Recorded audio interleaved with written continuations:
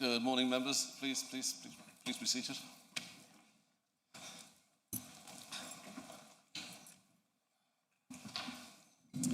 I'd like to welcome Reverend Prenderbury Craig Ruddock from North Cornwall Cluster of Churches. Welcome. Thank you. Good to you.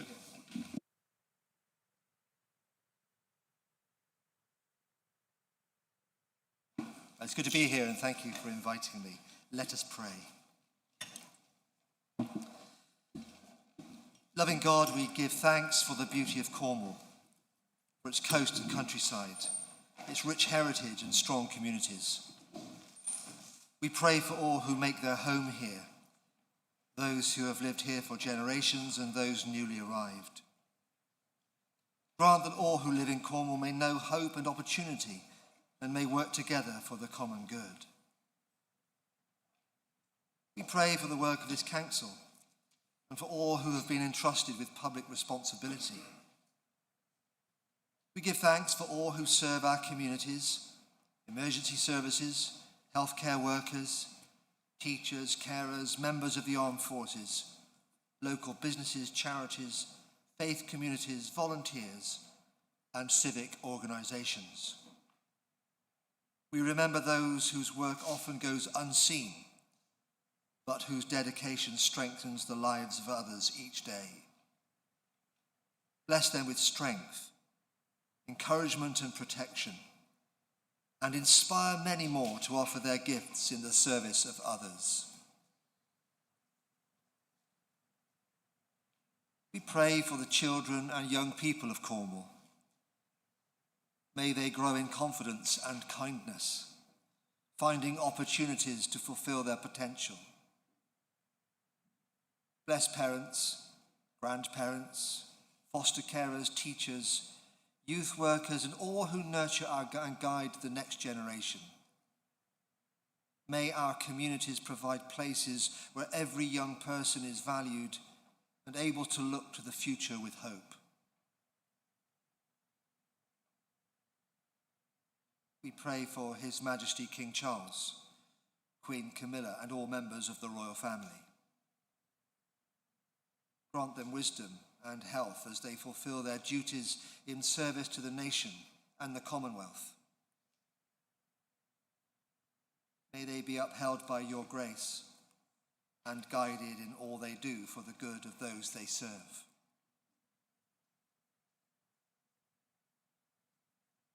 King of kings and Lord of lords, we give thanks for those who are in public life. We pray for the Prime Minister, Cabinet, Government and Parliament, and for all those who assist and advise them. We pray for those who serve in local government and for all who work for local councils. Be present in all their deliberations and guide every exercise of political power. Cleanse every tendency to self-interest and inspire the ideal of serving others, that tactics may be tempered by compassion and decisions informed by wisdom, and our country be led into the light of your kingdom. We acknowledge our own responsibility to pray for those who govern us, and we ask you to remind all who make up the church in our lands to do likewise. For we pray in the name of him whose own authority flows from his readiness to serve, even Jesus Christ, our Lord and Saviour. Amen. Then we conclude by praying the Lord's Prayer. Our Father, who art in heaven, hallowed be thy name. Thy kingdom come, thy will be done, on earth as it is in heaven. Give us this day our daily bread, and forgive us our trespasses, as we forgive those who trespass against us. And lead us not into temptation, but deliver us from evil. For thine is the kingdom, the power, and the glory, forever and ever. Amen. Thank you very much, Reverend. You're free to stay and watch the rest of the proceedings if you wish, but we understand if you feel you have things to do in North Cornwall. Thank you very much. Thank you. I've been notified of the following apologies for absence. Councillors Craze, Cunningham, Desmond, Glasson, Kiss, Pete Mitchell, Painter, Rose, Tarrant and Thomas and Kenyon. Anybody else? Ooh. Councillor Parsons is running late. Parsons. Councillor Lyne? To leave at 10 to 1. +1. Thank you. Councillor Alby?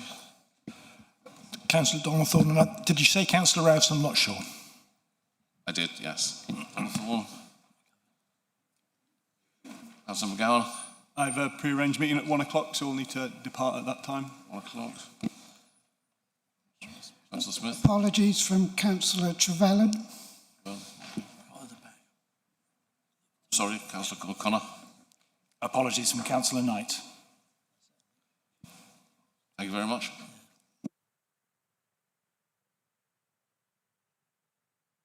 Agenda item number 3. In accordance with the Constitution, I'll now take declarations of interest from any members for any items on the agenda. Will members please indicate any items in which they have interest and the nature of those interests? If you are aware that you have a disclosable pecuniary interest or non-registrable interest, or in any matter being considered on the agenda, you must disclose it whether or not you have already entered it on the register. Councillor Rogerson. Thank you, Chair. It's not a pecuniary interest. There's a motion discussing South West Water on the agenda, and while I don't have any do any work or anything with South West Water, I do work with the Environment Agency on things further up country in the water sector, so I think it's probably wise that I withdraw from that. Thank you. Anybody else?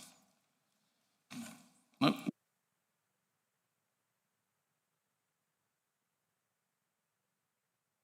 Chairman's announcements, right. Congratulations to the Cornwall residents who were recognised in the King's Birthday Honours. The leader, the chief and executive, and I have written to each of them to offer our warmest congratulations. OBE awarded to Mary Eggins of Redruth for services to young people. MBEs to Stuart Muir of Liscard for services to wildlife conservation. Dr. Patrick Newbury of Stoke Climsland for services to heritage and education. Beryl Richards of Falmouth for services to children's televisions. British Empire medals to Roger Cargeeg of St Just for services to the community of Penzance and St Just. Eric Taylor of Penzance for services to the Penley Lifeboat Station. Terence Whitty of Liscard for voluntary service to Royal Navy recruits. In support of my chairman's charity, Cornwall Mind, we had planned to hold a charity cricket match between members and officers. Unfortunately, due to a number of factors, we've had to cancel. But as you've seen, we're still going ahead with the raffle today with lovely prizes. If you've not already purchased a ticket, please do. They'll be for sale at lunchtime. A number of events have taken place. I took part in a charity swim on Saturday. Swam best part of half a mile in an adrenaline quarry. Very lovely. There's a hamper to be won. Winning tickets will be drawn and announced at the end of today's council meeting. And thank you for your support for Cornwall Mind. I'd like to pay tribute to Kate Evan Hughes, Strategic Director for Together for Families, who is retiring at the end of August. Thank you, Kate, for your outstanding services and leadership during your time at Cornwall Council. Thank you.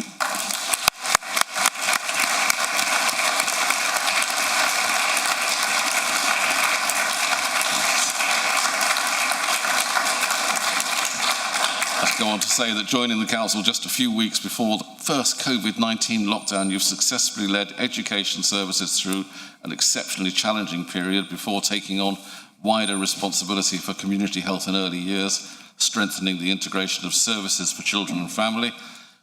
And as Director of Children's Services, you've been a passionate advocate for children and young people, bringing experience, dedication and a collaborative approach to improving outcomes across Cornwall.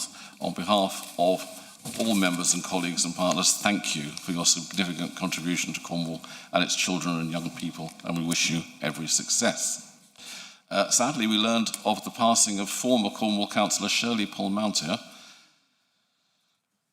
Shirley was a member here from 2009 to 2013. Before that on Restormel District Council, and after that on what was then the newly formed St Austell Town Council. Shirley was a St Austell girl.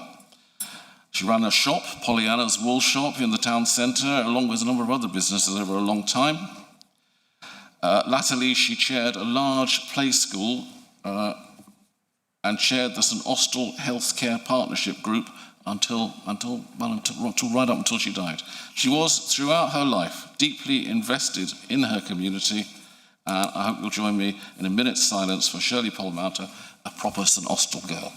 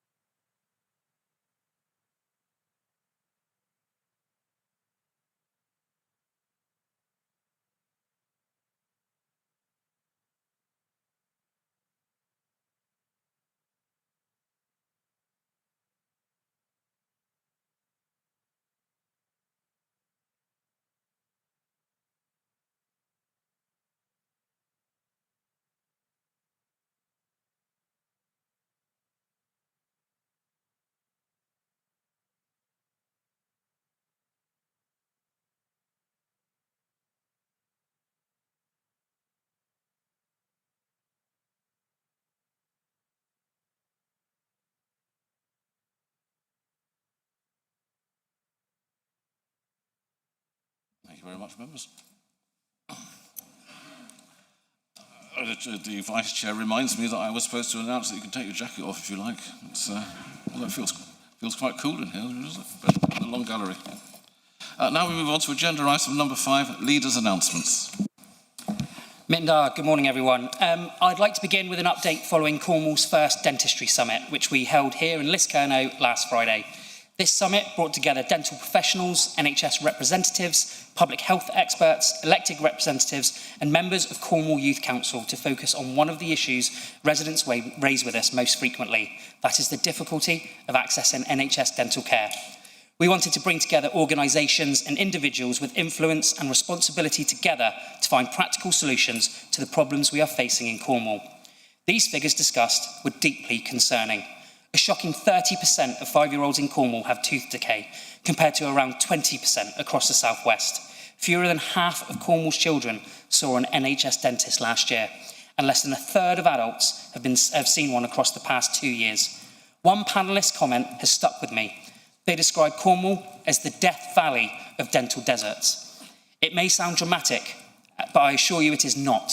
It reflects the experiences of far too many of our residents who find it virtually impossible to get the dental care that they need.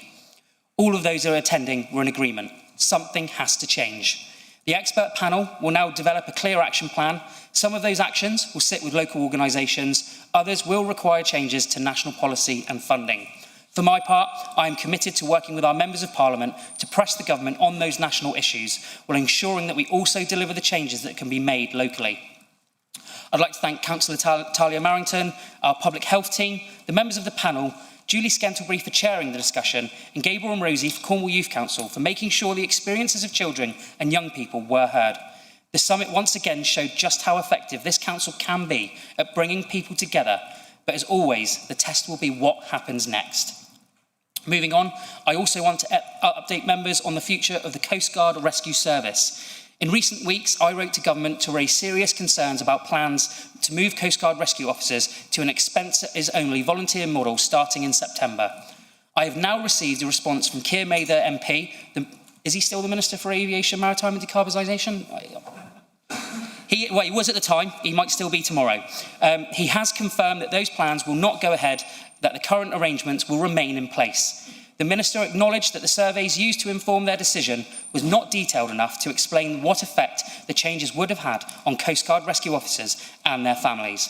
The Maritime Coast Guard Agency will now carry out further engagement with officers, trade unions and members of Parliament before decisions are taken about the future shape of the service. This is a welcome decision and reflects the strength of feeling expressed by volunteers, maritime organisations, coastal communities and elected representatives across Cornwall and the UK. It also demonstrates what can be achieved when members work together across the aisles. I would particularly like to recognise the work of Councillors O'Keefe, Chopak and James Mustoe, whose proposed motion called on this council to make the case directly to the government about the effect of these changes. Our Coast Guard rescue officers provide an extraordinary public service, often in difficult and dangerous circumstances. They deserve to be properly valued, supported and listened to. At our last council meeting, there was an advisory motion from Councillors Ball and Parsons to Cabinet requesting that an informal advisory group be established to consider the matter of mental, emotional health and wellbeing in primary and secondary schools and colleges in Cornwall. Cabinet is delighted to support the establishment of this group, as supporting children and young people's mental health and wellbeing in schools is an important shared priority. At last week's individual decision day, Councillor Frank, our Cabinet Member for Children, Schools and Families, formally took the decision to establish the group. The group will be chaired by Councillor Frank, and at the beginning of the autumn term, expressions of interest will be sought for the group, which will include members, school representatives across primary, secondary and post-16 and special school settings, as well as professional expertise that includes educational psychologists and, most importantly, the voices of our young people and our parent carers through their representatives. It is very important that all voices are heard. Based on the discussions last week, it is envisaged that the group will run for the 26-27 academic year, at which point its findings will be reported to the Secretary of State for the Department of Education, with our findings and asking for their support in tackling any issues that are found, which was the second part of the motion. The Council cannot solve every pressure affecting young people's mental health by itself, and we should be honest about that. But what we can do is gather evidence and bring the right people together to make a strong case for the changes Cornwall's children and young people need. And finally, Chairman, I would like to address a comment I recently made about Councillor Sean Smith. Sean, I owe you an apology. I should not have referred to you in the way I did. That language was inappropriate and it fell short of the standards that we should all hold ourselves to, and I am sorry.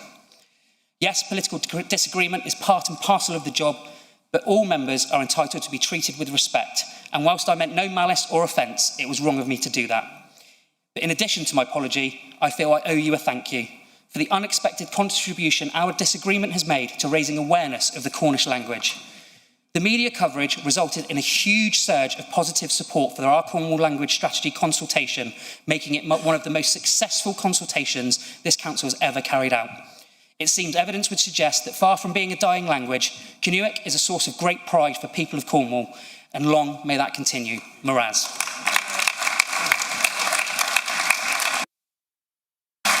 Thank you. Thank you, Leader. Agenda item number 6. I'll move the minutes of the meeting held on the 19th of May 2026 are correctly recorded.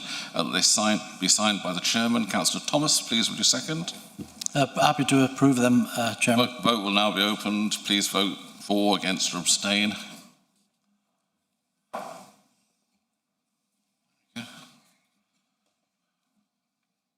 Couple more seconds, members. Vote closed. Thank you, that's passed. Agenda item 7, questions from the public. I'd like to take this opportunity to remind everyone that, as agreed by Council, up to 30 minutes be given for questions from the public. I'll be asking the public to read out their questions. Where the member of the public is not present, my Vice Chairman will read the question. At my discretion, a questioner who has put a question in person may ask one supplementary question without notice to the member who replied to the original question. Any supplementary question that is put must arise directly out of the original question or reply. 4 similar questions have been received in relation to pension fund investments. In accordance with the rules, I've grouped these together.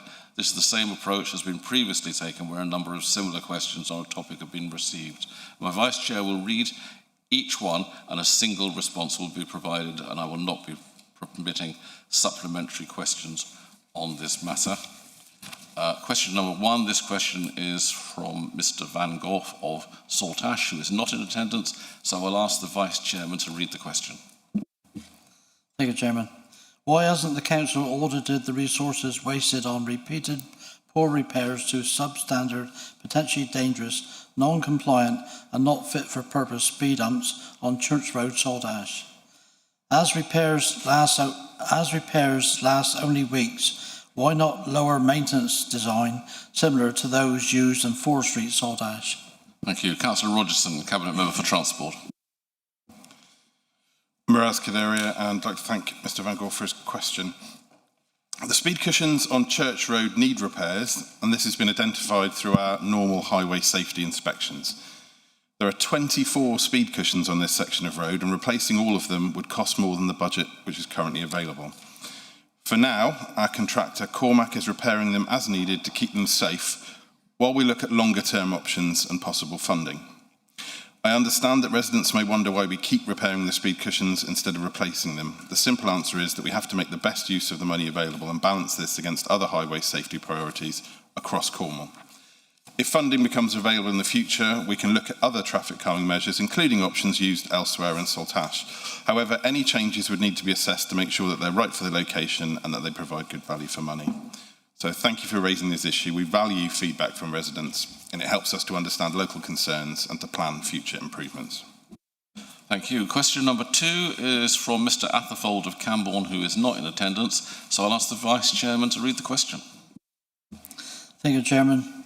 Given the road through Troon is planned to be closed for a further 4 months while the 2 mining features are made safe, can the portfolio order for highways explain what work will be undertaken to improve the poorly maintained B roads which are on the diversion routes?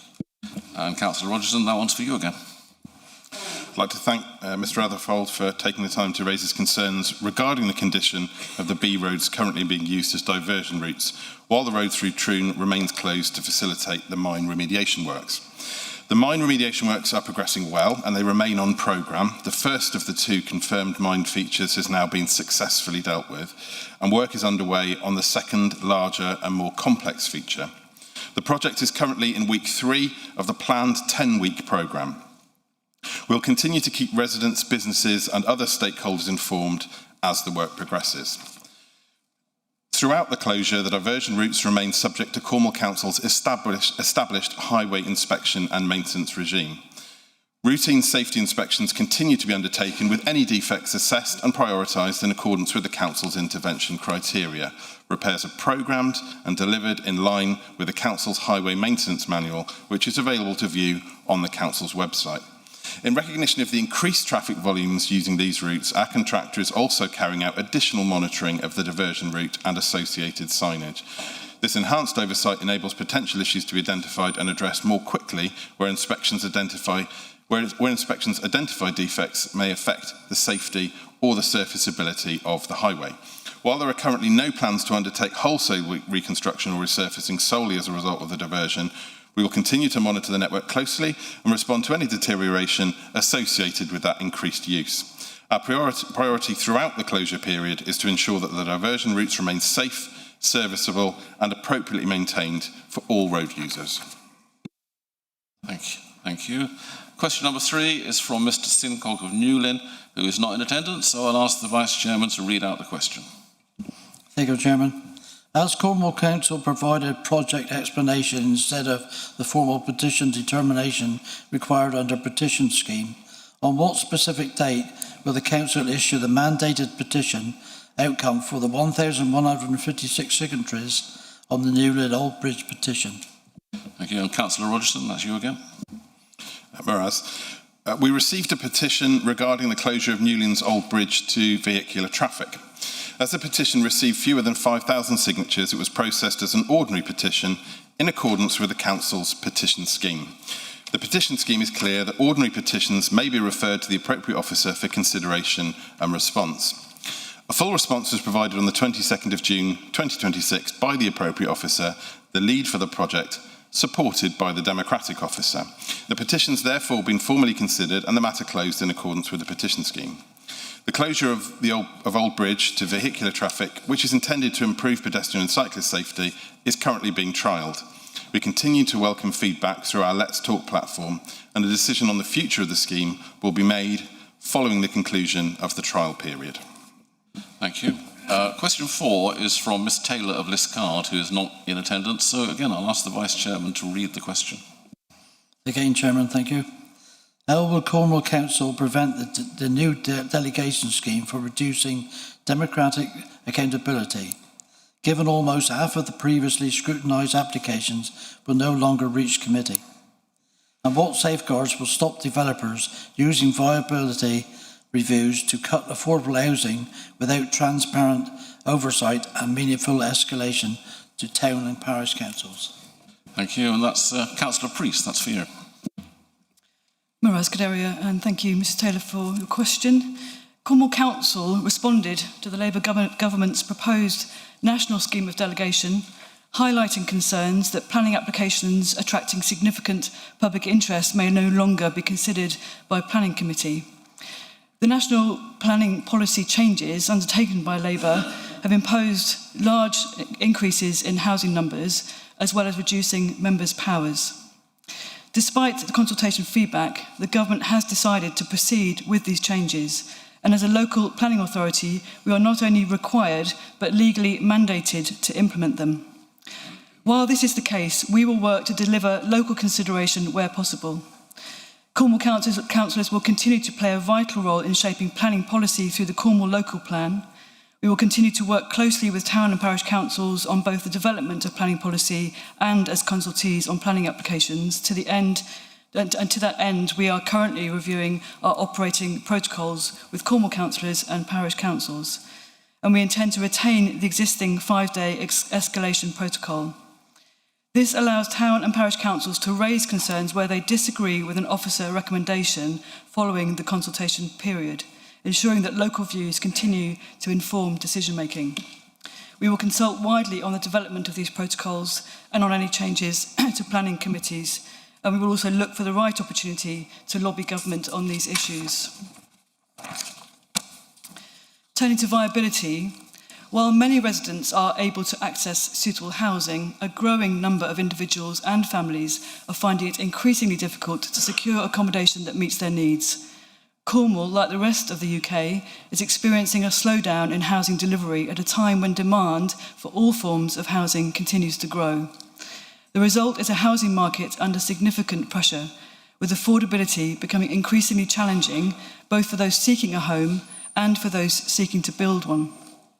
These challenges are being driven by a range of factors, including rising construction costs that have outpaced house price growth, a weaker housing market linked to higher interest rates, the withdrawal of Help to Buy, and increasing requirements arising from planning policy and wider regulatory frameworks.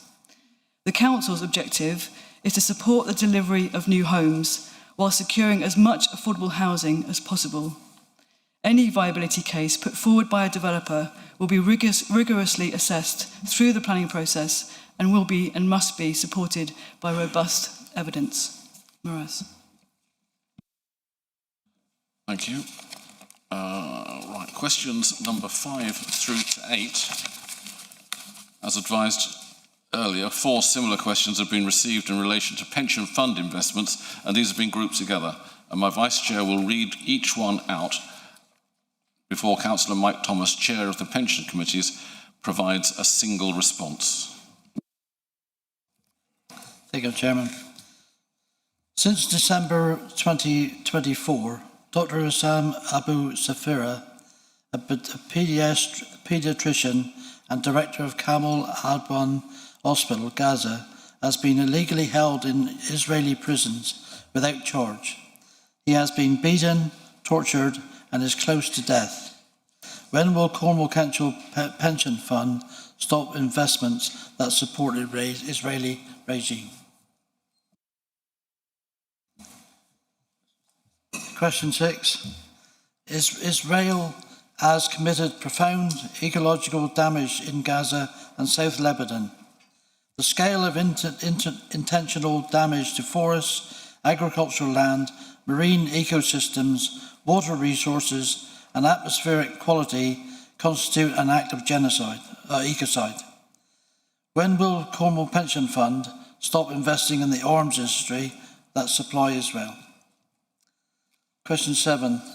Special Rapporteur on the Palestinian territories reported in July 2025, corporate entities that that have profited from Israeli economy of illegal occupation, apartheid and now genocide, Cornwall Pension Fund investment in many of these corporations. Why has the fund failed to comply with international law and stop these investments? Question 8.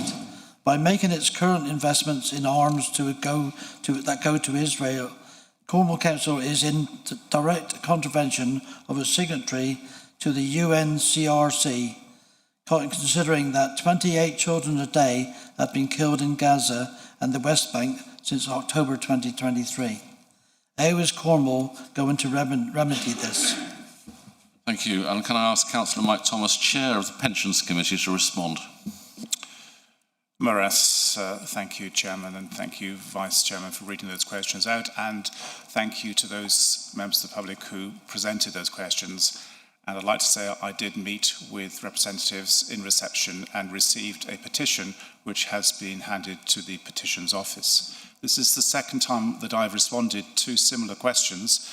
This is the first paragraph of the response that I read in April, which is relevant, and then I'll respond with the full response. Cornwall Council administers the local government pension scheme, LGPS, in Cornwall, and Cornwall Council is one of over 140 employers who make pension contributions into the fund for its employees as part of the employees' overall remuneration. Therefore, the information provided in this response is in relation to the Cornwall Pension Fund, not Cornwall Council. The pension fund requires that all companies which the fund manages, and as point of information, a fund manager could be a person or an organisation, invest in, on its behalf, comply with all legal requirements and their duty to respect all internationally recognised human rights, including the obligations of the United Nations Guiding Principles on Business Human Rights and the Modern Slavery Act in the UK, as set out in the pension fund's responsible investment policy. We expect companies operating in areas of conflict to have enhanced human rights processes. We live in a highly globalised world where supply chains are often extremely complex, with large multinational companies generating revenue globally. Disinvesting from companies because they do business with Israel would be a boycott and would result in the pension fund breaching its legal requirements, as this is a matter which is in the purview of central government. Alison McGovern, MP, the Minister of State for Local Government and Homelessness, in May, wrote to the Local Government Pension Scheme Advisory Board on the 12th of May 2026 and stated, "The government's position is clear. Decisions on boycotts, divestment and sanctions are matters of UK foreign policy and are for central government, not local authorities. It is therefore not appropriate for local authorities to adopt investment policies that go beyond or differ from UK government sanctions or foreign policy positions." A detailed statement can be found in the Responsible Investment section of the Cornwall Pension Fund website. Thank you. Thank you, Councillor Thomas.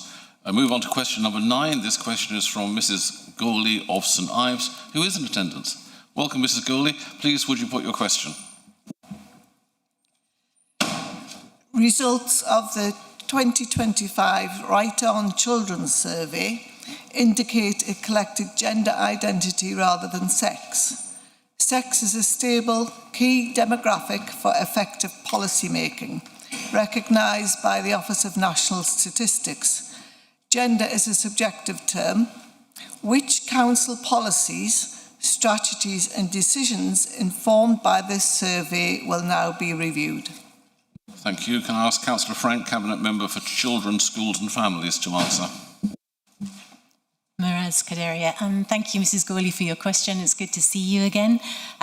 So the Right On survey, more than 13,000 children and young people took part in the 2025 Right On survey. It's one of the biggest conversations we've had with our younger residents, and it's giving us a whole wealth of information and lots of invaluable insight about the lives, experiences and priorities of the younger residents of Cornwall. It reflects our commitment under the United Nations Convention on the Rights of the Child to listen to children and take their views seriously.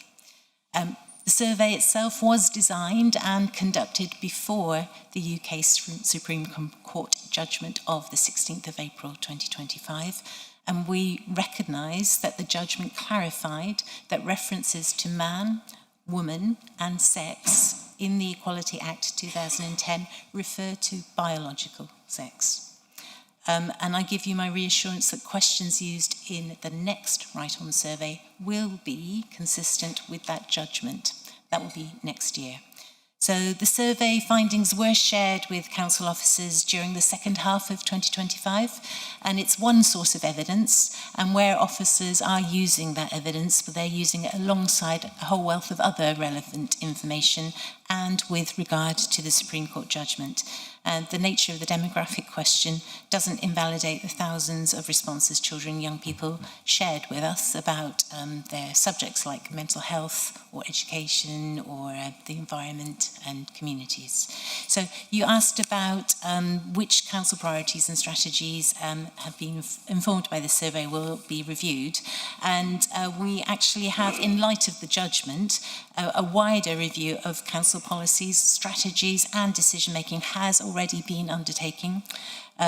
This means that compliance with both the judgment and the Equality and Human Rights Commission's Code of Practice for Services, Public Functions and Associations is also a Year 1 priority in the Belongings in Cornwall strategy. That's the strategy that we as Cabinet approved on the 17th of June. It's the Belonging in Cornwall strategy 2026 to 2030. So, Mrs. Gawley, I will give you my assurance that we will make sure that the questions that we ask are clear, lawful and useful, and at the same time we will preserve what makes the Right On survey so valuable by giving Cornwall's children and young people a meaningful voice in the decisions that affect them. Thank you. And Mrs. Gawley, do you have a supplementary question? I haven't got a supplementary question because I'll have to think about that answer, and then if you don't mind, I'll come back by email. Thank you very much. Most welcome to. Question number 10. This question is from Mrs. Williams of St Column Minor, who is not in attendance, so I'll ask the Vice Chairman to read the question. Thank you, Chairman. The interim managing director has now departed. The commercial director is only part-time. Who is now in charge at the airport, and does that person have any experience running an airport whatsoever? Thank you. Councillor Dwelly, Cabinet Member for Economic Regeneration and Investment. That's for you. Thank you very much, Mrs. Williams. The airport has a senior management team in place who are overseen by the CorServe Chief Executive Officer. We are confident that there is strong operational control, and we're working with CorServe and Cornwall Airport Limited to recruit the expertise we need for further development and efficiency of the airport. Thank you. That brings an end to questions from the public. We move on now to agenda item number 8, allocation of seats. I will ask one of the group leaders to propose and one to second the recommendation set out on page 7 of the supplementary agenda pack circulated yesterday. Please note the appendix was circulated to all members by email. Who's going to propose and second? Councillor Ewart. Happy to propose. Thank you. Not normally shy leaders. Councillor Creek. Happy to second, Chair. Thank you. Anybody got any questions on this subject? No, then we go to the vote. Well, I'll go back to the proposer. You've got the right to say something if you want. Hopefully we're not doing this again at next full council. Thank you. Thank you. In that case, vote will now be open. Please vote for, against or abstain. A couple more seconds. Vote closed. Thank you, and that's passed. Agenda item 9.1, Planning and Infrastructure Act. I'll ask Councillor Cole to propose and Councillor Yelland to second the amendment, the amended recommendation set out on page 45 of the agenda, which was circulated to all members yesterday. Councillor Cole. Thank you. Central government has brought in a national scheme of delegation for planning decisions. This means that from the 31st of October, councillors will not be allowed to refer certain planning applications to committee. This includes proposed residential developments of fewer than 10 units and even large-scale reserved matters applications. Many of us have opposed these changes, but the necessary regulations have been agreed in Westminster. We therefore have no choice but to do what has been specified. Recommendation 1 modifies the Constitution to reflect the contents of these new regulations, while Recommendation 2 confirms the implementation date for the new changes. At the time of the C&G meeting, the regulations were expected but had not yet been passed. That is why the recommendations in our paperwork refer to the regs as coming into force and the possibility of a different implementation date than the then anticipated 31st of October. I can confirm that the implementation date will indeed be the 31st, and recommendations have been updated and superfluous text removed. As noted by the Chair, the updated wording was circulated to members yesterday. Given that the members of the committee did not like the changes, we added recommendation 3 to seek that the leader write to the UK government raising our concerns about the reduction in democratic engagement. Councillor Yelland, who will be seconding these recommendations in the absence of the Vice Chairman, will be commenting in particular on this part of what is in front of members. There is one further comment I must make. If the regulations had been in place over the last 12 months, 46% of committee referrals would not have been allowed. There has already been an all-member briefing and other meetings about the likely substantial reduction in committee workload and a planned review of the number and geography of planning committees. Officers will be engaging with members about this in the coming months, and options will be referred to C&G before any recommendation is made to full council. As the reduction in committees has been a topic for conversation, I just wanted to make it clear that nothing like this is hidden anywhere in today's recommendations. That is for another day. I formally move as revised. Thank you. Thank you very much. Councillor Yelland. Thank you, Chair. As Councillor Cole has already outlined, recommendations 1 and 2 make the necessary changes to our constitution to ensure that Cornwall Council complies with these new planning regulations. However, whilst compliance is mandatory, endorsement is not. The practical effect of these changes is that members will no longer be able to call certain planning applications to committee, including applications for fewer than 10 homes and some reserved matters applications, regardless of the level of local concern. This is important, as a development does not have to be large for it to have a major impact. In many of our villages, rural communities and historic areas, a proposal for 5 or 6 homes can fundamentally change the character of a place. Residents expect their elected councillors to have a role in planning decisions that affect their communities. If we are prevented from using local knowledge and local judgment, it raises a serious question about the purpose of local government. During the committee's consideration of this matter, I and subsequently many other members raised concerns about these changes, so I proposed what became recommendation 3. And I was pleased that this recommendation was supported unanimously by the Constitution and Governance Committee, and I hope we can send that same strong and united message from this chamber today. Recommendation 3 does not seek to oppose the law or prevent these changes from being implemented. It simply asks the leader to write to the Secretary of State, setting out Cornwall Council's concerns about the loss of democratic oversight and the restriction on member call-in powers. We can implement the law because we must, but we should also be honest that this is not a direction that we support. I therefore encourage all members to support the recommendations before us and send a clear message to government that local democracy matters. And for those reasons, I'm pleased to second. Thank you very much. Please raise your hand if you wish to speak. Mitchell. Pascoe. Andrew Mitchell. What's his name? Parsonage. Okay. Okay, Andrew Mitchell, followed by Mrs. Pascoe. Andrew Mitchell. Thank you, Chairman. I thank the committee and the two speakers for explaining the situation and our compliance with the law. I'm also glad that recommendation 3 was added. However, I don't think it is enough. I do want to break the law. It is in such conflict with our role as a local member, and basically removes the necessity for any planning committees at all. As Councillor Cole said, 46% of planning committees' work would not have happened, nearly half. And that's where we have such an important role to play as community champions. The biggest conflict that Cornwall Council has with the public is in the planning arena.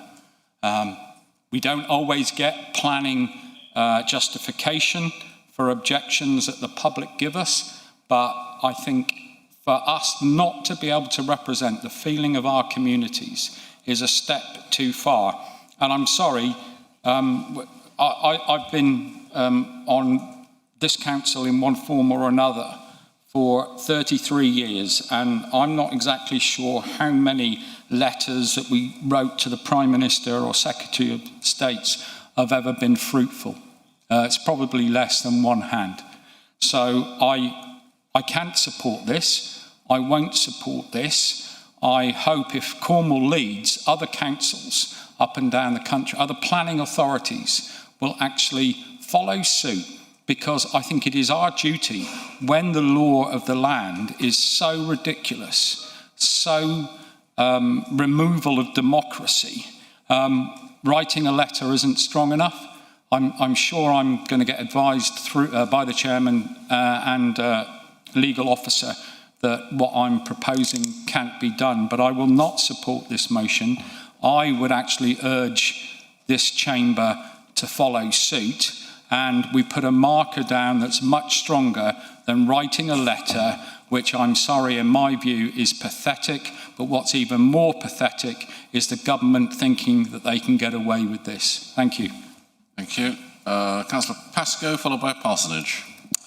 Thank you. And first of all, thank you to the Chairman of Constitution and Governance for allowing me to speak at the committee meeting, which I did attend. Changes to delegation arrangements have been made by the government through legislation, and this cannot be changed. Members, these words fill me with dread. Our local knowledge plays an important part in making sound decisions in our divisions and wider in Cornwall. These changes have removed our right to represent our local communities on planning issues. It will mean unwanted development in unsuitable areas. Some parish councils are already talking about ripping up their neighbourhood development plans as they're being completely ignored. They feel their view is also undervalued. Whilst we have been forced to accept the first two parts of this recommendation by the government, can we be assured that the letter to the Secretary of State for Housing, Communities and Local Government is written in the strongest terms, stating our objections to these changes? And please may I ask that the Chairman of Constitution and Governance is consulted on the content of that letter before it is sent. Thank you, Chair. Thank you. Councillor Parsonage, then Councillor Tudor. Thank you very much, Chair. Mr. Chairman, I raised concerns at committee regarding clear separation of powers within the proposed process. Unlike the existing arrangements, the insurance and assurance functions, the latter of which could provide independent oversight, may sit within the same area within the council. In my view, this would create a risk that line management responsibilities could influence what should be an independent decision-making process that the members used to apply. My concerns were heightened when in last May, group leaders were asked to take into account the likelihood of appeals and their associated costs when making planning decisions.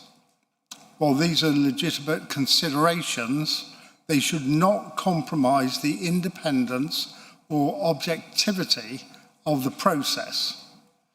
We will therefore be looking to ensure that the Council introduces appropriate safeguards to provide genuine independent oversight consistent with the model that I outlined above. And I fully support the Chairman of Constitution and Governance and Councillor Pascoe in their comments. Thank you. Councillor Tudor, then Councillor Clemens. Okay, so when I became a councillor 9 years ago, I asked to join planning committees because I thought it would be less contentious than the other committees. In all my 9 years as a councillor, I have never brought a planning application to committee.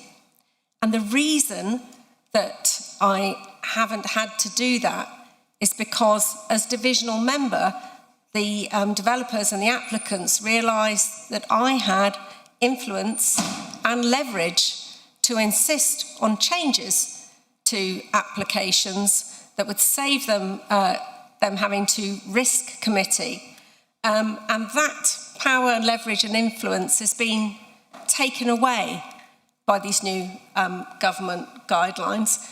I've also sat on many planning committee meetings where the divisional member has used their leverage and influence to prompt the committee to place conditions on planning applications, conditions that, while they might sound relatively small, matter to the lives of the local communities where these developments are taking place. I mean, just off the top of my head, safe highway access, safe pedestrian routes for children to go to school, for instance, proper open spaces and equipped play areas. Again, these new government planning guidelines take that away. So I'll be supporting the amendments. Thank you. Councillor Clemens and Councillor Marrington. Thank you, Chair, and thank you for the opportunity to speak. I will try and play devil's advocate or peacemaker, whichever way you want to look at it. Having sat through many, many meetings with my planning officer team since the announcements came, obviously it's not where we want to be. None of us want our democracy stripped away from us. But I don't believe that all hope is lost. I fully understand Councillor Mitchell's point of view as somebody who has sat on planning committees for many years, but I don't think the option of going against 1 and 2 is viable. I don't think it will achieve anything. The government decide what they want to do, we follow suit. I would just like to thank and praise Councillor Yellen for putting point 3 in. I think it was a very valid point and very well worded, so thank you for that. As a sitting chairman of a planning committee, we all know it's going to be different. We all know it's going to be difficult. One of my main concerns going around my parish is they think they still don't have a voice. Everybody that has the opportunity to speak on a planning application should. Every consultee is important, whether it's the Town and Parish Council, Protected Landscapes, WHS. My biggest fear is they will stop engaging with planning. There is still the option, although we cannot call, as local members, we cannot call a planning application in. The chair of the planning committee, if there's enough opposition, still has the right to speak to the chief planning officer and negotiate. This is where it gets even more important that we all understand the new regulations. I would love to support Councillor Mitchell, but I can't. I will be supporting as written. I think it is the safest, most sensible way to go, and that is no disrespect whatsoever to Councillor Mitchell or Councillor Tudor. Thank you. Thank you. Councillor Marrington, then Councillor Long. Yeah, it was just to say I'll be supporting as set out. I think the one point I just wanted to say, which is it goes back to the question that was talked about earlier about democratic accountability. And I think with planning, the thing I notice is, and actually speaking to Dulcie a little bit, it's about trying to get the best for people, but I'm always aware that when you go to planning committee, sometimes still it's very difficult to get across the strategic bit, that you're working for the good of everybody. And I just, that's one thing I notice at committees, that we still, in terms of the democratic accountability, we still sometimes hear, you don't often hear from people, for example, in housing need. So I think whilst I dislike the sort of being told what to do, and it does feel that these things are being forced in, I think it's strong as it is, and we can still get as much from thinking about that and trying to listen to all voices. Thank you. Councillor Long, then Councillor Candy. Marasis Kadiria.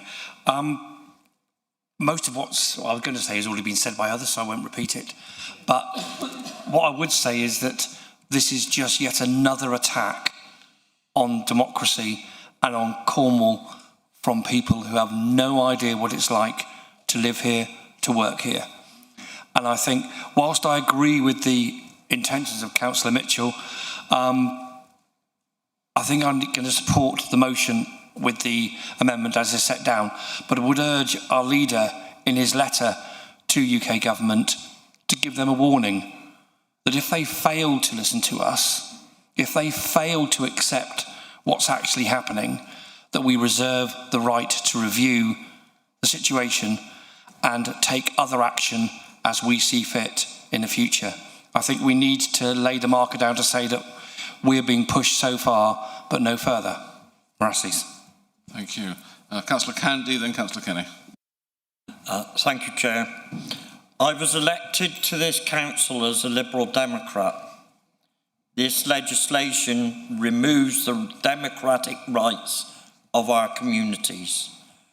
Whilst this council must obviously obey the law, I would like to propose that this letter is also sent to all Cornwall's MPs so that they can lobby the new government that we have in place now. Thank you, Chair. Thank you. Councillor Kenny. Thank you, Chair. I don't know, am I allowed to say that the recommendation of pants that's undemocratic language? I know the Chair of Constitution Governments, as well as, if he had any choice, he wouldn't be doing this, so there's no problem. I agree entirely with Councillor Tudor about the lack of influence. I do disagree that the role of the parish council is going to be reduced. I think it's going to be increased, because I think it's going to be even more important that the parish and town councils actually liaise with the officers, and if they have a strong argument, they have got to persuade the planning officer, because that's the only way it's going to work. So I think people planning in town and parishes is going to be even more important. Thank you. Councillor Frost. Thank you. So obviously the letter's come up and I'm going to be writing that letter, so I thought I'd just stand up and say, happy to make the letter as strong as you possibly can. I always copy in our 6 MPs as a matter of course to any letter I send to government. But I would say, Councillor Mitchell, I think you're being unfair. I've sent 2 letters to government that have come back and we've won the campaigns. So I think I'm doing all right. I don't know, can't speak for previous leaders, but I think I'm doing all right with my letters. Thank you. And I'll take back to Councillor Cole for the... sorry, Councillor Mitchell, do you want to come in again? Sorry, I'd like to move an amendment, and I understand the irony because I'm still going to vote against it. So, so my amendment, or I'll ask Councillor Cole to incorporate it. I'm sure this debate and discussion is going on in every council chamber up and down the land. So I think, as well as writing to the Secretary of State, who's going to take the government line, of course, on this, and well done, Lee. I know your success rate is one of the best as leader. I would like us to also incorporate writing to the Local Government Association, who I'm sure part of their role is to defend the role of councils representing their communities. And I would hope that the LGA would also run a campaign expressing that view, which I believe will be copied by every council, that this is a law too far. As I say, it's really important. So I would move recommendation 4, or ask Councillor Cole to incorporate, that this council write to the LGA expressing our view that we think this is an absolute attack on democracy, and to organise a campaign for senior authorities to get involved with and challenge the government on this. Thank you.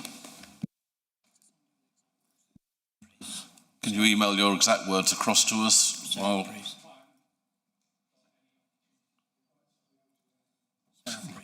so essentially we're being asked to write to the LGA as well. Okay, thank you.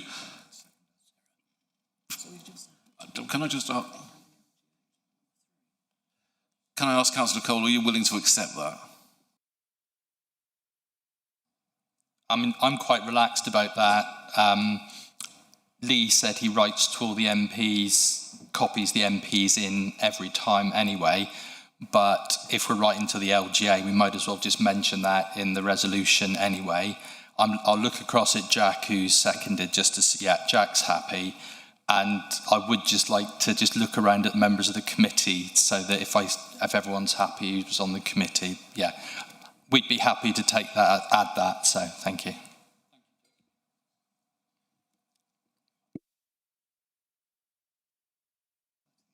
So we're adding that to recommendation 3, Councillor Mitchell. We're adding that to recommendation 3, not a separate recommendation. Sorry, Councillor Priest, you want to come in? Miraz, good area. I wanted to say a couple of things.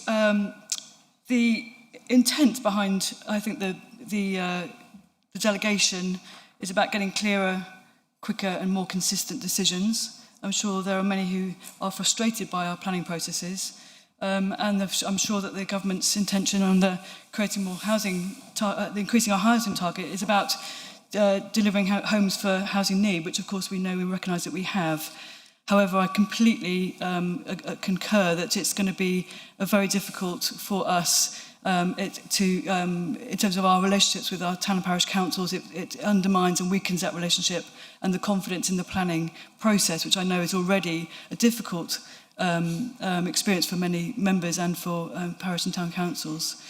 The thing is, despite those two factors, there is a huge risk of not voting for this measure. That we would become, any planning decision-making arrangements that we have would become inconsistent with the 2026 regulations, and we would become, therefore, those decisions would be unlawful, and that would expose us to challenge, delay, and reputational harm. I'd love to kind of reference the brilliant work done by the C&G, OSC, and the concerns that were raised there, I think, are genuinely important and things that we will recognise as we go through this process. And that's about the timing and method of the consultation that we'll need to undertake around a number of committees, making sure that we're looking at this being a data info-led process of consideration, and looking at the resourcing and also the training, which is mentioned, I think, around line management of officers as well as members. We have in place, obviously, the gateway test, and that gateway test will require that issues of economic, social and environmental significance to the local area or significant planning matters with regard to development plans or other material considerations will still have the opportunity to come to committee, and it will just be going through a different process. That, of course, requires us to ensure that we have consistent application of the test, and we'll need to make sure that we undertake a review of that and make sure that we monitor that carefully and support those officers to deliver that consistency. 30 seconds. One final thing to say, which is that the statistics show that 98 to 99% of planning decisions are already determined under delegation. So we are talking about a very small number of applications, and 95% of those were aligning with local councils' opinions and views. So I take all the points given, and I will absolutely commit to working with officers to get the best outcome we can in light of the fact it's mandated government reform, and we will need to put our focus on local consideration. Thank you. So back to Councillor Cole as the proposer. You have the right to reply on that before it's put to the vote. Councillor Cole. Thank you. I would appeal to everyone to support this. One, we have to do this to be lawful, but it's right that we also make representations. And people have talked about being frustrated. I doubt there's anyone in this chamber more frustrated than me about this process, in that I've actually written a neighbourhood plan. I've seen it undermined. We've now got lots of housing applications coming in, mostly for open market housing, so not even meeting affordable housing need in areas that were previously excluded from development by a democratically agreed referendum voting local plan. We're not going to get good plan-led systems, so these things are happening now, which will probably change the statistics going forward. And like others, I'm lobbying away like mad. I'm writing the letters to MPs. I hope other people will be doing that as well. So please vote this through today and then just keep the pressure up to try and get more local control over planning, which can only be a good thing. Thank you, everyone. Thank you. So now we'll go to the vote, which is the recommendation set out on page 45, with the addition that we also write to the LGA, urging them to campaign against this. So please go to your keypads and vote. A couple more seconds. Vote closed. Thank you, that's passed. We then go on to... Chairman, could I have my name recorded as voting against, please?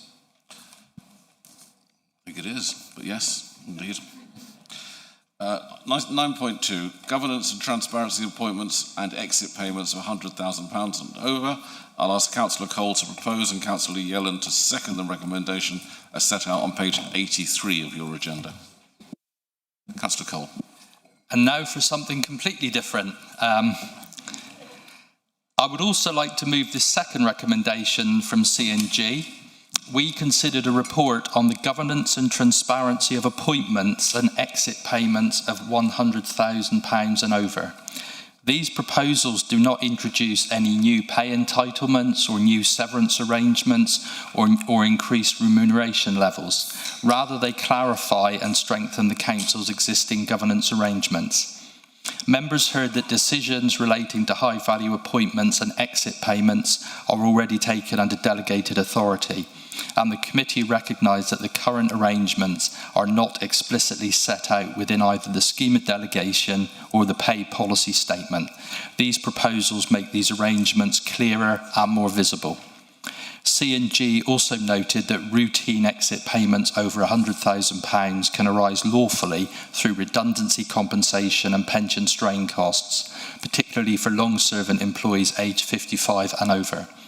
These are distinct from discretionary special severance payments for which full council approval is already required where the payment is over £100,000. Under the proposed arrangements, any routine exit payment of £100,000 or more would continue to require approval by the Chief Executive, but only after consultation with the leader, the portfolio holder for resources and the Section 151 officer. Similarly, appointments where remuneration exceeds £100,000 and falls outside an established salary range would also require the Chief Executive to consult with the leader, portfolio holder for resources, the Section 151 officer, and also the Chief People Officer before any decision is made. Appointments within approved salary ranges will continue to operate under existing governance arrangements. The committee discussed at great length the appropriate balance between democratic oversight and operational efficiency, and members raised questions regarding transparency, the role of the Chief Officer's Employment Committee, and the wider governance framework. Having considered the options, the committee concluded that the recommended approach provides greater assurance and visibility while avoiding governance complexity, which would arise if every such decision was referred to a committee or indeed to full council. 30 seconds. The committee supported the option which clarifies and strengthens the current arrangements, and we unanimously agreed to recommend the proposed amendments to both the scheme of delegation and the pay policy statement. However, the committee also resolved to include a review of the Chief Officer's Employment Committee's terms of reference within its work programme for this municipal year, so that we can consider its remit and see what improvements we could make to the effectiveness of democratic oversight of senior appointments. Thank you. Thank you. And Councillor Yellen, do you want to second this? Thank you, Chair. I'll be brief, as Councillor Cole has already covered this quite thoroughly. So the key point for me is that these recommendations are about improving transparency and good governance. They do not change pay levels, create new severance arrangements, or introduce any new entitlements. They simply make existing arrangements clearer and more visible. The Constitution and Governance Committee was satisfied that the proposals strike the right balance between accountability and effective decision-making, and so I'm happy to second these recommendations and encourage members to support also. Thank you very much. Please raise your hands now if you wish to say anything at this point.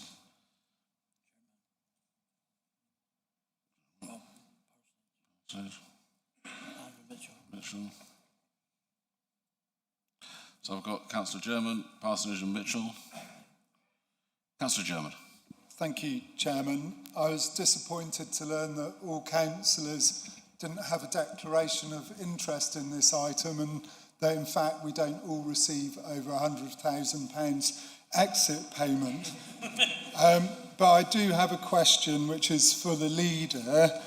My understanding of the review that he is carrying out of non-disclosure agreements is that a number of those non-disclosure agreements relate to exit payments of over £100,000.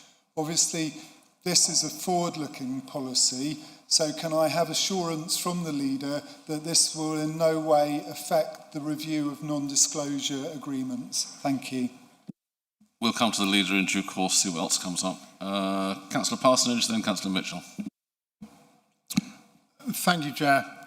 I'll be supporting this report. However, I do have one concern.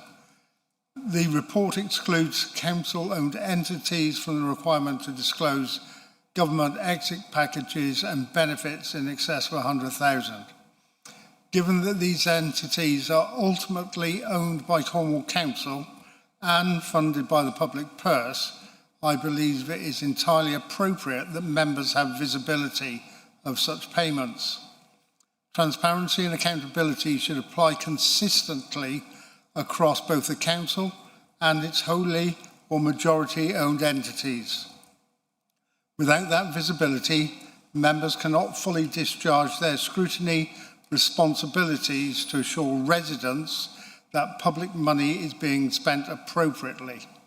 I will therefore be raising this issue through the appropriate governance channels to seek a consistent approach, ensuring that members have oversight of these payments across all council-owned entities. Thank you. Thank you. Councillor Mitchell. Thank you, Chairman. I need to apologise to Councillor Cole and the committee members that I couldn't make the meeting to make these points earlier. I have a combination of both the previous speakers.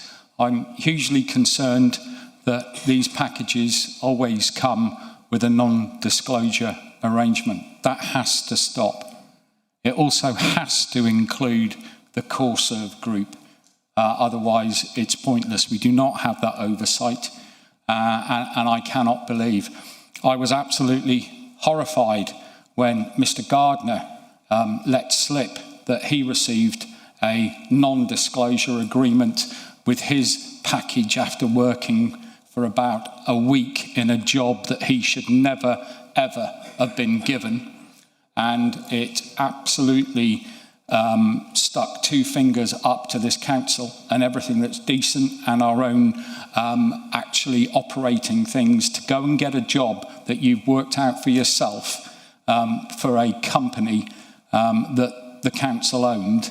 I want that investigated as well, and coming back and saying, oh, it's a non-disclosure agreement and it was part of the CoreServe group, I'm afraid is not acceptable. I want to know what went wrong, because it did go wrong. I never even knew the case until he made a complaint against myself and Councillor German, where he let slip that he had a non-disclosure agreement. Why?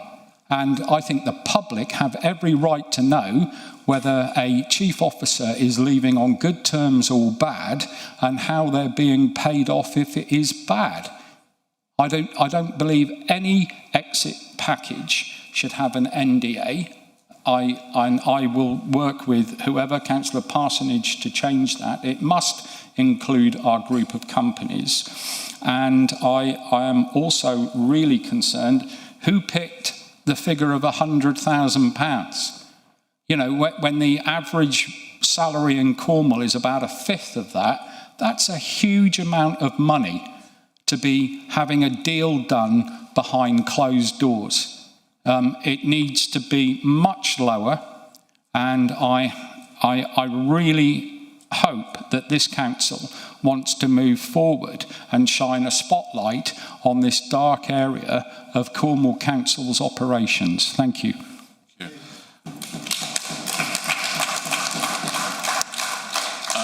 Councillor Frost, I don't know if you want to respond to the comment from Councillor Parsonage. Well, Councillor Julian is the one. So assurance, absolutely, you can give that. That process is currently ongoing. Obviously, there's a lot of information to be gathered within the NDA review, which the monitoring officer is undertaking now, and has assured me that we will have a full report back by the end of August. Look, it's a bit difficult because there's a lot of employment law and stuff involved in all of this that I'm not an employment lawyer, so I'm not going to get into the weeds of saying we should absolutely be doing this, we should absolutely be doing that. On how people get employed to jobs, we did a review of that, and there have been fundamental changes within the companies as a case of that review. That happened, and that has now changed. On the NDA stuff, that is included in employment law, and arm's length companies are arm's length companies for a reason, so they have to have commercial flexibility. Should we have a conversation about how long is that arm? Absolutely, and that's why we're going through a commercial strategy. We're developing that right now, and that will be coming to Cabinet in end of September. There you go. So please feed into that strategy, because that will give us clear direction on the group of companies, because I do think the reality is we have let our group of companies decide how long the arm is, and this commercial strategy will actually determine that. Chop the arm off and bring them back in-house. Thank you. Councillor Cole, you have the right to reply.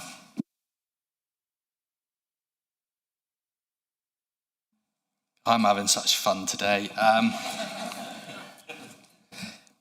I think things have been raised which we did not consider as a committee. Obviously, work is ongoing about NDAs, which is coming back. If I can give an assurance as chair of C&G, if there is anything that comes back that is appropriate for us to review in terms of what's in the Constitution about how this council operates, I will be very happy for it to be put in front of the committee. So we are, I think as a committee, we work really well, and we're very open to making how this council works that much better. In terms of arm's length companies, I'm quite happy to have some conversations about where we are with that going forward. I would like just to pull back a little bit, though, in terms of what we've got in front of us today is packages for redundancy, which pretty much come out of how long people have worked, their pension-related payments. So it is kind of what the law states our payments should be as a direct consequence of making a decision of making someone redundant.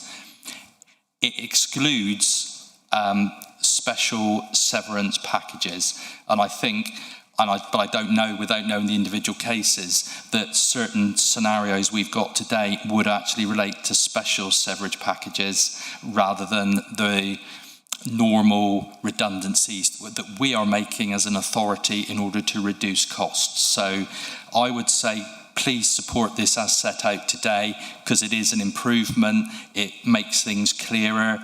If there are other things that come up, we can revisit in the future, but this is actually a positive step forward.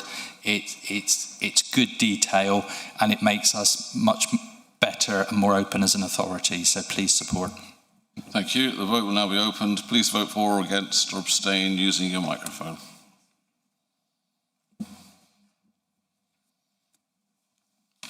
Couple more seconds. Vote closed. Thank you. That's passed. Move along to agenda item 10.1, Audit Committee Annual Report. I now ask Councillor McGowan to propose and Councillor Bose to second the recommendation set out on page 115 of your agenda. Councillor McGowan. Thank you, Chair. I'm happy to propose the Audit Committee Annual Report for 2025-26 to full Council for approval. It's been a positive first year for the Audit Committee, which is relatively new in terms of membership, with newly elected members and members sitting on the Audit Committee for the first time. Members have been fully engaged in all activities of the committee, developing a comprehensive work and training programme to build knowledge and experience. I'd like to thank the Vice Chair, committee members and our independent lay members. Also like to thank officers in the audit team, finance, democratic services, who've worked really hard in making the committee run really smoothly. Also like to thank Grant Thornton, our external audit team, who continue to support the council, be in a really strong position in completing and signing off our statement of accounts in good time, and recognising that this is a large, complex organisation, and also that other local authorities across the country are not in such a favourable position. Looking forward, the committee are keen to mature and strengthen our relationships with the group of companies as we develop closer understanding and oversight of their individual audit, risk management and governance arrangements. So happy to propose the Audit Committee Annual Report to Council. Thank you. Thank you. And Councillor Bose, are you happy to second? Yes, I'm happy to second everything that Councillor McGowan has said. Thank you. Thank you very much. Does anyone wish to speak on this? Councillor Parsonage and Councillor German. Councillor Parsonage. Thank you, Mr. Chairman. I will be voting for this document, having only recently joined the Audit Committee, and I've reviewed this report with a bit of a fresh perspective. My initial observation is that the coverage of council-owned entities appears relatively limited, particularly in relation to Celtic Sea Power and Treveth, both of which are ultimately supported by Cornwall Council and expose the authority to financial and governance risks. Having undertaken an in-depth review of one of these entities, I believe there are a number of additional risks that should have merited reporting. These include governance, financial resilience, risk management, and delivery of the intended outcome for 25-26. I therefore welcome this report, but I would like to see a more robust and comprehensive approach to the audit by the council into their council-owned entities going forward, providing members with greater assurance that appropriate governance arrangements are in place and that public funds are being managed effectively. Thank you. Thank you. Councillor German. Thank you, Chair. Councillor McGowan has thanked everyone else, but as a member of the committee, I'd just like to take the opportunity to thank Councillor McGowan for his excellent chairmanship of the committee and recommend the report to Council. Thank you for that. Nobody else speaking, so it goes back to you, Councillor McGowan, if you have anything more to say. Yeah, just very briefly, I think the relationship with the group of companies across a range of areas has been highlighted today. And from an audit committee point of view, we have previously been made aware of risk management and audit arrangements from the group of companies, but acknowledge their sort of individual status. I think that continues to be reviewed, and we do look to mature that relationship as we move forward. So I think closer observation and that relationship will take place over the coming year. Thank you. The vote will now be opened. Please vote for, against or abstain using your microphone base.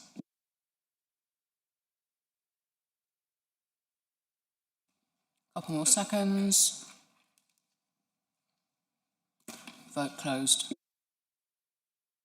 And that's been passed. So on to agenda item number 11, motions. As members will know, motions for which notice has been duly given will be debated at our meetings on the basis that motions approved at council relating to an executive function will be advisory and not bind the cabinet or any individual cabinet member, but may inform their future decisions. Advisory motions relating to non-executive functions may be either considered and approved at council or referred to the relevant committee for detailed consideration. In the case of the latter, an advisory motion approved at council will not bind the future deliberations of the committee to which the matter has been referred, but may inform its future recommendations.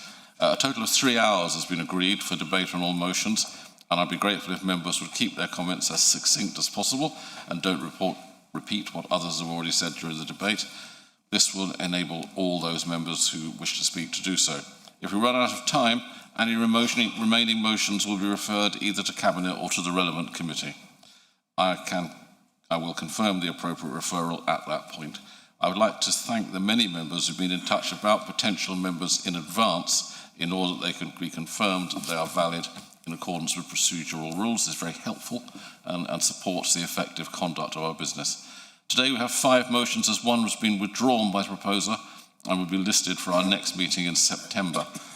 In view of the public interest in agenda item 11.2, the vote of no confidence in South West Water, in accordance with council procedure rules, I've decided, having consulted with the group leaders, that this motion will be considered first, with the others being dealt with in the order set out on the agenda. So, agenda item 11.2, vote of no confidence in South West Water. This motion is one which is within the remit of full council to consider and vote on today. So I will ask Councillor Jenkins to propose and Councillor Evans to second the recommendation set out on page 145 of your agenda pack. Councillor Jenkins. Yeah, thank you. Before I start speaking to the motion, just to clarify that I've agreed, or we've agreed, the proposers have agreed in addition to B, that at the end of part B, the letter that is being sent, hopefully, if we all agree to it, should also request that as part of any future reform, consideration be given to a public benefit company model. So we were deliberately in the motion not talking about models, but we've agreed with Councillor Rosie Moore that this could be incorporated to just show that there's no one model being proposed. It's about taking things forward. So a public benefit company model under which financial surpluses are reinvested in water and wastewater infrastructure and services rather than distributed as shareholder dividends. I believe Anita has got the wording for that, so you'll be able to put that up. So that wasn't me speaking on the motion, that was just clarifying, okay? Just to speak on the motion, we've put forward this motion for consideration today following on from nearly 60 town and parish councils representing over half of the residents of Cornwall who've signed a similar motion of no confidence in South West Water. This is not a vote of no confidence in the people on the ground who live locally and work for South West Water as best they can with the tools and funding given to them. No, this is about strategic mismanagement of our infrastructure and resources. The Dower Glen motion states that we are no longer requesting improvements or consultations. South West Water has failed for more than a decade to show its capability and willingness to manage our water and sewage infrastructure. So formally petitioning the government of Ofwat to remove South West Water from the management of Cornish sewage and water systems and transfer the ownership to a publicly owned organisation run as a public service. The grassroots campaign Dower Glen, which is cross-party and grassroots, has harnessed the frustration that people and communities across Cornwall have felt for many years about the lack of a partnership approach by South West Water and its parent group, Pennon, to individuals and communities and local authorities struggling with infrastructure problems.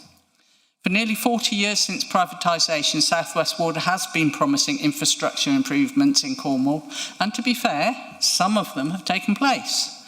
Over 20 years ago, I was part of the CECLO European project, 30 seconds, looking at ways to improve things, and we haven't seen that change happening. We've seen monitoring, but what we've seen is deflecting drainage water somewhere else via clean sleep, storing even larger volumes of wastewater when the treatment system is overloaded. I don't know how many times I've been told that the solution is we are going to need a bigger tank. This is not the way to do it. I'm sure that wasn't 3 minutes, Chair. Thank you. Did you include the first bit? I'm afraid so, thank you. That's not fair. Councillor Evans, would you like to comment? This is a simple motion, so I have a simple presentation. We're not asking members to take, we are asking members to take a step towards ensuring that the money we pay through our water bills is invested in wastewater infrastructure rather than shareholder returns and executive rewards. We're asking government to return the water industry to public management. It's right to recognise that South West Water has now produced a wastewater management plan with major investment proposals. I welcome that investment and hope it succeeds. But today's motion is not about the quality of that plan, it's about whether confidence has been earned by the performance that made such a plan necessary. This investment follows sustained public pressure, regulatory scrutiny and stronger legal duties. It's the system reacting after failure, not evidence that it has been working effectively. If this level of investment is now recognised as essential, we should ask whether earlier investment could have reduced the scale of the problems we face today. These are still plans, not outcomes. Similar commitments have been made before, yet we continue to experience unacceptable sewage discharges. A vote of no confidence does not mean that nothing good is happening. It means trust has been lost. Confidence is earned by consistently delivering what customers, regulators and communities are entitled to expect. When the regulator concludes that legal obligations have not been met, confidence is inevitably undermined. Some will say public management would be too expensive, but we're already paying the price through our water bills, through damage to tourism and fisheries, and through the cost of putting right problems that should have been addressed years ago. So the real question is this: who should bear the cost of past underperformance, bill payers or investors? Today's motion asks a simple question: do we still have confidence that the current model will deliver the wastewater system that the people of Cornwall both pay for and deserve? I do not. So I'm happy to second this motion and ask members to support it. Thank you. Please raise your hand if you wish to speak in the motion. Ashton, Drew.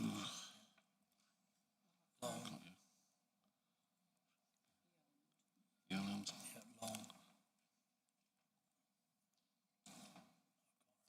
Who? Gibbons.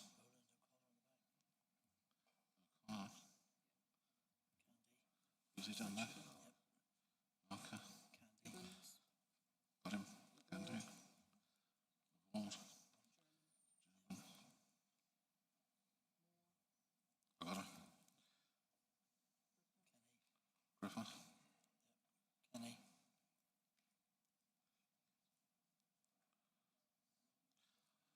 Okay, I've got. Who's that?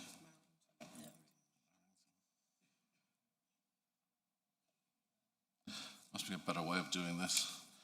I've got councillors Moore, Ashton, Creek, Yelland, Long, Gibbons, O'Connor, Barker, Candy, Laborde, German, Gripper. What does that say? Kenny, Barrington and Rich. I didn't. Yes. Yeah. Gow, Parsonage. Yes. Okay, off we go. Councillor Moore, followed by Councillor Ashton. Thank you, Chairman. If I take 30 seconds, is it possible then to pass back to Councillor Jenkins so she can finish what she was saying? No. Well, I just want to thank Councillor Jenkins and Councillor Evans for accepting my amendment on this motion. I hope it broadens the motion and enables even greater support across the Chamber today by ensuring that all credible options for future reform can be considered. Whatever members' views on the best model, I hope we are united in wanting to end South West Water's failures and a system that reinvests in Cornwall's water infrastructure for the benefit of the residents of Cornwall. Thank you. Thank you. Councillor Jenkins will have a right to reply at the end, so let's have another go. Councillor Ashton, followed by Councillor Creek. Thank you, Chair. I just wanted to say that this is a timely motion and has obviously created a lot of interest. But in the spirit of good debate and for the sake of time, I wanted to explain our position with regard to this motion and why we've had a genuine dilemma. As we know, South West Water provides services across 5 counties, including the Isles of Scilly. It's reported a debt of between 3.4 and 4 billion, but in terms of performance and delivery, it's not washing its face. It is in deep water, we might say, as far as the public is concerned. The public are not happy with continuing failures in delivery. The reason that this motion exists is that the public have had enough with increased bills and the continuous discharges of sewage, as has been explained by Councillor Jenkins, into rivers, seas, and it's time for radical action from South West Water, which has frustratingly been the call from members for many years. Members may be aware that we submitted a similar motion that asked for a vote of no confidence, together with a range of performance criteria, which was effectively saying to South West Water that you have to show a real and tangible improvement, a bit like a final warning, as it were. However, our motion was rejected in favour of the one we see before us today. So that you all know, we are 100% behind the first part of the motion. 100%. And I'd like to just emphasise that part. We want to encourage a strong cross-party and unified message from this chamber today, and we should be reflecting the public view. However, our dilemma is just short of a few words, or just a short few words contained in section 2B. And that is to say, transfer the ownership and management to a publicly owned organisation run as a public service. And thank you for that accepted amendment and support for that. That might be considered and might change us in terms of what we're thinking. So on the one hand, we probably have 100% support in a vote of no confidence, and now on the other hand, we are moving into what I would call a hyper-political statement. A statement that not only affects Cornwall, but also the other 4 counties and the Isles of Scilly. As far as I can see, the current mainstream parties do not currently have a policy of public ownership of utility companies, and for the smaller parties, the Green Party and Mayburn Kernow, 30 seconds. There does appear to be support for public ownership of utilities. And of course, we've heard the news about the largest utility company in England is close to collapse, and we'll see the outcome of all that. So we'll see what unfolds, but to ask Cornwall Council to push for public ownership and public management is, in our view, premature and unnecessary, as it really is a political statement on steroids. We are fully behind the vote of no confidence, I'll repeat it again, but because of the implications for public ownership, it's effectively a national one. Thank you, Councillor Ashton. Councillor Creek, then Councillor Yelland. Thanks, Chair. That would help. So today I want to talk about trust, because that, in the end, is what this motion is all really about. Trust is the quiet promise under everything that we do in Newquay. When a family books a week with us, they trust that the water will be safe for their children. When a surf school opens its doors in the morning, it trusts the sea will be clean enough to teach him. When I take my own children to the water off Fistral, I trust that what I'm swimming through won't make them ill. Our whole town, our every job, every booking, every till that rings rests on that one fragile word, trust. And South West Water has broken it again and again and again. In 2025, 162 hours of sewage was discharged in a single year at Fistral. By South West Water's own figures, their 2 overflows there spilled 70 times last year, when they had promised us 10. That's 7 times over their own word, at the most treasured beach in Britain for our sport. A promise broken in plain sight. And now the harm has reached even our historic boating lake at Trenance, in the heart of my ward, a place generations of Newquay's children have grown up beside, and simply the latest name in a long list of victims of South West Water's mismanagement. Here is the measure of how far that trust has fallen. Our own voluntary groups now have to test the water themselves, because they can no longer rely on the company that's paid handsomely to do it. My thanks go to Newquay Marine Group and Clean Sea Newquay for stepping in at the boating lake, volunteers with test kits doing the job of a company making millions. A credit to them, and a disgrace that should never be necessary. I gave South West Water more trust than most. In 2023, I, as Mayor of Newquay, took the town into the first partnership of its kind anywhere in the UK. The first between a council and a water company. I shook their hands, I believed their promises, and they failed to deliver. I handed them my town's trust, and they spent every last penny of it. More recently, they admitted 18 pollution offences and pleaded guilty to supplying water unfit to drink after Brixham. And while bills rose 30%, Pennon lined up profits of 60%. 30 seconds. So I asked the Chamber plainly, how many times must residents open their hand in good faith only to have it bitten? How many broken promises before we stop calling it a partnership and call it what it is? I have no trust left to give. Our water, our coast and our economy belong in public hands. Thank you, Chair. Thank you. Thank you, Councillor Yelland, followed by Councillor Long. Thank you, Chair. So I'd actually like to move an amendment to this motion, and my amendment has two parts, and I'd like to briefly explain the reasoning behind each. So the first part concerns transparency and public understanding. Information about sewage spills, wastewater discharges, infrastructure projects, and environmental performance already exists. The problem is that much of it is fragmented, technical, and difficult to access.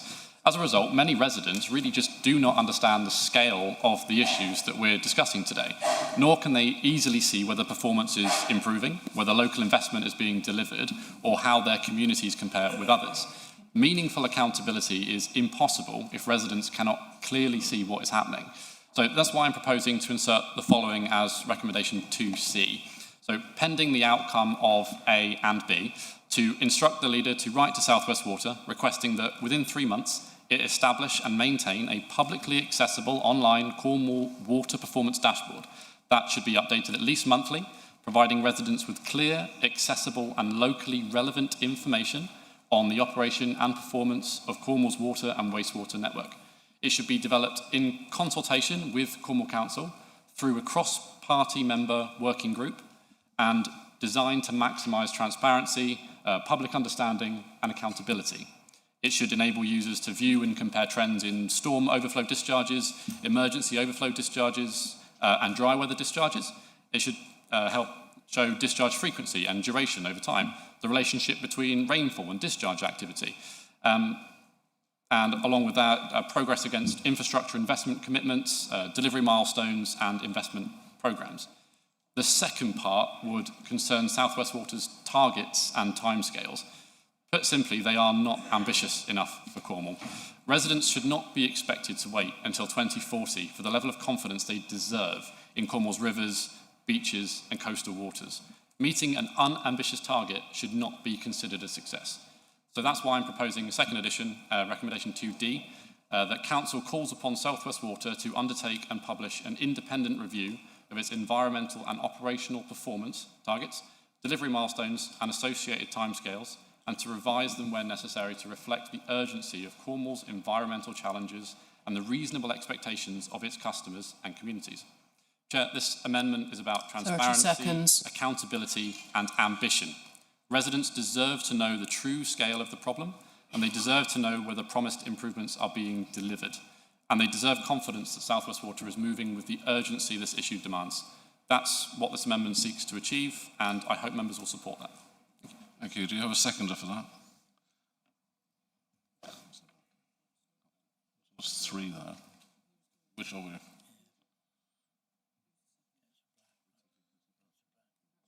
Right, thank you. Councillor Jenkins, do you want to accept that?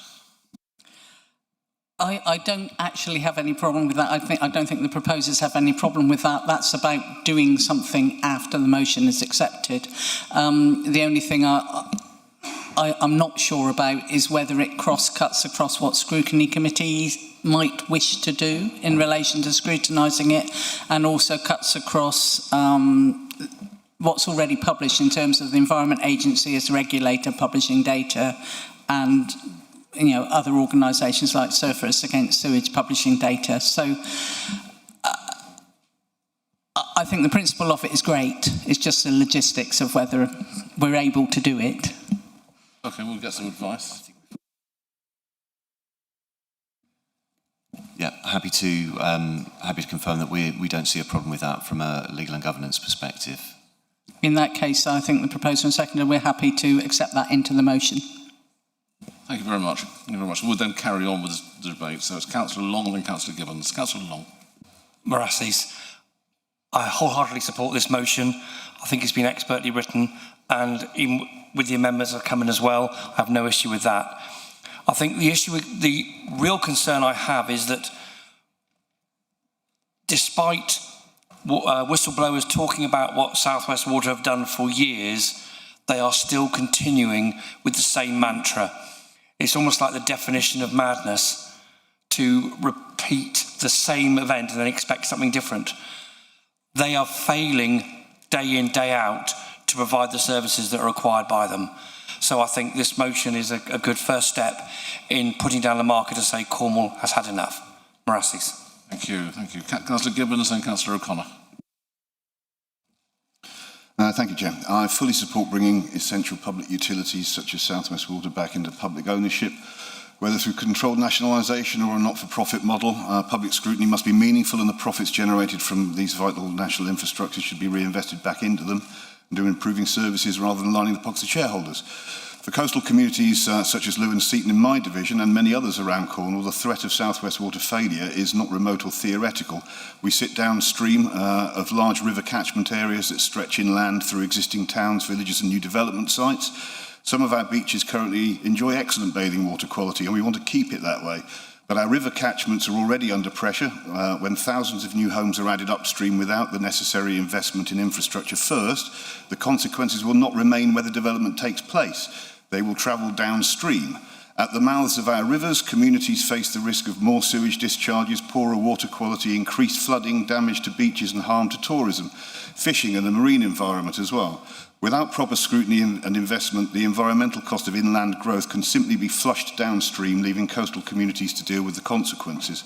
So I hope that supporting this motion will help to deliver a better system tomorrow, but this must also lead to practical action today. Development can't be called sustainable when housing is built first and the infrastructure is left to catch up years later. Sewerage and drainage investment must lead development and not follow the pollution downstream. Thank you. Thank you. Councillor O'Connor, then Councillor Barker. Mr. Chairman, thank you. And thank you to Councillors Jenkin and Evans for bringing this motion. I think we can all agree that there is an issue here we need to deal with. I support the central purpose of the motion and agree that the scale and persistence of South West Water's failures justify a clear response from Cornwall Council. I have considered whether the wording could be strengthened, and I would like to offer an amendment, and I'm grateful for confirmation from Councillor Jenkin that those form of words are acceptable thus far.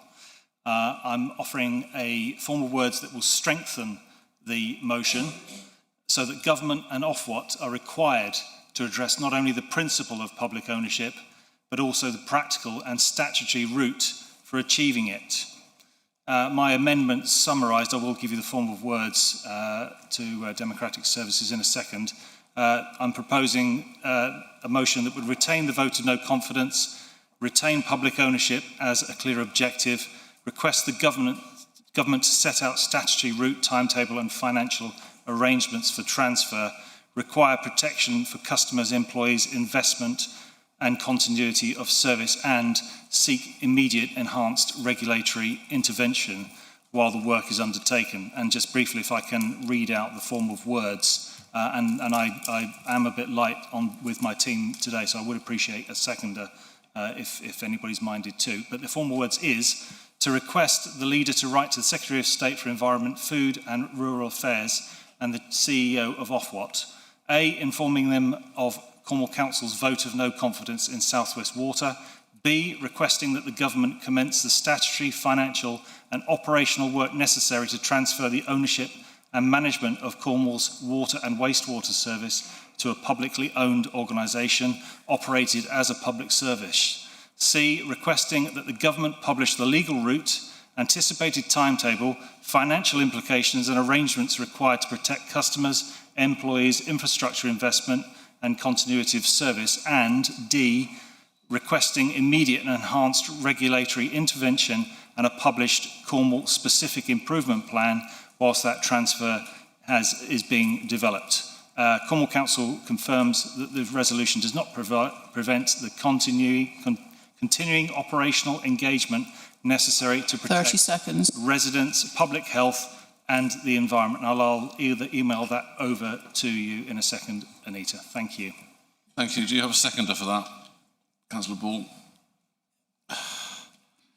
I think I'm going to have I'm going to say we'll have a small adjournment because that's a lot to ask Councillor Jenkins to consider or take on, and we're not quite sure how that would fit in either.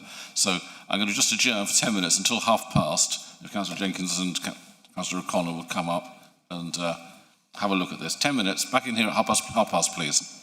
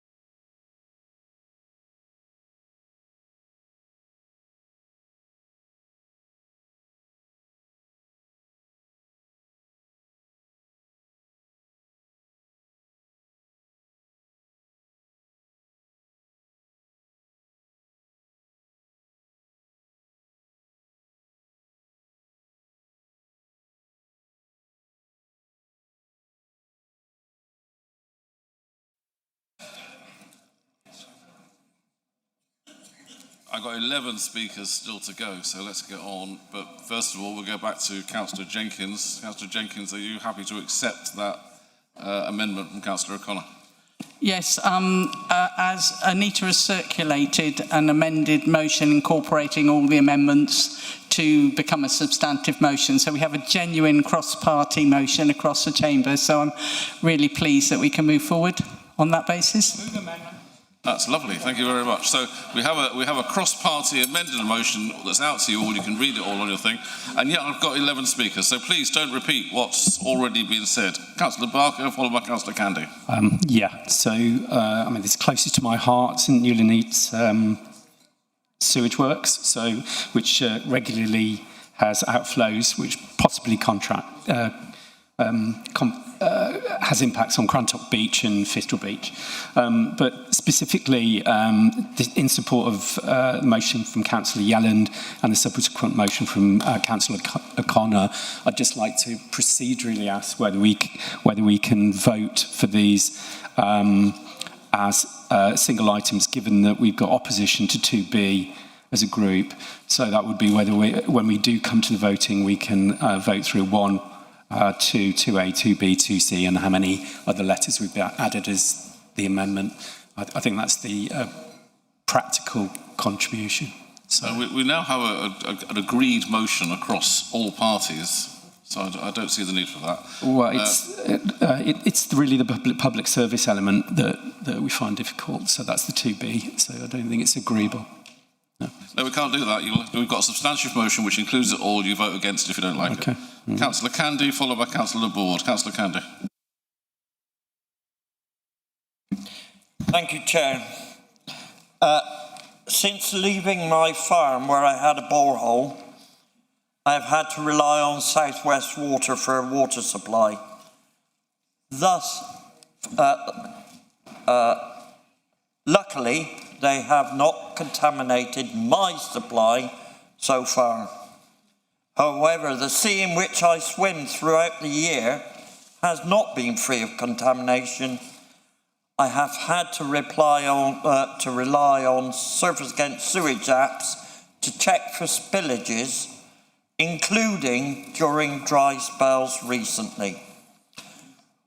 Whilst staff on the ground at South West Water, who I have spoken to frequently, are doing their best with Victorian infrastructure, they are restricted as management is using the money which we, all residents of Cornwall, have to pay to South West Water in water rates. These surpluses are going to the shareholders and not being reinvested.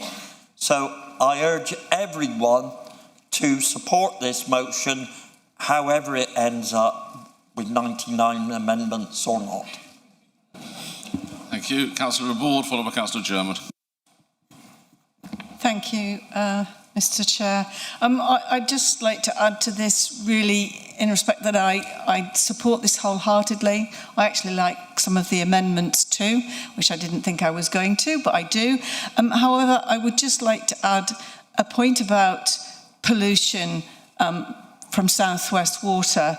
It's not limited to what goes into our rivers and seas. I have mentioned this previously, it's going on our lands as well. And there has yet no plan or resolution proposed by South West Water to deal with their sewage sludge, which is distributed amongst our farms in Cornwall. Sewage sludge does contain forever chemicals, it contains microplastics and other nasties and heavy metals. So I would like that to be considered going forward. It's not just the water, it's what's going on our land as well. And lastly, I am visiting the Ivy Bridge sewage plant on Friday, aren't I lucky? Because there is also a point about biobead pollution that is ongoing in Cornwall and has been doing for at least 15 to 20 years. Biobeads are being released from sewage plants and they contain contaminants, and they're going into our seas and into our rivers. So I'd just like to point out that that is another reason why I'm supporting this excellent motion. Thank you. Thank you, Councillor German, then Councillor Gripper. Thank you, Chairman.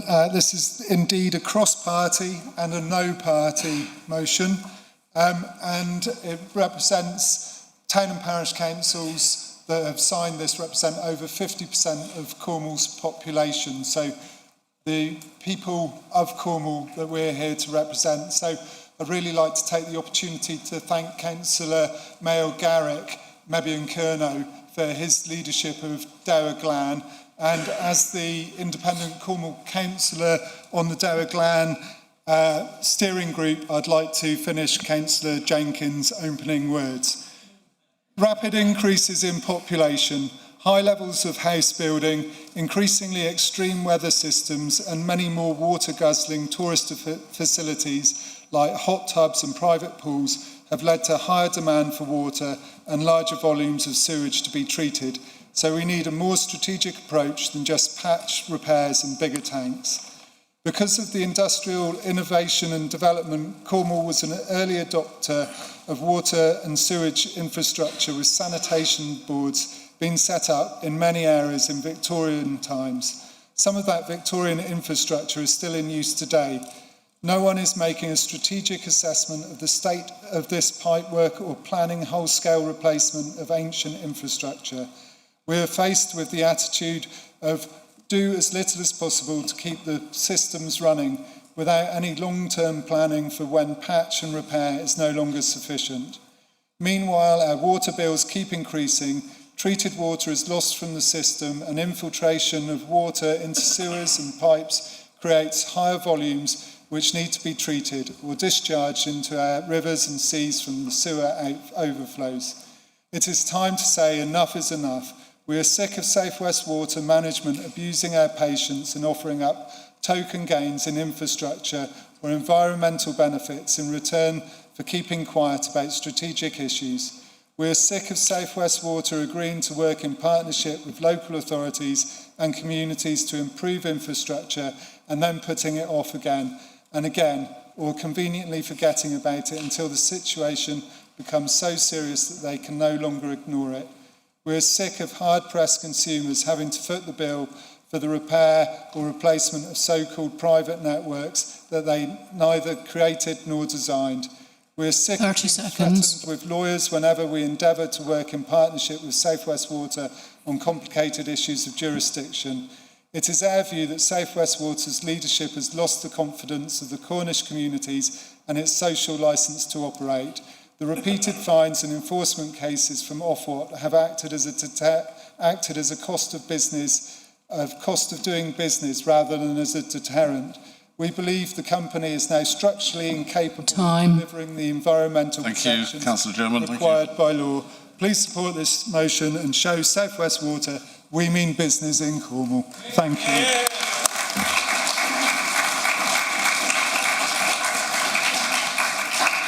Councillor Gripper, followed by Councillor Kenny. Thank you, Chair, and I hope the leader's been making notes because it looks like it's going to be quite a long letter. I echo Councillor Gibbons' points about development and infrastructure, and obviously many of the other points that have been mentioned here. I wanted to pay credit to the teams that are working on the ground to improve things, and that includes on a water testing pilot with a community group in Milo, in my division. I know that engagement has actually been really welcomed by the volunteers involved, and I appreciate Councillor Jenkins acknowledging them, staff on the ground in her opening comments as well.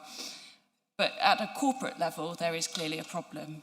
8 of the 10 constituencies in England with the most hours of sewage dumped in 2025 are in the South West Water area. Customer bills are going up, and Susan Davy got a £270,000 bonus for last year when we've seen sewage on the streets in Scythians and cryptosporidium in drinking water in Brixham.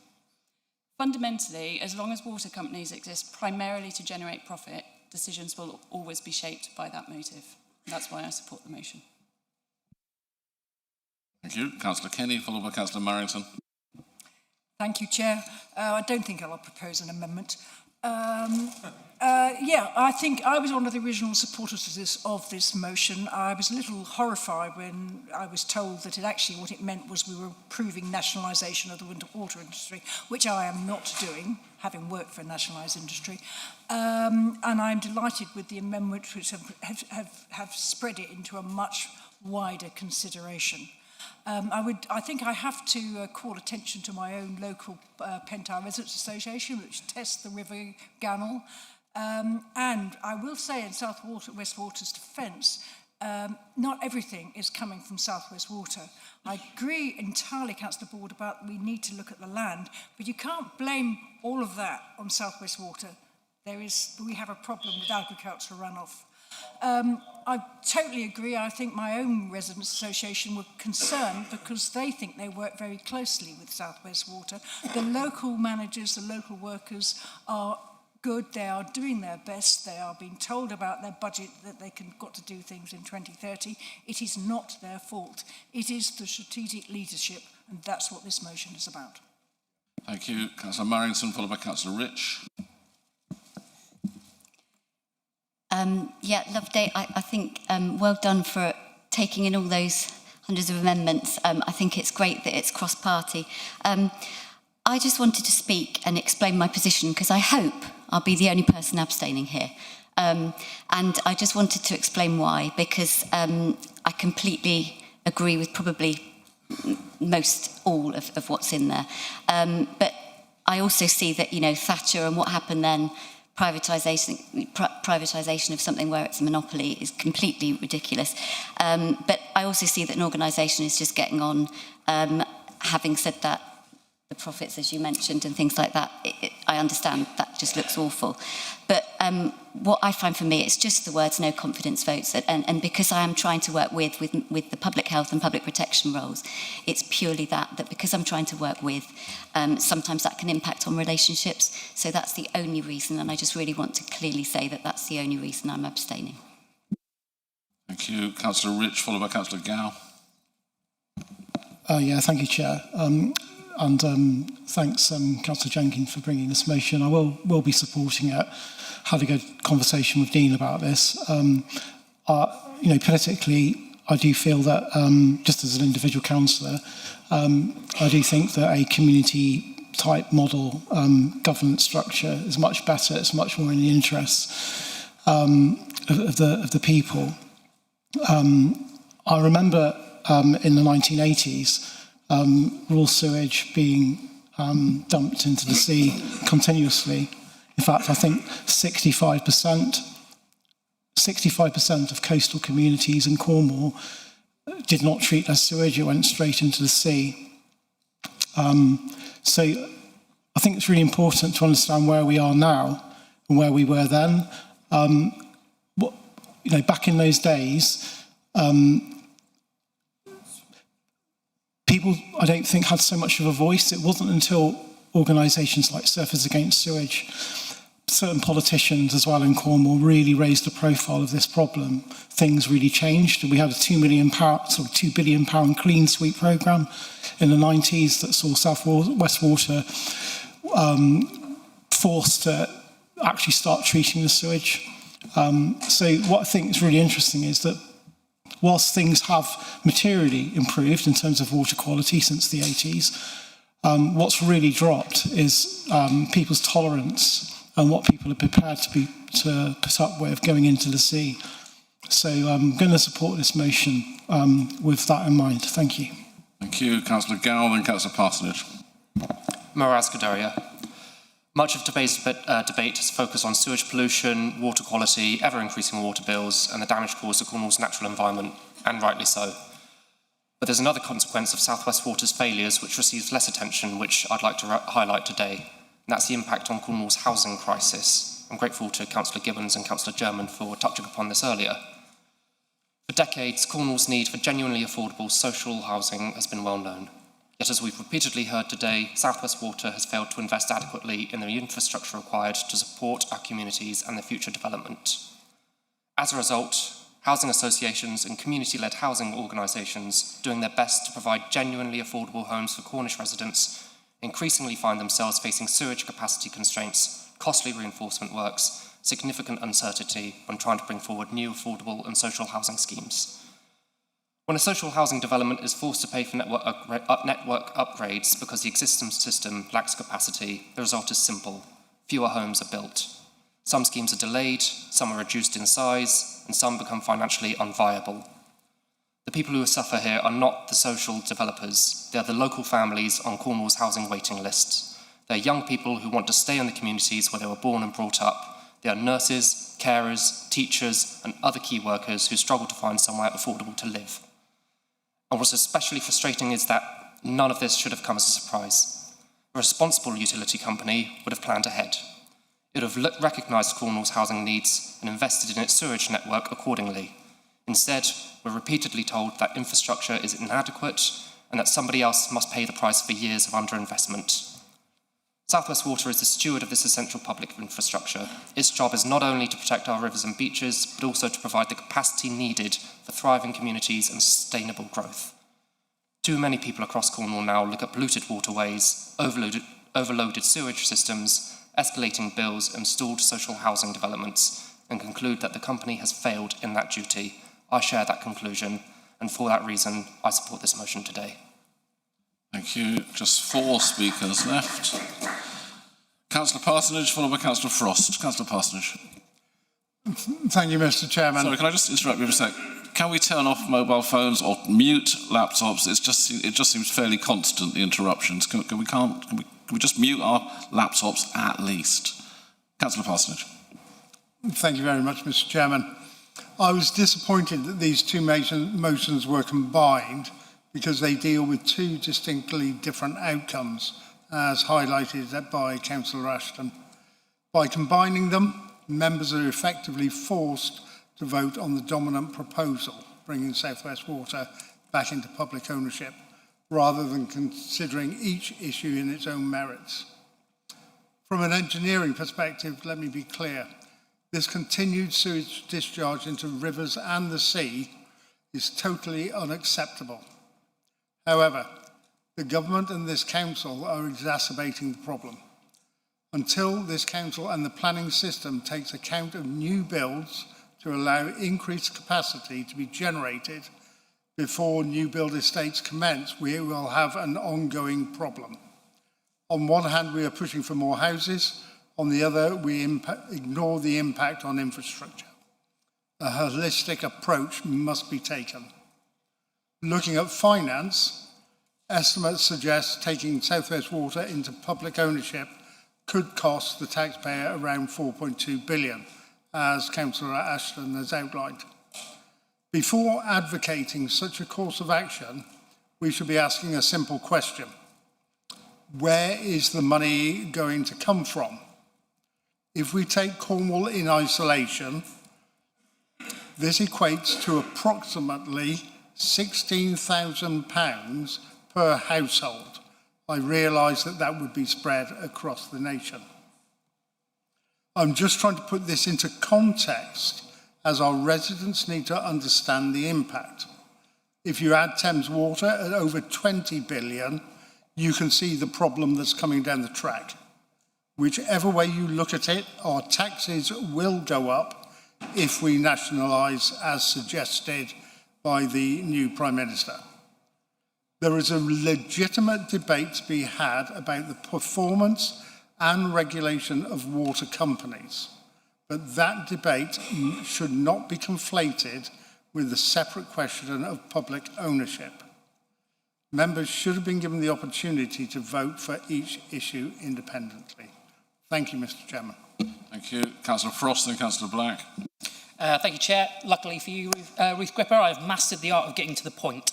So, 29th of November in 2022, 2 plucky young councillors, one very handsome, Dominic Fairman and Lee Frost, slightly thinner back then, I admit, brought a motion to this council about discharges from South West Water into our rivers and seas. And this chamber unanimously passed that motion. Since then, nothing has changed. It's actually got worse, not better. And one thing that I really hit at that time was that in 2022, the UK water industry had posted £79 billion of shareholder dividends throughout their businesses. And I'm all for private business. I think there's no problem with making money.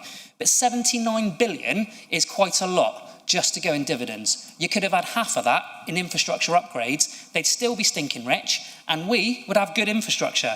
In 2026, that has now risen to £83 billion of shareholder dividends.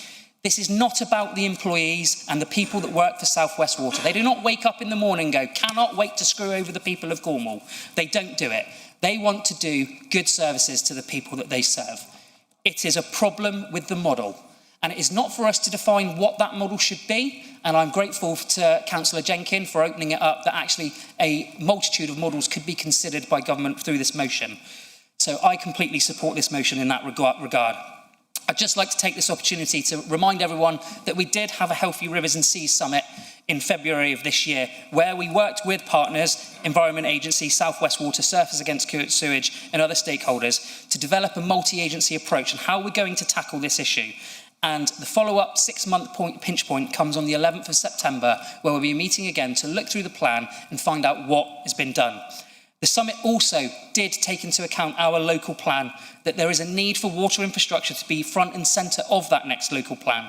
And actually what was highlighted, to Councillor Laborde's point about it's not just rivers and seas, it's land, was from the NFU about slurry pits and septic tanks and the issues that have arisen through that. And there are problems with the planning process that become a barrier to farmers being able to get those slurry pits, etc. And that's something we are actively working on, because that's what we can do and that's what we can change as an organisation. So we are doing our bit, and we are convening the others to hold the fire to the feet to the fire. And as I said, the next workshop will be on the 11th September, and I will give you an update on the reflections of that at the next full council. Thank you. Thank you, Councillor Black and Councillor Webb. Thank you, Chair.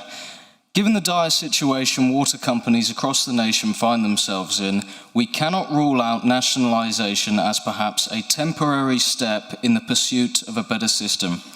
While I find this particular element of the motion unsustainable and impractical at this current stage, overall I am in agreement with the sentiment of what has been proposed here today. And while many members of Reform Cornwall, who had spent the last month working hard on a motion pertaining to this particular issue, were regrettably denied the opportunity to table it, I am happy to support the motion on the grounds that, while flawed, it strives towards a shared goal, which is holding South West Water to account. Thank you. Thank you. Councillor Webb, then back to Councillor Jenkins. Thank you, Chair. I know this is pretty obvious, but I think it's worth saying as well. The last thing we need is somebody to come in and split up the company into the water and to the waste, where it falls on the tax burden of the people to maintain the waste systems, and then while companies run in the water. We've seen it done with Network Rail and the railways, where we do the railways and they sit on top and make the profit. So I think perhaps a leader can bear that in mind, that we don't want no splitting up. It has to come as a whole, whatever that is, for the benefit of the people. Thank you. All right, Councillor Jenkins, it's for you to sum up now. Sorry, Chair, can I raise a quick point of order? What is the point of order?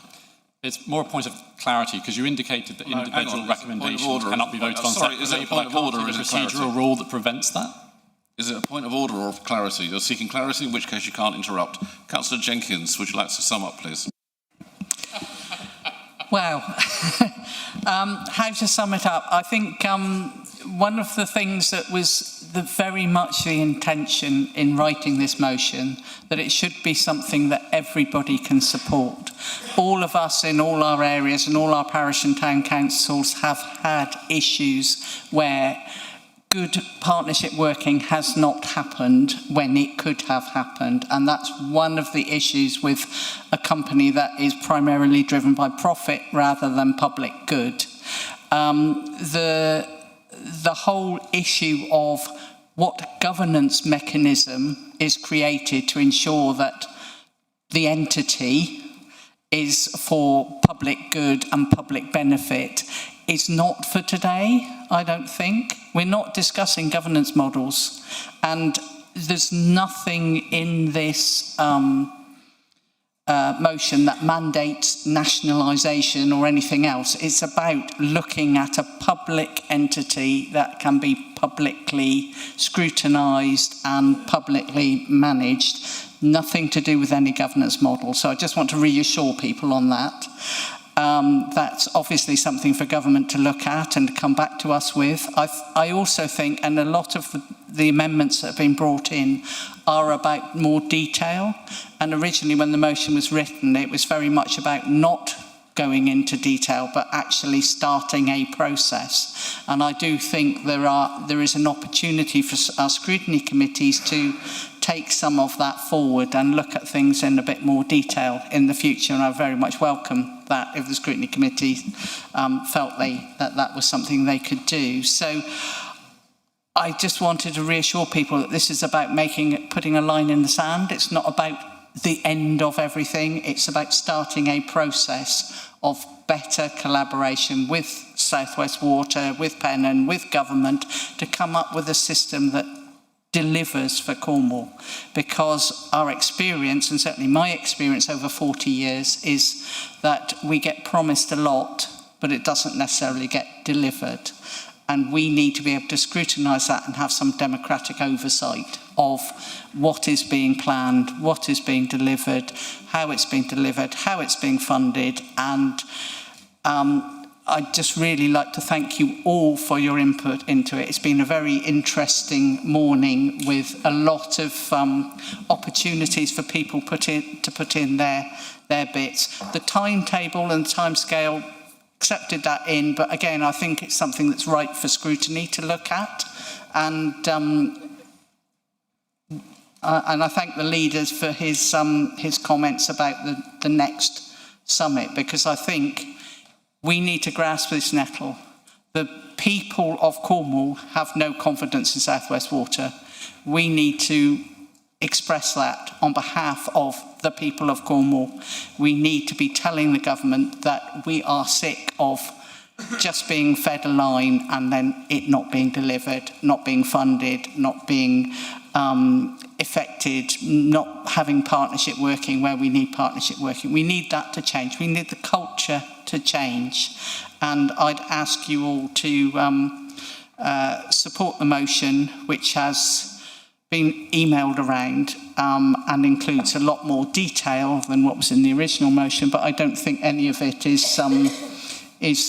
superfluous to the motion. It's all part of our process moving forward. So thank you for supporting me in this and supporting the cross-party movement forward.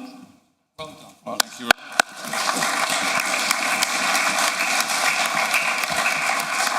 Thank you. As Councillor Jenkins says, you've got an amended motion which has got truly cross-party support, cross-party amendments, if not support. If you'd like to use the microphone to vote, it's all open now.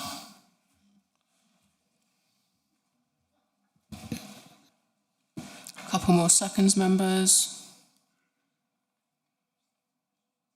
Vote closed.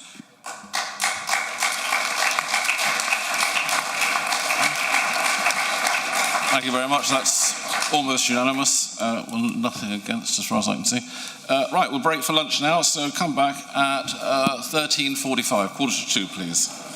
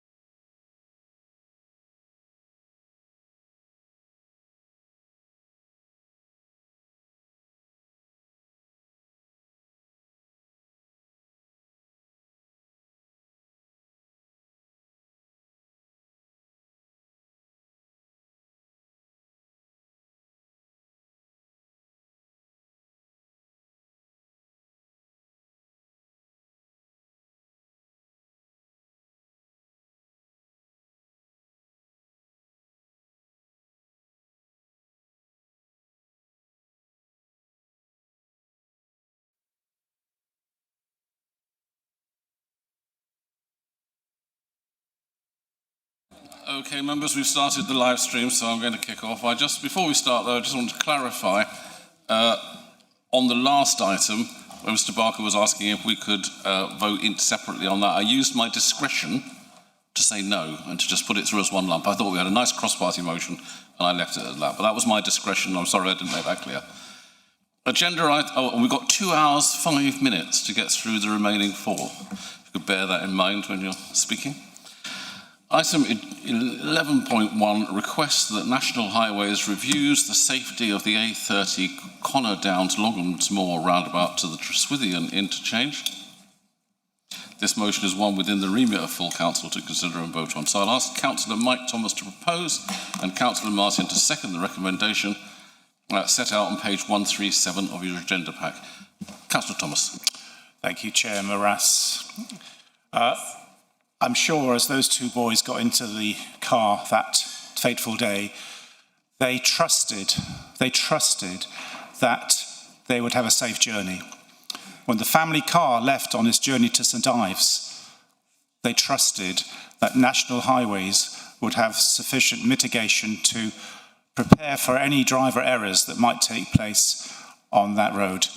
Those of you who are not familiar with the area, we're talking about the stretch of road from Camborne Bypass down to Longhamsmoor. It does carry on, but that's not the focus of this motion.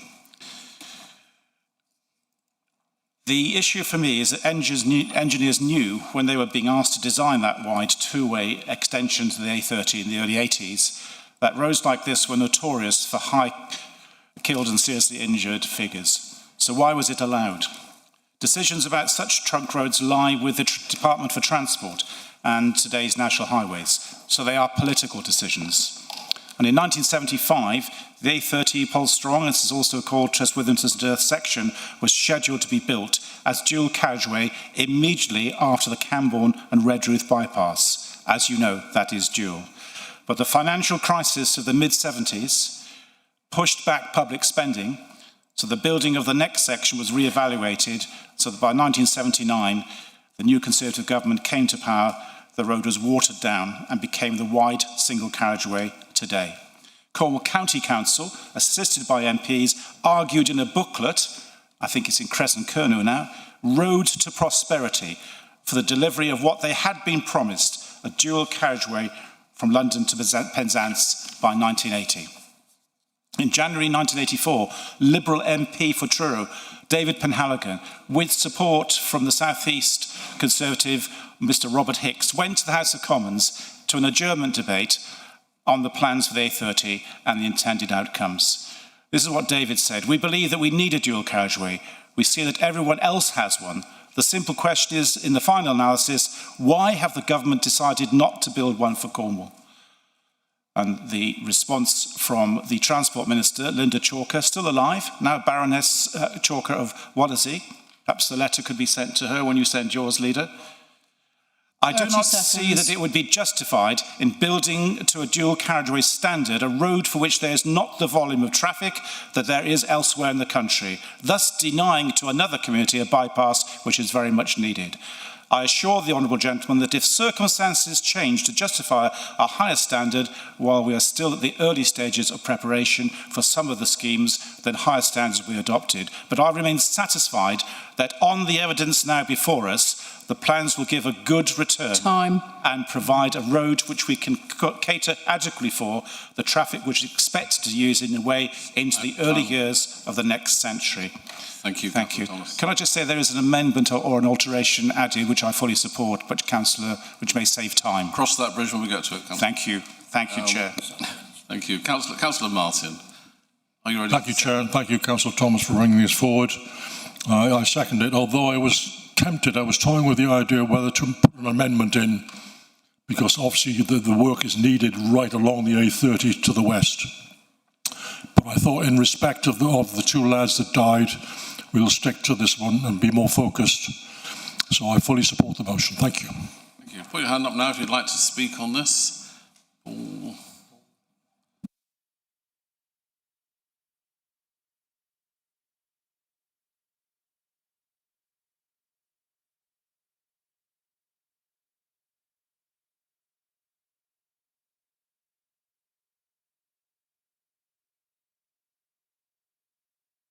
Right, I've got Councillors Ball, Mitchell, Jenkins, Rogers, Rogerson and Barker. Is that fair? Right, Councillor Ball. Thank you, Chair, and thank you, Councillor Thomas and Martin, for bringing this very important issue to this chamber.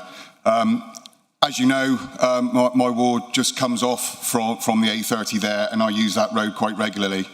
And there is part of an amendment which I've spoken to Councillor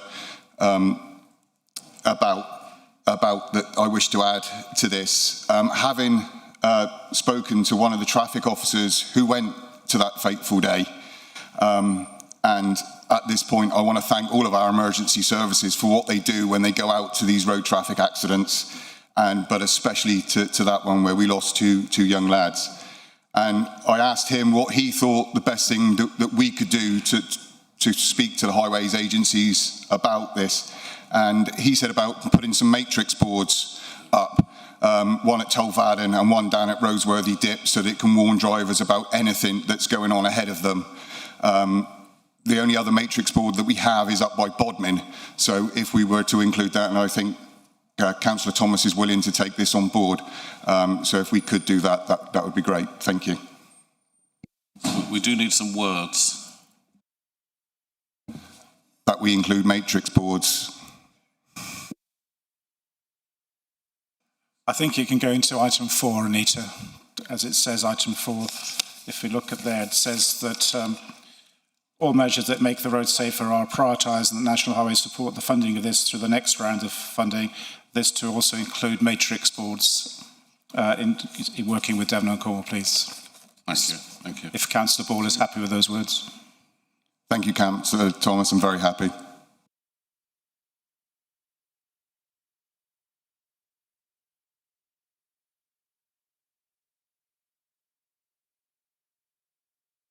Okay, so you don't need a seconder, as Councillor Thomas has taken that on board. Thank you. Councillor Mitchell, then Councillor Jenkins. Thank you, Chairman. Yeah, so there's been way too many deaths on this stretch of road, and I'd like to thank the proposer and seconder for bringing this. And I know in private discussions with Councillor Thomas, it really affected him, and I think that passion has been shown in bringing this motion forward and the way he spoke today. I remember when they did the first extension. This is way before the Hale bypass. It was like a Connor Downs bypass. And it was a wide, single white line down the middle of it. So both sides of traffic legally had the right to overtake.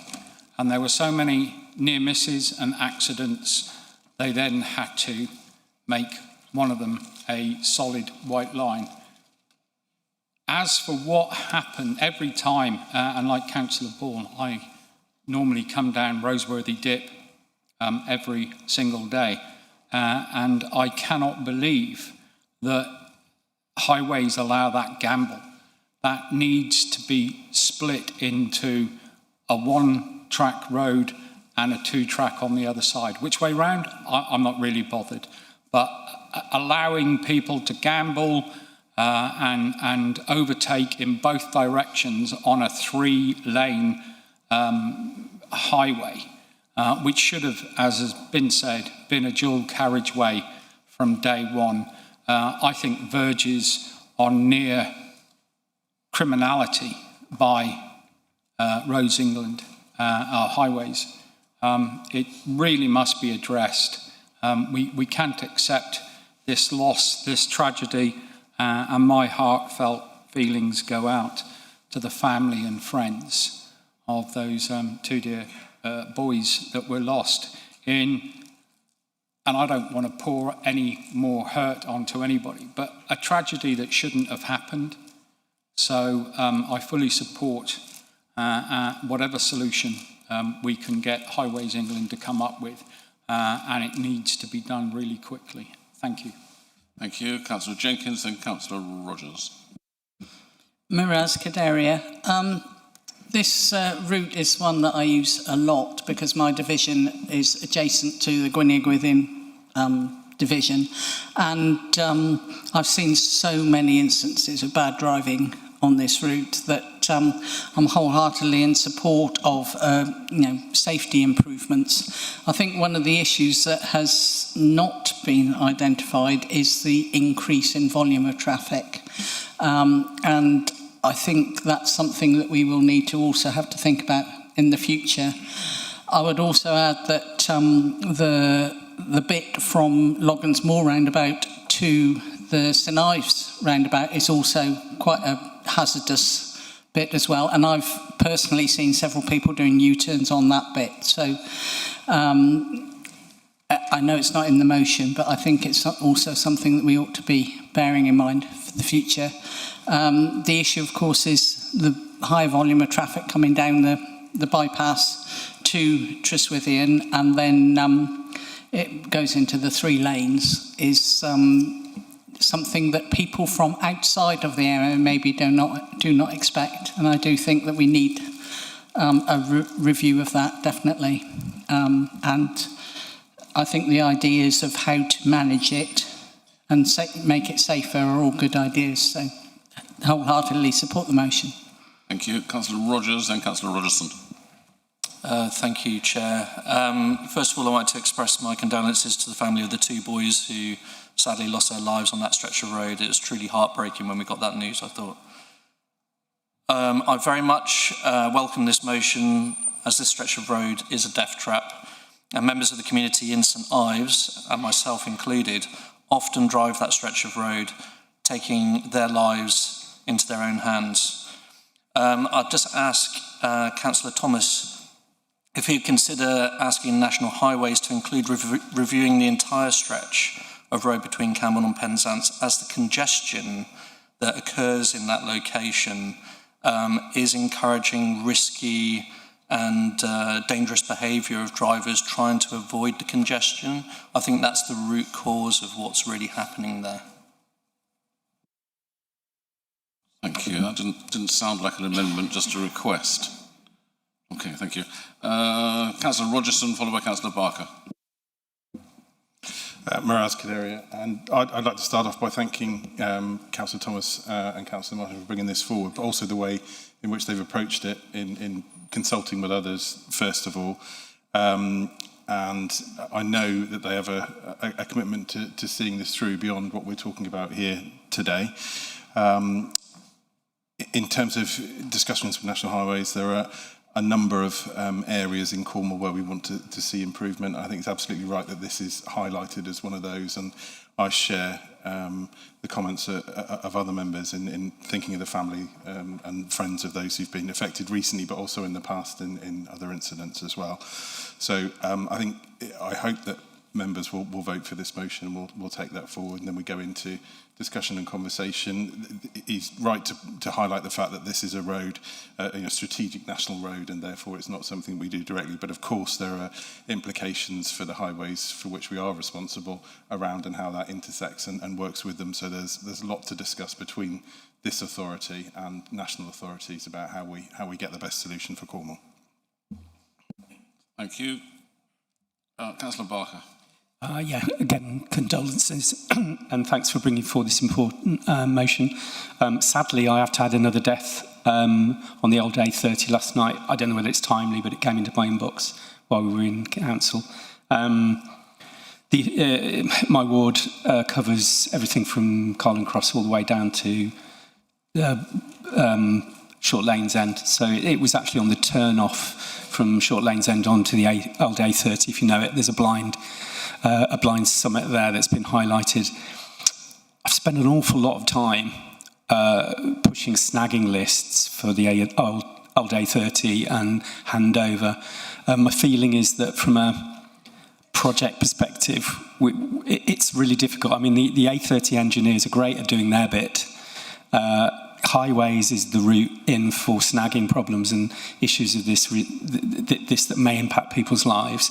But there's nothing joined up. We're siloed as an organisation. I think there's a need here maybe to pull together the people who have impacts on their wards and maybe look at what they've got in their inboxes, because I know I've got a snagging list of about 20 items I'm tracking, The CEO did get me a meeting with one of the highways officers, and that was really fruitful.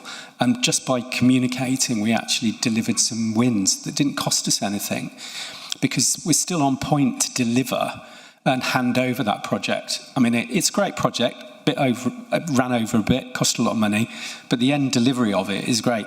Let's not fall at the last fence, because within your contracts, there isn't probably a handover period. That's happening right now.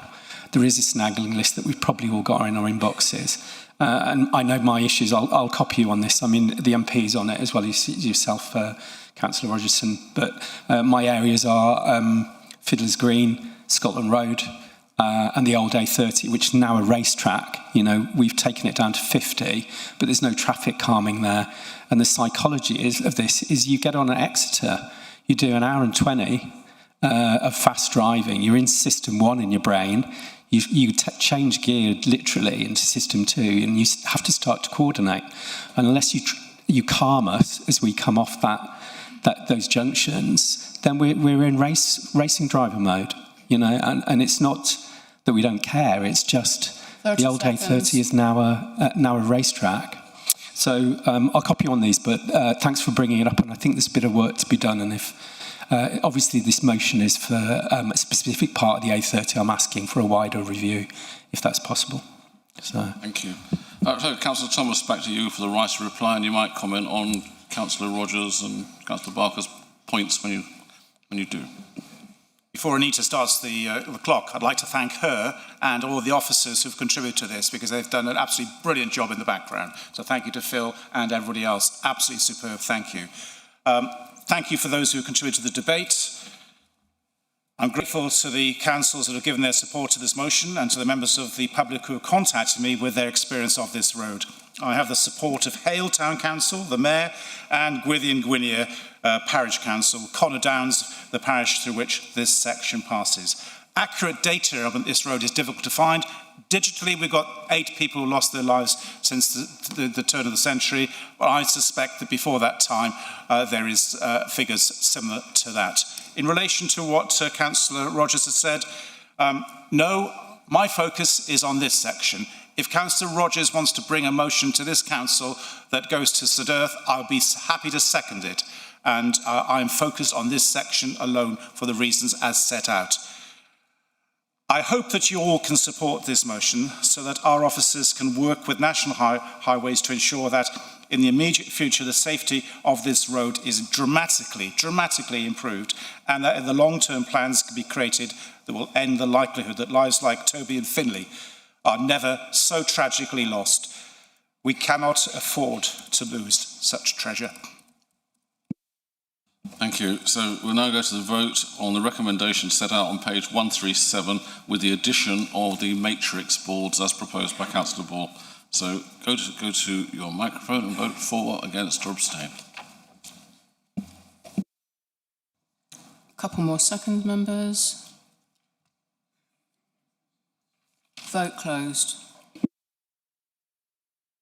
Thank you, and that's passed. Thank you very much. Item 11.3, supporting SEND reforms through fairer funding. This motion is one which was within the remit of full council to consider and vote on today, so I'll ask Councillor Moore to propose and Councillor Ball to second the recommendation set out on page 153 of your agenda pack. Councillor Moore. Thank you, Chair. So every child deserves the opportunity to reach their potential, regardless of where they live or the challenges they face. This motion is about ensuring that Cornwall receives a funding settlement that properly reflects the realities of delivering education in a large rural and coastal community. Across Cornwall, there have been significant work to improve outcomes for children with special educational needs and disabilities through the SEND reform plan. Its ambition is absolutely the right one: early intervention, greater inclusion, and ensuring more children can accept and access support closer to home. But there is a fundamental problem. We are asking schools and local authorities to deliver ambitious reforms through a funding system that was never designed to support them. Our schools are spread across hundreds of miles of coastline, villages and rural communities. Small schools are often the heart of those communities, yet they don't benefit from the economies of scale available in more urban areas. Recent research in the Pretty Poverty Report reminds us that rural deprivation is often hidden. Cornwall can appear prosperous from the outside, yet the report shows that traditional measures consistently underestimate the challenges faced by rural communities, including barriers to education, transport and essential services. Those same hidden pressures are not fully recognised within the current funding system. This motion isn't about asking for special treatment, it's about asking for a funding formula that properly reflects the genuine costs of educating children in rural and coastal communities. That's why this motion proposes 4 practical actions. Taking Cornwall's case directly to the Secretary of State alongside the F40 group, calling for a review of both the national funding formula and high needs funding formula, bringing together MPs, education leaders, schools, parents and partners for a Cornwall education funding roundtable, and strengthening the evidence that underpins Cornwall's case for fairer funding. I'm pleased that this motion builds on the long-standing work of the F40 group, which has campaigned for many years to secure fairer funding for historically underfunded authorities across England. This isn't a party political issue, it's about ensuring that a child's opportunities are determined by their potential, not by their postcode or the geography of the county they grew up in. If the government wants to see more inclusive schools, earlier intervention and better outcomes for children with SEND, then the funding system must properly reflect the realities of rural education. Thank you. Thank you. And Councillor Ball, are you happy to second? I am, Chair. Every child deserves a chance to succeed regardless of their needs and where they live. Yet too many children with special educational needs and disabilities in Cornwall, that opportunity is being undermined by the unfair funding system. Cornwall is a large rural duchy. Our schools face unique challenges, long travel distances, difficulty recruiting specialist staff, and the higher cost in delivering support across dispersed communities. These are not choices, these are realities. But the current funding formula does not fully recognise these pressures. The result is that schools are being asked to do more with less. Dedicated teachers, support staff work tirelessly to help children with additional needs, but goodwill alone cannot bridge the funding gap.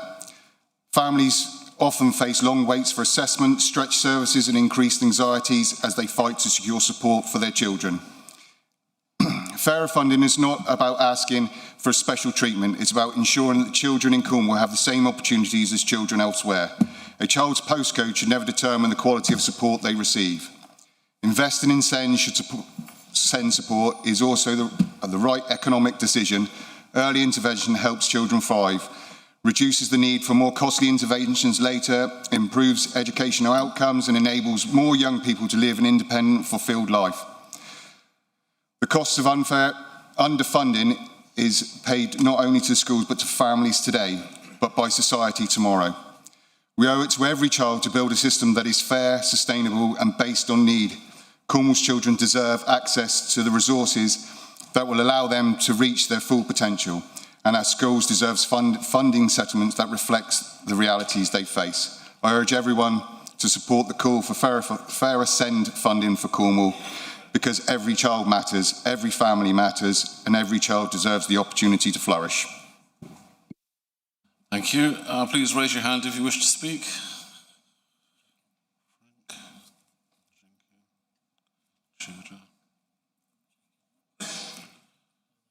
So we've got Councillors Frank, Jenkins and Tudor, yeah? Councillor Frank. Moran-Scuderia, and I'm really delighted to be able to support this motion, and thank you to Councillors Moore and Ball for bringing it forward to us. So everything we're trying to achieve in Cornwall is about one thing, and that is opportunity. We've developed a really ambitious local SEND reform plan. We're helping children get support earlier. We're working to support mainstream schools be more inclusive. We're strengthening support closer to home. And as members know, Cabinet has taken the decision to introduce the automatic award of free school meals for eligible children, because support should be determined by need, not by paperwork. These aren't isolated issues. They're not isolated initiatives. They're all part of the same vision, removing barriers so that every child can have the opportunity to flourish. And that's why this motion really, really matters. It's about making sure that the funding system supports the reforms that we are already delivering here in Cornwall. So members will know, hopefully, that I serve on the executive committee of F40, which was mentioned by Councillor Moore and is referred to in the motion. It's a nationwide cross-party campaigning group for fairer education funding. And through that work, I know there is broad agreement that the journey towards fairer funding isn't finished. The national funding formula, introduced in 2018, was an important step in the right direction, but it didn't complete the job. Our latest analysis at F40 shows that Cornwall remains among the lower funded authorities for high needs funding, even though rural authorities face additional costs in supporting children with SEND. We know these costs are real. Supporting school children with SEND in Cornwall often means longer journeys, higher home to school transport costs, smaller schools, workforce challenges, and services spread across a large rural area. At the same time, demand for SEND support continues to rise. It's not just about high needs funding. The wider dedicated schools grant also shows that Cornwall schools receive about £9,300 per mainstream pupil, whereas schools in the highest funded authorities receive over 14 30 seconds per mainstream pupil. So if we genuinely want every child to have the best possible start in life, schools and councils must have the resources to turn that into ambition. Yesterday, the new Prime Minister spoke about a more preventative state by investing in people's success rather than paying for failure. So we're not asking government simply to correct yesterday's funding inequalities. We're inviting government to invest in the future that Cornwall is already beginning to build. And I will definitely be supporting the motion. Thank you. Councillor Jenkins, then Councillor Tudor. Miraz Kaderia. This is a very, very important motion. We know, those of us who have been in the chamber for a while know that the unfair funding of pupils in Cornwall is an ongoing issue. And although some recognition of a national funding formula, as Councillor Frank has said, has come forward, we are still underserved by the funding formula. We also have, relatively high levels of SEND, and I'm a governor in 2 small schools that have quite high levels of SEND within them. They do a fantastic job, but there is always the worry of whether there's enough money to pay for that support. And if you're a small primary school with only 2 or 3 paid teachers, it's very, very difficult to provide that individual provision and those individual plans that are required. So the government does need to review the funding formula, and they do need to really, really understand the challenges that rural and coastal communities face, and particularly small rural schools, which are pivotal in supporting our rural communities and very, very important in ensuring that young people don't have to travel very long distances to get support, because even by the fact of travelling long distances, that creates a disadvantage. So I really, really support this motion, and I hope that we can actually get government to look at this in a lot more detail. Whereas. Thank you. Councillor Tudor, then Councillor German. So I will support this motion. Why wouldn't I? But 1 in 5 children in Cornwall being special educational needs, I'm afraid I don't buy it. And I'd like to see more scrutiny, more research about what's going on. Maybe there's potential overdiagnosis, and the tragedy of that is that the children with the severe needs, there's not enough resource because it's spread so thin, not enough. So, it's something that it appears that we sort of can't say. Home to school transport for SEND kids, £35 million, Cornish taxpayers' money paid for that annually. We're paying to put children in taxis that crisscross Cornwall every morning at the end of every school day, with children who apparently cannot be near other children on their way to and from school, to go into class and sit next to other children. I just think there's a wider issue here and some real hard questions that need to be asked. Why isn't home to school transport means tested, for instance? So I do feel it's a wider issue. I wanted to sort of say that and get it on record. But of course, I will support this motion. Thank you. Councillor German. Thank you, Chairman. Also happy to support the motion. I was just reflecting in terms of outcomes for our young people being better when they're closer to home. If as part of the evidence base for SEND children, but perhaps for all children, we could look at the issue of parental choice, because certainly the evidence base from my community is that parents are making the choice to bring their children mostly into Truro, so an hour and a half each day from 5 years old in a car, removing them from their neighbours and friends at home, and what's the social and environmental cost of that, as well as the cost to those young people. So as part of the evidence base, can we please look at parental choice and what that is doing to the sustainability of our schools, to the future of our young people? Thank you very much. Thank you. So it's back to you, Councillor Moore, for your right to reply. Thank you all for your comments. So this motion is about fairness, and we're asking schools and local authorities to deliver ambitious reforms for a funding system that's never designed to support them. If we generally want earlier intervention, greater inclusion and better outcomes for children of SEND, then we must ensure the funding system reflects the realities of delivering education in rural and coastal communities like ours. This motion doesn't ask for special treatment, it asks for a fair deal for our children, our schools and our families. I hope members from across the chamber will join me in supporting it. Thank you. Thank you. So now the vote will now be open. Please vote for, against or abstain using your microphone. A couple more seconds. Vote closed. Thank you. That's just about almost unanimous. Thank you.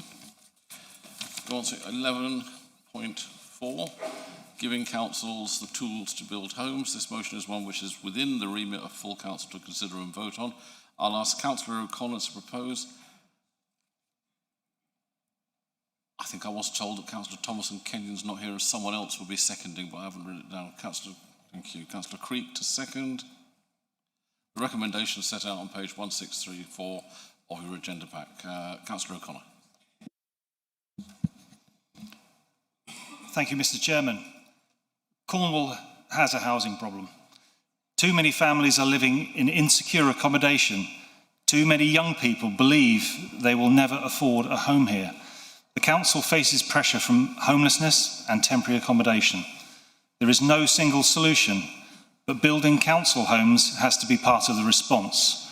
This motion asks government to give councils the same opportunity to access low-cost housing finance as other social housing providers.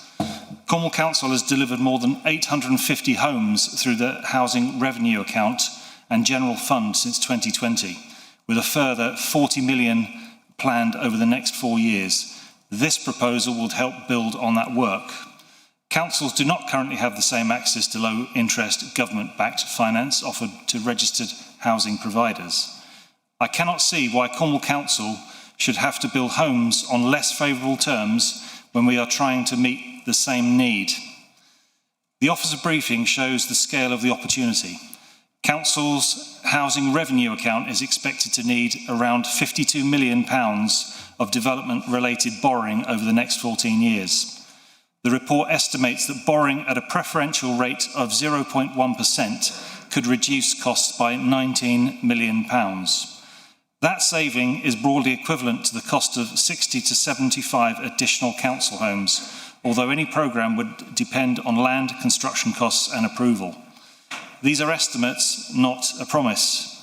Any government scheme would need scrutiny, including how long the lower rate would apply and the risk of borrowing later had to be refinanced.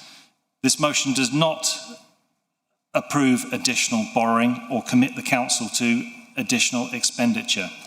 Any proposal would still need a financial assessment and member approval.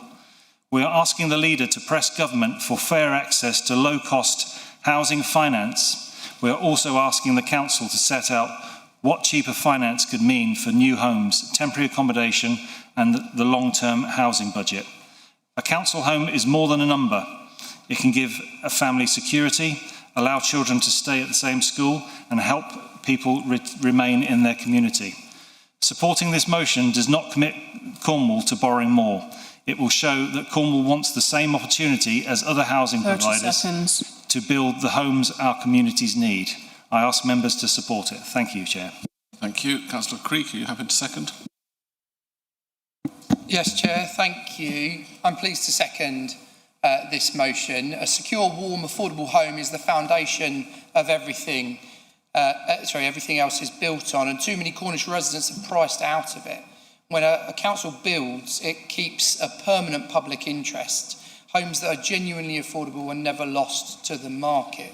But we should be clear what that means. Not 80% of market rent, but social rent tied to what local people actually earn.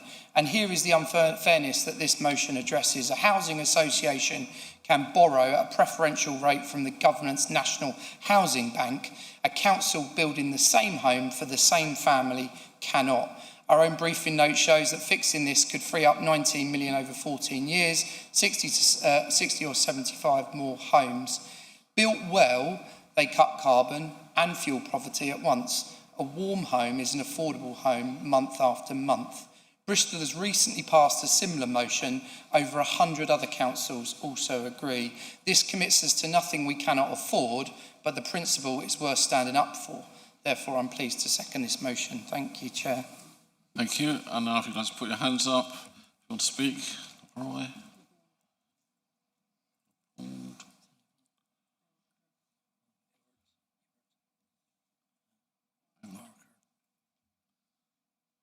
What's his name? Dennis. Barker. Ewart.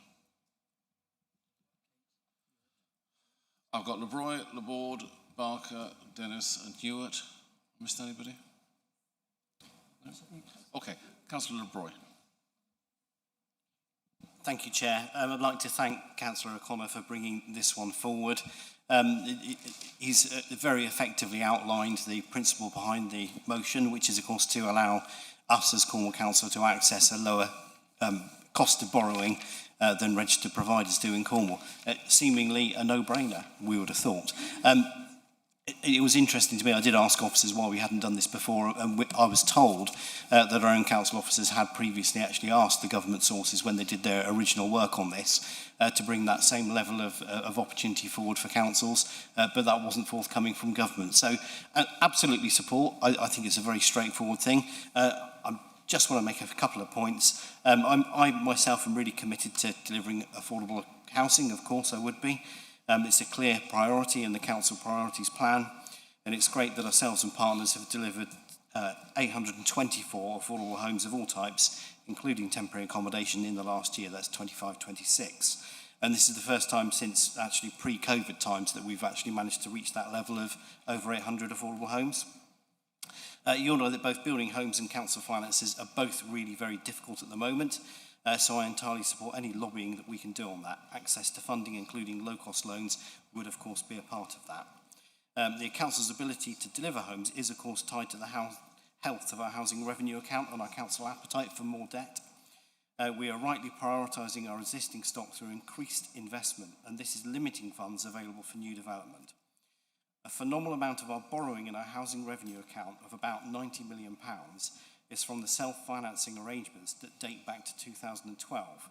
And without this, we could do more if we had different terms. It's an interesting point that I actually had to really research a bit more when council officers were telling me about that.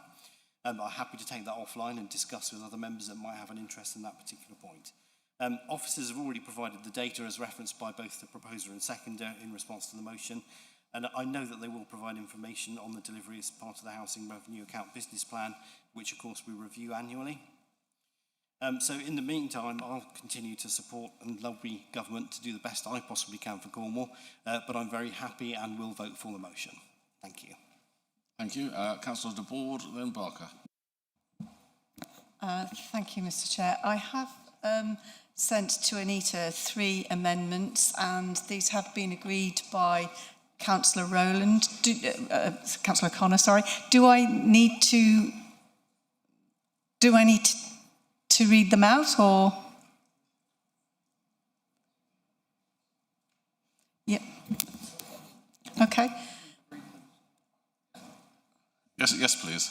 Yeah, okay. Well, the reason why I have made these amendments is one, to Councillor Le Broy's point that the change in settlement in 2012 has a very negative impact on Cornwall Council's ability to provide social housing, and that should be reflected in this motion.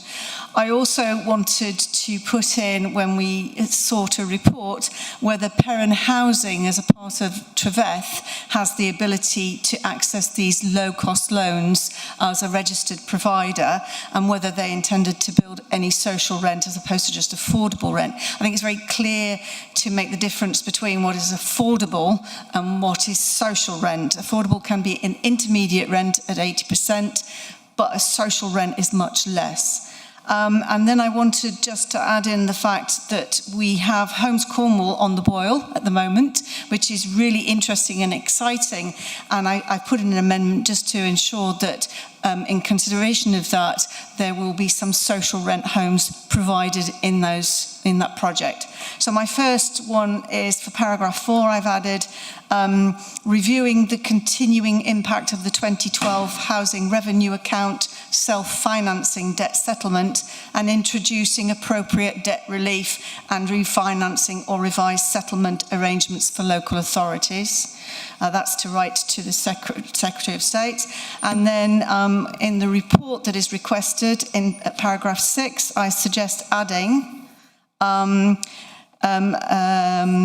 paragraph D, whether Perrin Housing LLP as a registered provider within the Treveth Group is eligible and suitably structured to access low interest lending from the National Housing Bank, and whether such finance could be used to support the additional delivery of social rent homes in Cornwall, subject to appropriate governance, affordability and value for money considerations.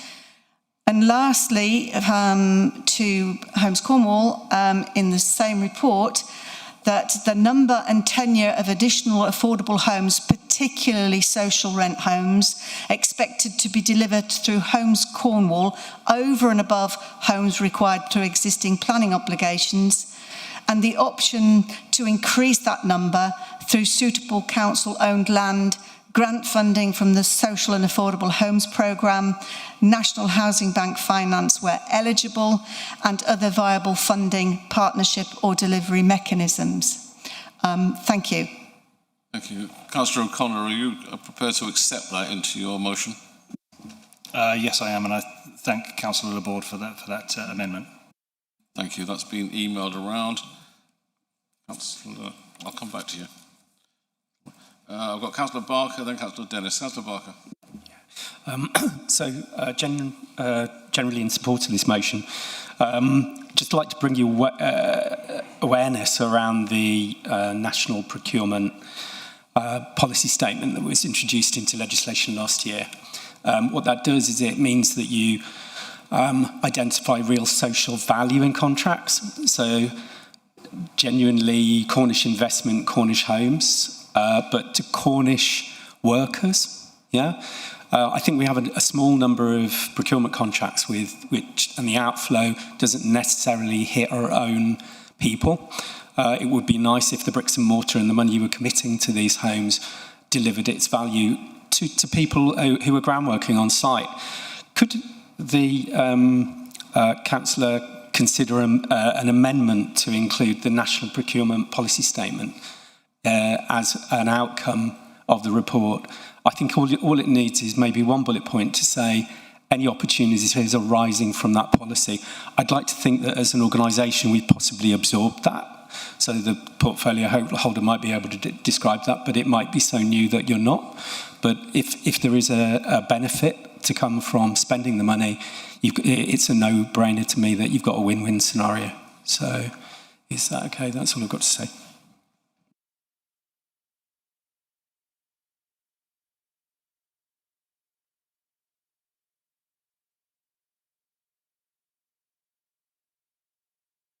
Councillor O'Connor, are you happy to accept that amendment? This is completely fresh and new to me, Mr. Chairman. I would need some time to consider that.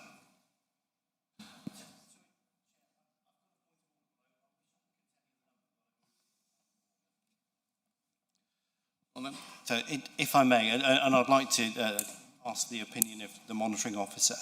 And I personally, what Councillor Laborde has brought forward sound like excellent ideas, but they're quite complicated, and I think they would need a bit of democratic oversight to make sure we understand the implications of them before we put it to a full council chamber vote. So I personally believe they should come forward as a separate motion in a different council, but I don't think they're suitable as amendments. They're so far away from the original motion, it's not reasonable to include them as amendments. Has accepted them into his motion. So he's accepted them into his motion, so there it is, I'm afraid. Still not entirely happy with this amendment. Councillor O'Connor doesn't understand it. I'm afraid we don't quite understand it. Have you got a seconder is the first question. I think, that's interesting of itself. I'm quite happy to withdraw that, but I think it has a secondary question, which is what are we doing with our procurement? So if we're spending our money on contractors and we're trying to deliver value in homes, then and we're spending money on a report, then wouldn't it be useful to understand what opportunities arise from that new piece of legislation that we're impacted by? There, I think. I think you probably answer my question is we don't understand it, which is if we don't understand it, it means we're not generating the value from it. So, okay, thank you. And my point being is that it costs an awful lot of money to do stuff with. I'm going to stop you there. You can't just sit here and talk at us with a whole load of stuff. We give us no notice of it, no idea what's going on, and expect us to all understand it. I'm going to move on. I've got Councillor Dennis, then Councillor Ewart. Councillor Dennis. Thank you, Chair. I want to start with a number, £2.5 billion. That is the size of the low-interest loan scheme currently on the table. A scheme designed for one purpose, building the homes this country desperately needs. Private providers can access it, housing associations can access it, but councils cannot. Let that sit for a moment. The very institutions with the land, the local knowledge, and the democratic mandate to build homes for our residents are the ones locked out of the room. Why? The government's answer, fiscal implications. But the Southwark-led report, backed by over 100 councils, exposes what that phrase actually means. It is not an economic law, it is a decision to include housing revenue accounts as part of the national debt. It is a political choice, and one this newly led government can reverse. So let's be clear what we're asking for. Not special treatment, but equal treatment. The same borrowing access private providers already have, so councils can build the secure, decent homes our residents need. The government wants 1.5 million new homes this decade. Fine words, but ambition without access is just a speech. I am asking council to back this motion, to support the recommendations of the Securing the Future of Council Housing report, and to tell the Secretary of State plainly that excluding councils from this scheme is short-sighted and self-defeating. Chair, I commend this motion to the Council. Thank you. Councillor Ewart. Thank you, Chair. I was going to propose an amendment, but my colleague, Councillor Laborde, has completely beaten me to the first part of it anyway was exactly what I was going to say, which is about the housing revenue account and the debt that we hold in the housing revenue account, which obviously gives us no headroom to be able to do the building that we need to do. You know, during the pandemic, we had this great forgiveness from government of the NHS debt that had accrued. And at the time, I remember lobbying and arguing and campaigning for the HRA debts across the country to be forgiven at the same time. And so, yeah, I just think that's at the kind of heart of where our problems lie. If we don't have massive, I can't remember what it is at the moment, around £190 million of HRA debt, if that's gone or that is reduced, then we have the headroom, we have the ability to start building council houses again. And I think I very much doubt there's anyone in this chamber who does not want council houses being built. It's something I've campaigned on consistently for about 15 years, having grown up in a council house and understood the absolute benefit of what a council house can do for young people in Cornwall, to give them the stability, the homes that we need in the places that we need them. So, yeah, absolutely support this motion. Thank you for bringing it, Councillor O'Connor. Thank you. Well, with nobody else, back to Councillor O'Connor to write reply. Thank you, Mr. Chairman, and thank you, colleagues that have spoken up to support this motion. I'll close with 3 reasons why I believe Council should support this motion. First, it's about fair treatment. Councils are trying to provide the same social and affordable housing as registered providers, and yet we do not have access to the same low-cost government-backed finance. Cornwall should not have to build council homes on less favourable terms simply because the landlord is a local authority. Secondly, the potential benefit is substantial. The Office on Modelling estimates that access to cheaper finance could reduce borrowing costs by around £19 million over 14 years. That is broadly equivalent to the cost of 60 to 75 additional council homes. It's not a promise that those homes would automatically be built. Land, construction costs, planning and future approvals would all have to be considered. But the opportunity is significant enough for Cornwall to pursue. Third, supporting the motion carries no immediate financial commitment. We are not approving additional borrowing today. We are not committing the council to spend more money, and yet we are not bypassing the proper financial or democratic process. Any future proposal would still require detailed assessment and member approval. The motion asks the leader to make Cornwall's case to government and asks the council to set out clearly what access to cheaper finance could mean for housing delivery here. That's a reasonable and responsible request. Cornwall needs more homes that local people can genuinely afford. The council is already investing, but the cost of finance limits how far that investment can go. A vote in favour will do 3 things: support fairness, recognise a genuine opportunity, and allow the council to explore it without committing itself to borrowing. There is very little risk in asking the question, but there may be a considerable cost to Cornwall if we fail to pursue the answer. I ask members to support the motion. Thank you. Thank you. The motion as amended by Councillor Board has been emailed around to everyone, so you should have it there available to you. If you've had a look at it, you can go now. We'll now open the vote. Please vote for, against or abstain using the options on your microphone base. Couple more seconds, members. Vote closed. And unanimously passed. No, not quite. Thank you. That's passed. 11.5, public consultation, standards for decisions with environmental or public health impact as confirmed. In accordance with Council Procedure Rule 12.3, Councillor Thomas and Kenyon, proposer of the above motion, has given written notice that she wants to move this to the next council meeting in September. So on to 11.6, protecting children in Cornwall Council's care from participation in the Pathways Puberty Blocker clinical trial. This is an advisory motion to the Cabinet or individual Cabinet member, and if approved today will not bind them but may inform their future decisions. I will ask Councillor Tudor to propose and Councillor Alvey to second the recommendation set out on page 181-2 of your agenda pack. Councillor Tudor. Thank you, Chair. Firstly, I think I should explain what this motion is not.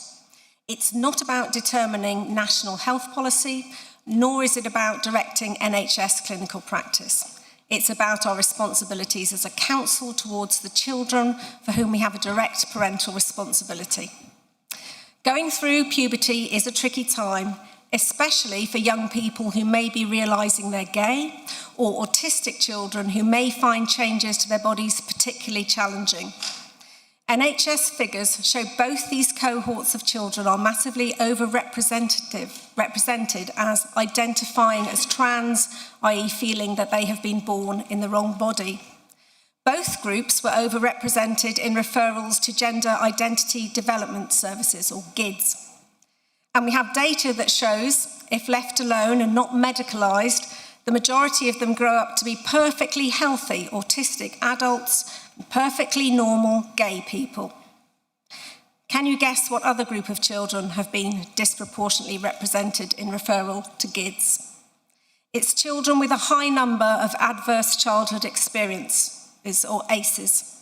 Children in local authority care will have much more likely to have experienced multiple adverse experiences, including abuse, neglect, and family dysfunction, making them amongst the most vulnerable children with complex emotional and psychological needs. And that is why it's important, as corporate parents to more than 600 children in Cornwall, we try our best to put measures in place at our own council to prevent any looked after children from taking part in the Puberty Blockers medical trial. Indeed, the Evidence-Based Social Work Alliance, EBSWA, has expressed concern about children in local authority care in relation to gender medicine generally, and has argued they should receive additional safeguarding protections. The motion in front of you recognises the pathway trial exists because important clinical questions remain under investigation.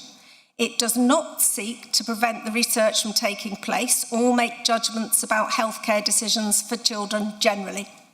Instead, it simply and specifically asks you to consider what approach is appropriate for children in our care. It doesn't call for a debate about the pros and cons of trans in general, just the council's own exercise of its corporate parenting 30 responsibilities. seconds. Members, I ask you to consider what you would do as a parent and vote to place Cornwall Council's existing operational position into a formal policy footing through a resolution of full council by supporting this motion. Thank you. Councillor Alvey, are you happy to second? Happy to second, Chairman. So as Councillor Tudor has said, this motion is not about determining national health priorities, nor is it about passing judgment on children experiencing gender incongruence. It's a simple question about should Cornwall Council, us as corporate parents, be involved in that decision. The evidence for medical intervention is, as we know, whilst acknowledged, it is uncertain. As the CAS independent review concluded, more evidence is needed. NHS England no longer commissions puberty blockers as routine treatment and has restricted their use to approved clinical research. Children looked after by Cornwall Council, as Councillor Tudor has highlighted, are some of the most vulnerable children in our community, and that evidence shows that they have historically been disproportionately represented in referrals to gender identity services, making careful safeguarding all the more important. So this motion does not seek to interfere with clinical decision-making or direct NHS practice. It simply asks that Cornwall Council adopts a clear policy that it will not ordinarily support, promote, nominate or refer a looked after child for participation in the Pathways trial unless, following full legal, safeguarding and senior management consideration, it is satisfied that doing so is consistent with its statutory duties and the individual child's best interests. Indeed, our own senior officers have already stated that the Council would not support children in care participating in such a clinical trial. This motion simply places that existing position on a transparent and accountable policy footing. And again, as corporate parents, our first responsibility is not to facilitate research, it is to protect the children for whom we are responsible.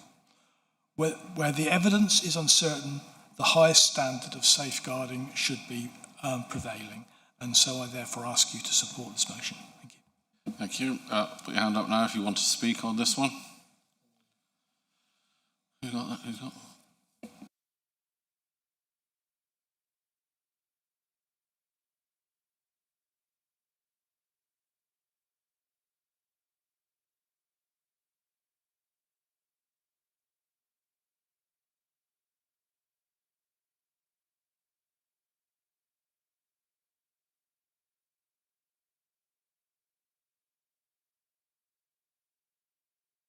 Right, I've got Councillors Smith, Garrigan, Marrington, Ball, LeBroy, Ewart and Frank. Is that everyone? Councillor Smith. Thank you, Chair. I believe it's the right motion to bring before this council, and I do support it. And the reasons are, the debate is about one simple responsibility: how Cornwall Council looks after the children for whom it acts as a corporate parent. Being a corporate parent is one of the greatest responsibilities we have as councillors. It means putting the safety and well-being of the children first. So let me ask every member one simple question. If this was your own son, daughter or grandchild, and there were still important questions about the long-term effects of a medical treatment, would you take extra care before agreeing to their involvement? I believe every caring and responsible parent and every responsible corporate parent would. The Pathways clinical trial exists because doctors and researchers are still gathering evidence about the long-term benefits and risks of puberty blockers for children who are questioning their gender identity. Medical research is important, but while the evidence is still developing, our first duty must be to protect the child in our care. Children in care are among the most vulnerable young people in Cornwall.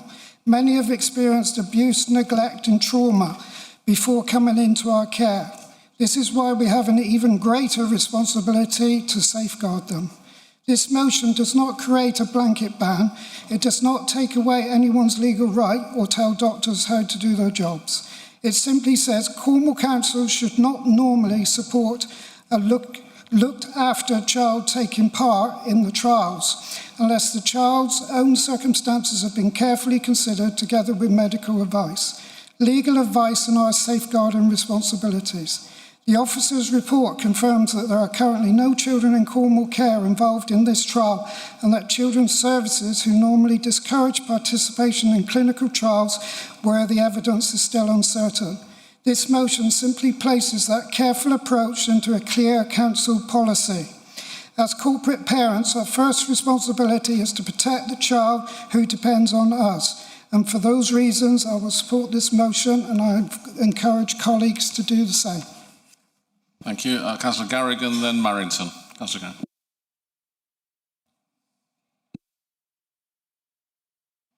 Thank you, Chair. In January this year, Cabinet and Council signed up to the UN Convention on the Rights of the Child. That means children have the right to be heard and to have their views taken seriously. Yet today, we are debating a motion that seeks to silence those voices and place politicians between young people and healthcare professionals. Let's be honest, if this were a clinical trial for cancer treatment, it's unlikely we'd be standing here arguing that councils should have a veto over medical decisions. We would trust clinicians and be thankful for Cornwall Council's safeguards that already exist. Safeguards that make this motion redundant. Why should this be any different? Most worrying of all, this debate itself risks undermining trust in healthcare services and the consent of the child. It sends a message to vulnerable young people that their access to care can become a political battleground. Our responsibility is to uphold children's rights, respect evidence, and leave clinical decisions to clinicians. I would urge members to consider Appendix 1, page 187 of the Public Documentation Pack, which is the briefing on the legality of this motion, and I also ask, are we to undermine the Cabinet decision to back the UN Convention on the Rights of the Child? What the public of Cornwall is supposed to believe? We set out our stall on the rights of children in January, then suddenly U-turn in July if we back this motion that silences children. Please reject this motion. Thank you. Councillor Marrington and Ball. Maras. I'm doing a lot of conscience voting today, and I'll also quote from the United Nations Rights of the Child. And if this was a trial for cancer treatment, it would most certainly not be here. I think it's a particularly peculiar, unique issue about how this has been able to be debated. I'll be supporting this motion. I understand that motions are advisory, and I understand that this is a very specific motion relating to one specific concern. It's a concern that many in this chamber possibly may know very little about, but for those of us who have been watching for a while and who've had significant concerns around the use of puberty blockers, I'll just say that for me, the ethical impacts are such that I need to put my name to doing what I can to support the greatest safeguards in case there is just one child who decides that this is what they want to do, as this trial takes children on from age 11 and 12. What I'm not doing is criticising how we as a council look after our care experienced children and the vital and important work they do. But I do take the role of a corporate parent really seriously, take an active interest, which Hilary knows about, and I'm aware of the particular vulnerabilities of this cohort, the overrepresentation of looked after children who presented to the Gender Identity Development Service, and that around a third of those children referred also had autistic traits. Simply when faced with an opportunity to vote to strengthen safeguarding and put stronger cautions in, even if advisory, for young people in our care, if they wish to put themselves forward with this or any trial involving puberty-suppressing hormones, I'd have to act with my conscience and what I believe are the best interests of the child. Article 3 from the UN Convention of the Rights of the Child, and one of the 4 main ones, talks about a core principle to work in the best interests of the child. Whilst I also agree, of course, with Article 12, which is respect for the views of the child, I believe that respect will not also always mean agreeing. And if you don't agree and feel there's a certain behaviour or potential harm, you of course have to work in what you believe is the best interests. And I understand that other people will disagree. You may well think you're acting in best interest too. But it's important to note the context. There were lots of concerns, and there are within the UK. Clinicians are very mixed on this. The Tavistock offering GID services was shut down. The CAS report spoke on the over-hasty medicalisation, clinicians feeling pressured into adopting an unquestioning affirmative approach to gender identity and rushing vulnerable children into this, most of the cohort going on to cross-sex hormones, which are irreversible. This is a particularly unique issue that's been hard to stay rooted in evidence or even to discuss. The adult services would not provide data to the CAS review. I would much prefer that we looked at the data linkage study on those 2,000 children who were on puberty blockers to see how it's worked for them. But as a corporate parent, I simply could not support putting one more child onto this trial if a child was to come forward, because there's such weak evidence and not enough evidence on the impacts such as bone density and cognitive development. I'm concerned we've just banned children from social media for under 16s. They can't get a tattoo until 18. I believe if this comes up and a child asks, we should be asking why they think that's the answer. That's all, and it's a conscience vote for me. Thank you. Councillor Ball, then Councillor Roy. Councillor Ball. Thank you, Chair. Quite frankly, I'm disgusted by this motion.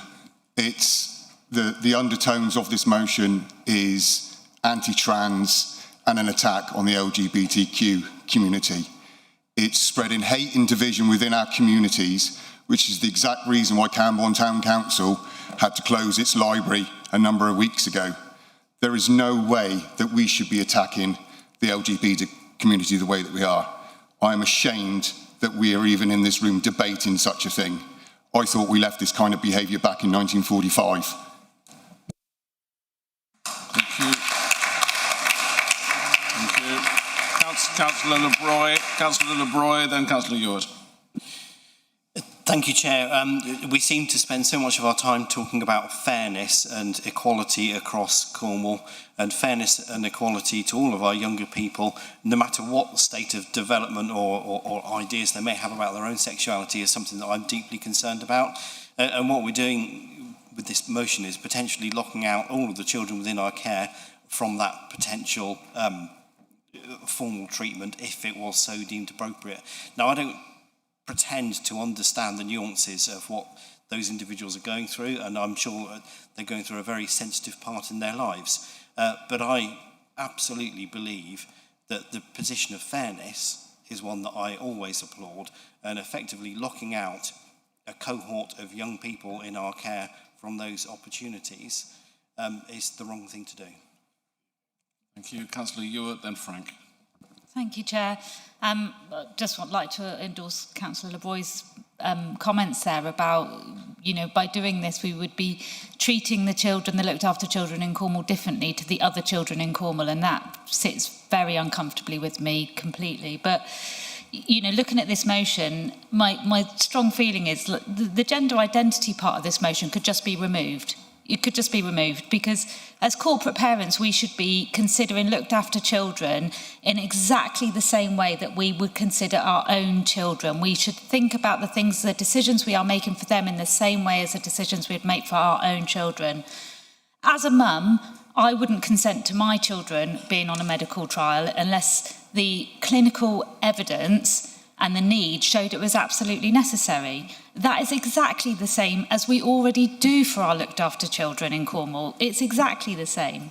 You know, by all means, formalise our current way of working, make that formal, but you know, have a clear policy. But singling out gender identity as the only medical intervention that we are saying is not acceptable for young people in Cornwall, it just smacks of, you know, discrimination. Actually, it smacks of something that I didn't think this council was about. And you know, probably not in such strong words as Councillor Ball, but you know, I find that a bit embarrassing and a bit shameful, because we should be a council and a chamber that is for everyone in Cornwall, regardless of your sexuality, your gender identity, your colour, anything. We should be a council for everyone in this wonderful duchy that we live in. And I also just wanted to say I wholly endorse Councillor Garrigan's comments. I really do. I ask you to reject this motion. I don't think it's a motion that's done with the best intentions. Thank you. Thank you. Councillor Frank and then Councillor Kenny.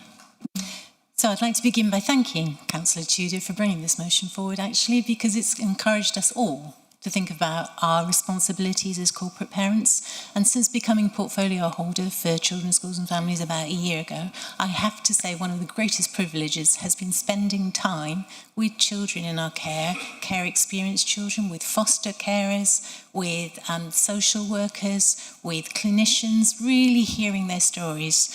And I've come to appreciate more deeply than ever the professionalism, the judgment of the people who support our children in care. They deal with situations that are often complex and deeply personal, and they build trusted relationships. And they make difficult decisions based on evidence, professional expertise, and above all, what is in that individual child's best interests. And that's one reason why, after a great deal of thought, I have come to the conclusion that I cannot support this motion, because I don't believe it is the right way to discharge our responsibilities as corporate parents. And in particular, this report before us, officers have confirmed that they are not aware of any child in Cornwall's care participating in this trial, and that they don't expect that situation to arise. They've also confirmed that Children's Services would not ordinarily support participation in clinical trials involving unproven treatments. So the safeguarding approach being asked for is already in place. But there is another reason why I can't support that, and that is the clear legal advice. Our responsibility as a corporate parent is not to add a blanket policy where the law already requires careful individual decisions. It's to ensure that every decision is taken lawfully and in the best interest of the individual child, taking account of their circumstances, the clinical evidence and professional advice. But I'd like to finish with two commitments. First, as you are aware, I've begun reshaping the Corporate Parenting Board so that elected members have a stronger strategic role.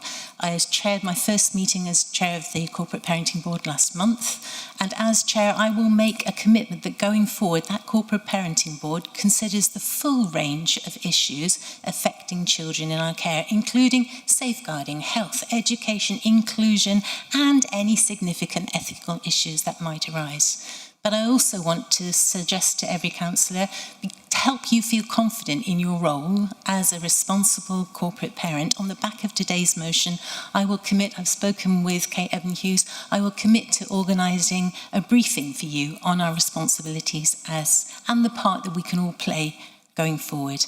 We all want the same thing. We all want every child in our care to be safe, to be listened to, and to have every opportunity to thrive. And my commitment is to continue working alongside everyone in their lives to make sure that children in care receive the support, the stability, and the opportunities that they need to survive. Thank you. Thank you. Councillor Kenny. I think after that I haven't got much to say. I certainly won't be supporting this motion. It's not down to us amateurs to start making medical opinions about how children should be treated. And I'm also very worried that this specific case, totally disagree with Councillor Meriton. if it is a cancer trial, it'd be fine, but because it's a trans thing, no, it isn't. So I won't be supporting the motion. Thank you. And Councillor Parsonage. Thank you very much, Mr. Chairman.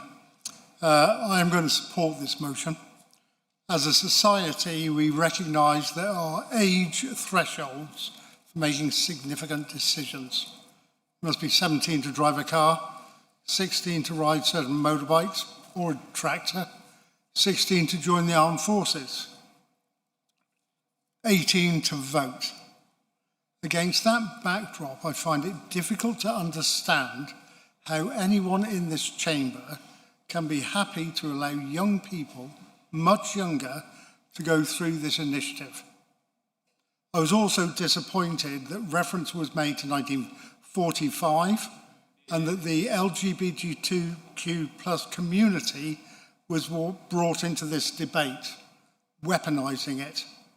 I do not believe those comparisons help us to consider the issue before us, which is the welfare and well-being of minors. This debate should be about safeguarding children, not political posturing, as some have done. Ensuring they are protected and making decisions that are appropriate for their age and their maturity. That is why I will support this motion in its current form. Thank you. Councillor Ashton. Thank you, Chair. I just wanted to bring another point just for consideration into this debate, which is a difficult one. But there is, I think Councillor Frank mentioned about decisions based on good evidence, and I want to just remind ourselves that there's a growing cohort of adults that were taken through the system by medics who are now damaged for life. And there is no going back to the situation they were. And there is this growing anxiety amongst those. Why did you let this happen to us? You were supposed to be protecting us. You were supposed to be looking after us. And then it's not a small number. It's a growing number. And I don't know where that takes us in years to come, whether there will be consequences in terms of taking lawsuits or whatever it is. But I know that is a dimension that we should also be considering in this whole situation. I do believe, and I've worked myself alongside medics, I do believe that the evidence isn't as secure as we think it is, and I think there's a lot more to come over the next few years with growing set of new evidences that are coming out. So I just leave that with us in terms of the debate that we're just having right now. Thank you, and I will be supporting this motion. Thank you. So back to Councillor Tudor, who has the right to reply. Thank you, Chair. So, Councillor Ashton, yes, I mean, if you take a moment to listen to any detransitioner story, it's very sobering, isn't it? Councillor Garrigan, this motion is perfectly legal. It took 12 drafts to get it that way. Councillor Ball, Camborne's library event was halted, I believe, because some parents didn't want drag queens reading stories to their children, not this. And Councillor Ball, Councillor Ewart, I did try to make it clear that any member who is pro-trans ideology would still be able to vote for this motion and that it's not anti-trans. I'm sorry that you didn't understand that. It's not political either. The essence of what this motion asks is the same thing that was spoken about and supported by cross-party MPs during the puberty blocker trial debate in Parliament last month. And I did that against my own personal, strongly held views in order to liberate members from having to toe any perceived party line. I'd also like to clear up any confusion. This motion in front of you today is not opposed to entering children into any clinical trials, just this one. Also, while the Council's policy refers to what should not ordinarily happen, we should recognise there's nothing ordinary about asking a vulnerable child in our care to take part in research involving an intervention that could affect their natural pubertal development and future physical development. To be clear, if members are minded to oppose this motion, they need to be clear about why they think children in gender distress should ordinarily be referred to this trial. Children as young as 11, that's 11 years old. Listen to children, yes, But is an 11-year-old a medical expert on themselves? I made decisions on behalf of my children when they were 11, of course I did. Polling by Whitestone Insight, a company that the government used, showed that the public do not support a trial, with 67% of respondents agreeing that puberty blockers should never be given to under 18s, even as part of a clinical trial. That figure was 70% among parents of children under 18. If we would hesitate before allowing our own child or grandchild to participate in this research, where the long-term evidence remains uncertain, then we should apply the same standard of care to the children for whom this council is the parent. Thank you. The vote will now be open. Please vote for, against or abstain using the options on the microphone base.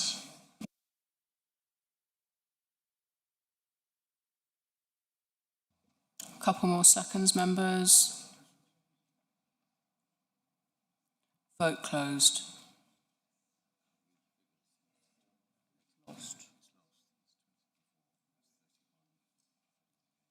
Okay, that's lost, as you can see the figures up there. So now we move on to questions to Cabinet. Blackman. Johnson.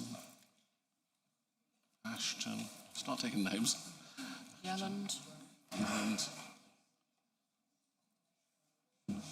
Alvey. Alvey. Tudor. Tudor. Jenkins. O'Connor. Bolton. Candy. Ripper. Martin. Kenny. Kenny. Martin. Okay. I've got Councillor Blackman, Johnson, Ashton, Yelland, Alvey, Tudor, Jenkins, O'Connor, Ball, Candy, Gripper, Kenny, and Martin. Have I missed anyone? Smith, sorry. And LeBroad. Board. Okay, Councillor Blackman. Thank you, Chair. My question is to... Shall I wait for the...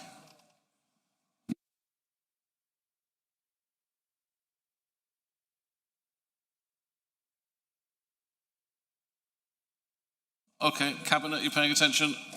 Fire away, Councillor Blackman. Thank you, Chair, again. My question is to Councillor Preece.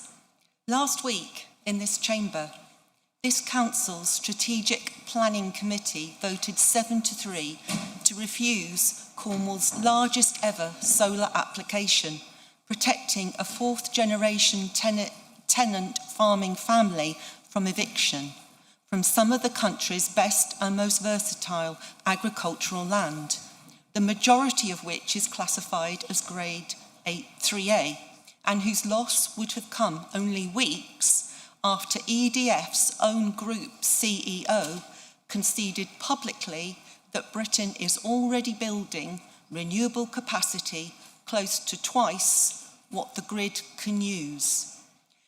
As we begin shaping the new local plan, will the Cabinet and will you consider committing to building in safeguards so that no Cornish tenant family is ever again forced to fight for their home and livelihood, or face the loss of land they have cared for and protected for generations in pursuit of development that delivers little or no public interest? Thank you.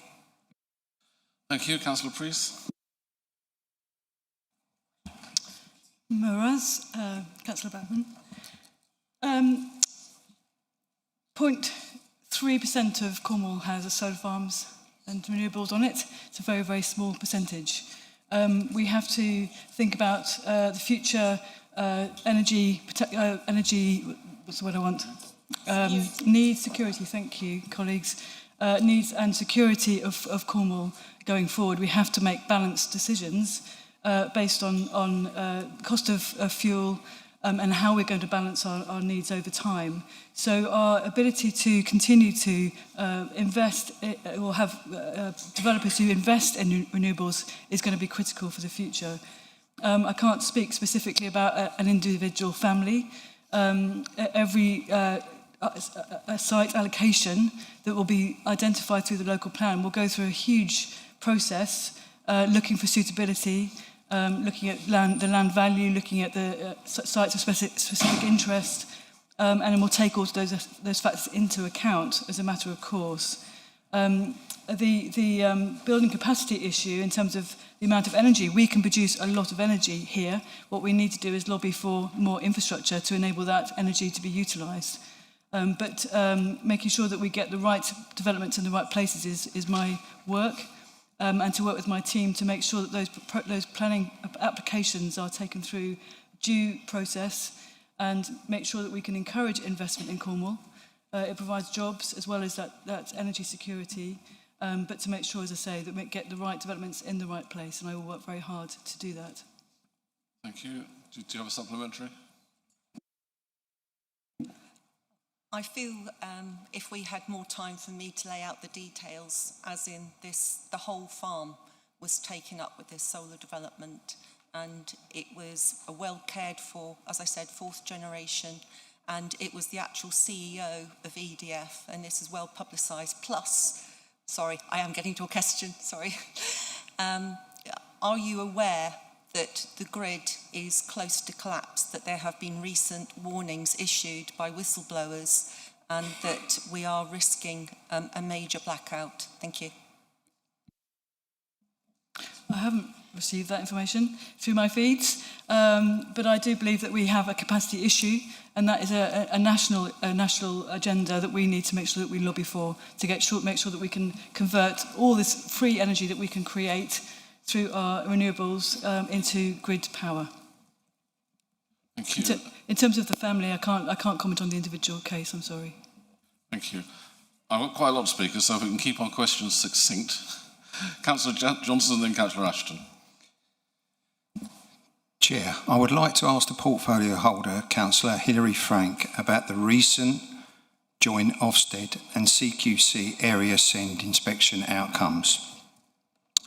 Dorset and Cornwall are both coastal and rural authorities, both members of the F40 group, and both face many of the same challenges in delivering send services. They also operate within broadly comparable funding pressures, yet Dorset received an outcome of 1, typically positive, while Cornwall received 2, inconsistent. So my question to the portfolio holder is this: if two authorities facing such similar challenges and financial pressures can achieve different inspection outcomes, what specifically is Dorset doing differently than Cornwall, that Cornwall is not? And what lessons has the portfolio holder identified that Cornwall can immediately learn from Dorset to improve outcomes for children and young people with SEND? Thank you, Councillor Frank. Thank you, Councillor Johnson. Yes, we've had an Ofsted inspection recently, and there were some strengths identified in there. There are also some areas that we need to improve on, like communications and various aspects.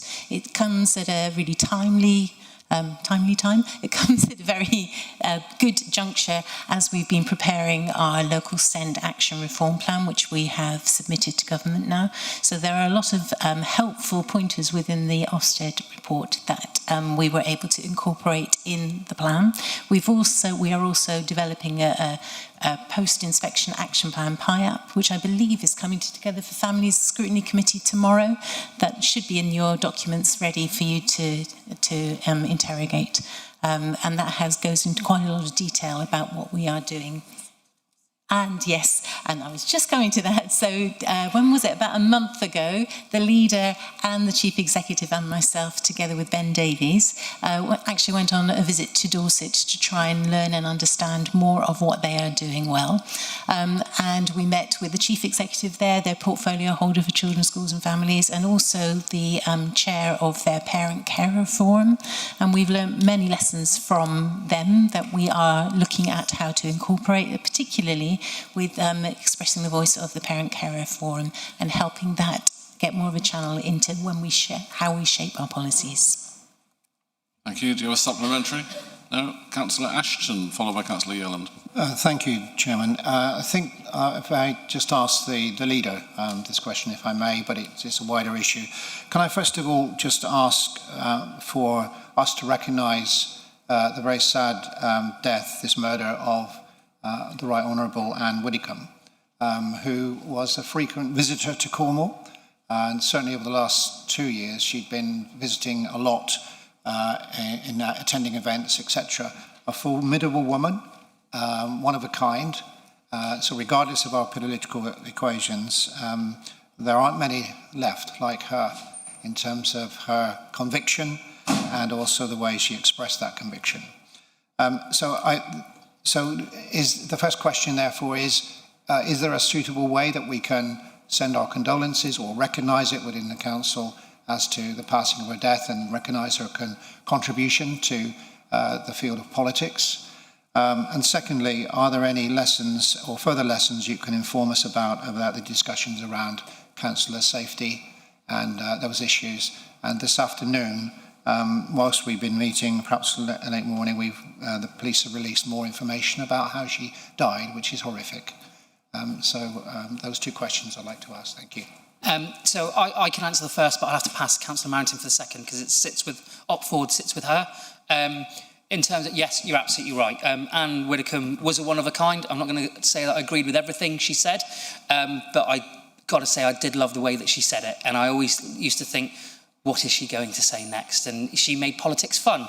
And that's what it should be. It shouldn't be all doom and gloom and serious. Actually, you've got to make politics fun because otherwise we will all go slightly mad. And I think what has happened to her has been utterly horrific and has no place in today's society. And we've seen this all too common with David Amess and Joe Cox previously. This should not be happening in today's world. I'm not sure about a formal mechanism. That would probably sit with the chairman and not with me. So that's something he'll have to have a think about. And then I'll pass over to Councillor Marrington for the Opford bit. Thank you for your question, Paul. And I have to say, it was something that immediately that happened. And obviously the police said, don't speculate. But I'm sure a lot of people in this chamber were probably thinking the same as me. I have to say, I wrote to the leader and to the monitoring officer and the chief exec straight away, or very soon after, just to say I have really serious concerns because I think, as Lee said there, we should be able to disagree agreeably, and it feels like there is less and less space to do that nowadays. I think it's getting a much more dangerous place. I think it's becoming difficult to say that, she spoke with conviction. That's getting harder and harder to do. You almost have to weigh up the consequences first, and that's our democratic function is being limited. I think absolutely, I'm sure we'll be sending something. In terms of Operation Forward, though, I'll be speaking, I've added it to my agenda for the CWASC meeting, which is next week. But I'd just like to say as well that we can, if anyone is experiencing anything, and we all know whether it's planning, whether it's a transport issue, whatever it is now, it's becoming less and less easy online. But if I'll just read out the 3 or 4 things quickly because I think it is important. If you experience anything or communications on or offline which contain abusive or threatening language, repeated unwanted contact may constitute harassment or stalking, racial, homophobic or other discriminatory abuse or threats, or fixation on you or an issue associated with your campaigning or your work. I think that one's quite important as well. But just put Opford in a 101 report because I think they will be looking at it. And the Chief Constable, Alison Hernandez did write, I think it went out to people as well, but I know she's put, the Chief Constable has met with the Chief Exec's Urgent League to review and refresh the Operation Forward arrangements. She said it's of paramount importance that we maintain the confidence of elected members in our collective efforts to protect and support them. So I hope you realise we are taking this seriously. Thank you. Thank you, and I'll talk to you, Councillor Ashton, later on about what we might do. If we can be more succinct, please, because we've got quite a long list. Councillor Yelland, then Councillor Alvey. Thank you, Chair. My question is to the portfolio holder for housing. What precedent does Cornwall Council believe it is setting by allowing its own company, Treveth, to deliver the 78-home redevelopment of the former council offices site on Penwinnock Road, St Austell, with neither any affordable housing nor any Section 106 contributions? If the scheme was unable to support contributions in the current economic climate, why was no mechanism secured to recover some contributions in future, rather than exempting the development from those obligations entirely? Given that the development will still place additional pressure on local infrastructure, services and community facilities, does the Council believe it is reasonable for St Austell residents to accept the impacts of major housing growth without any corresponding developer contributions towards mitigating those impacts? Thank you. Thank you. Councillor Proust. Oh, sorry. I thought there was a planning question. I got lost in it. Councillor LeBroy. It's a grey area. It probably is a planning question, but I'll give it a stab. There is, you're quite right, there is a live application in to the council at the moment to adjust and address the level of affordable homes within that application. The principle of viability and affordability is one which I'm sure we're going to have conversations about for quite some time yet. But the simple fact is to deliver homes in the way that we always used to is no longer viable. We have to look for other ways of doing it. So once that application has been addressed and gone through the planning system, we will then look at alternative ways of delivering affordable homes within the site, and council-owned properties that fall within our ownership and portfolio. I've discussed this with Councillor Dwelly before, even earlier today, that we're not prepared to see them go ahead without some form of affordable home delivery within those schemes. So I want you to take some level of confidence that we're looking at that very, very closely, but just the method in which we deliver those will be likely slightly different going forward. Thank you. Do you have a supplementary? I do, thank you, Chair. So I appreciate the clarity around the affordable housing side of things, and I did meet with representatives from Treveth, and they did address those concerns. But specifically with regards to the Section 106 funding, are you able to touch on why those contributions have been allowed to be redacted completely, as opposed to finding some kind of solution that would allow those to come through in the distant future, even if needed? That's a technical question which I can't answer right now, but I'll happily give you a written response. And I have to apologise to the Chair for doing so, because he did give us clear instructions. He didn't like written responses. But in this case, I can't give you that answer, so I'll have to provide it separately. Thank you. Councillor Alvey, then Councillor Tudor. Thank you, Chairman. This is a cheeky but not trick question for the leader.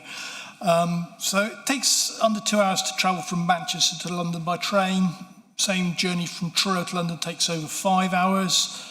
Greater Manchester is an urban conurbation of 493 square miles, population over 3 million people. Cornwall is a population, 1/6 of that, over 1,375 miles. Does the leader have any early thoughts on what Manchesterism can do for Cornwall?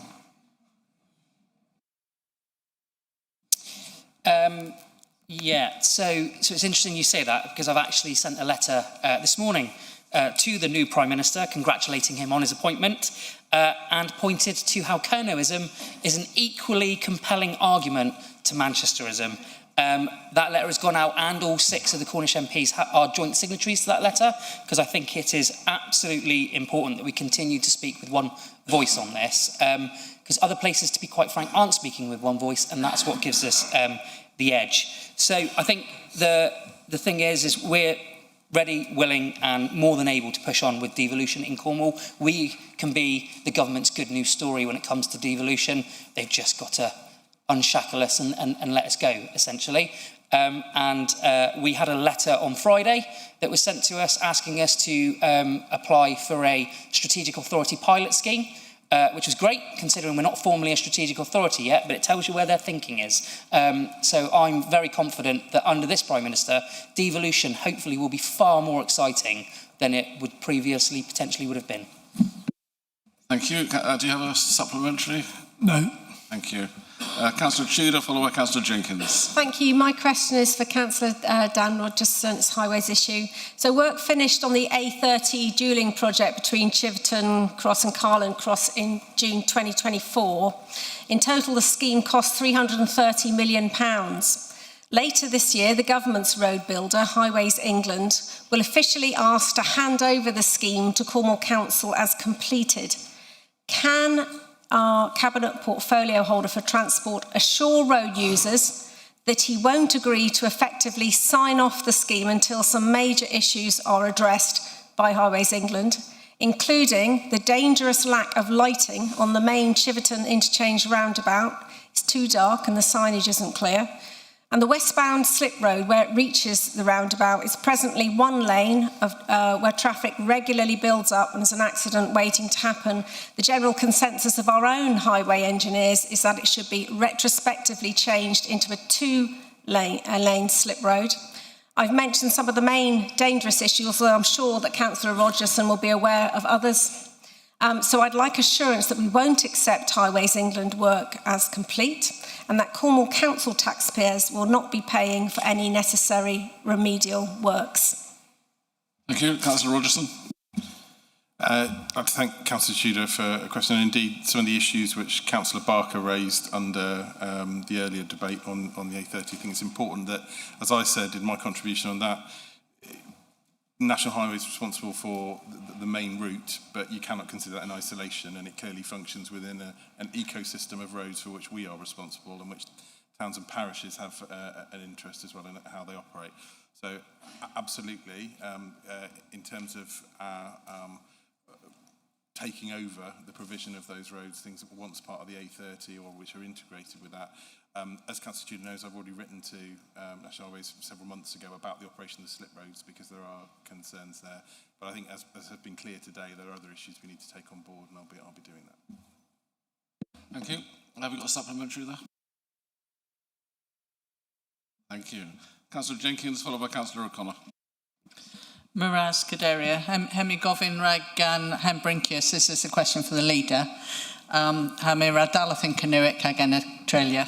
Haneo Parisi Ragmosa Lorient, Disqua Fatal U Kerno Bro Celtic in Breton Ver. Fatal Ilani Surhe was possible the usia Canuic in Agan Lees Agan Honan, Hagin and Papero Ragan choose do it again if somebody's talking. Ragan choose usia Scrifo in Canuic in Weth. So as we are preparing to go to Lorient and showing off Cornwall to Lorient and showing that Cornwall is a proud Celtic nation within the British Isles, how can we assure that in the long term elected members will be able to have the right, continue the right to use Cornish in the chamber and on publicity and election material, and that some future government will not take those rights away? So you'll be pleased to know that I understood quite a lot of that, so I am getting better at my Canuic, so I'm quite pleased with myself here now. Yep, absolutely, we are going to Lorient. It is the year of Cornwall. We are the honoured nation at the Inter-Celtic Festival, and I am at the head of the parade waving the Cornish flag, which is a great honour for me.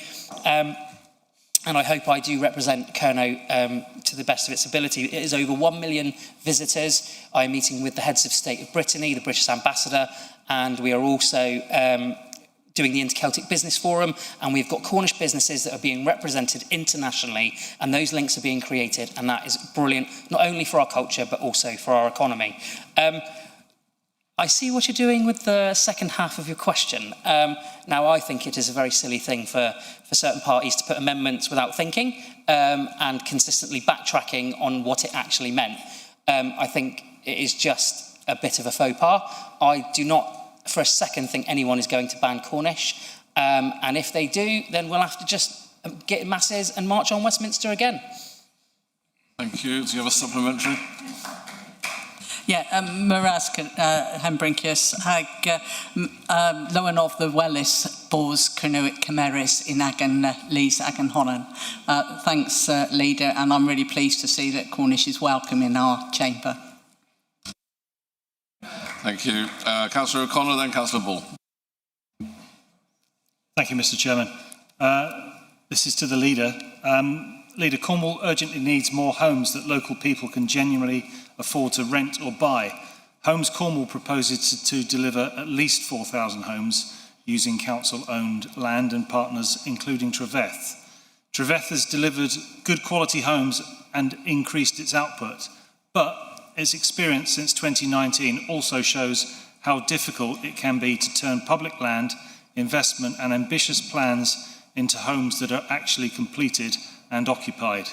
In 2024 to 25, Treveth completed 143 homes. Of course, that's progress, although it remains below the longer-term ambition of delivering up to 200 homes a year.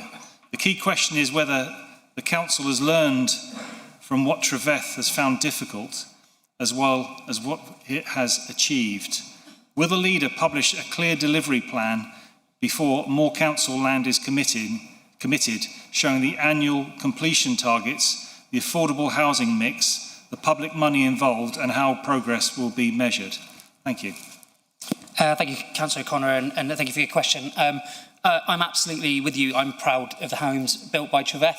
You know, they go to 100% local people, and they are good quality homes, and they are secure long-term rentals and affordables. And we've got some of those developments in Bodmin where I'm from, and I see every day the communities that are being created by Treveth.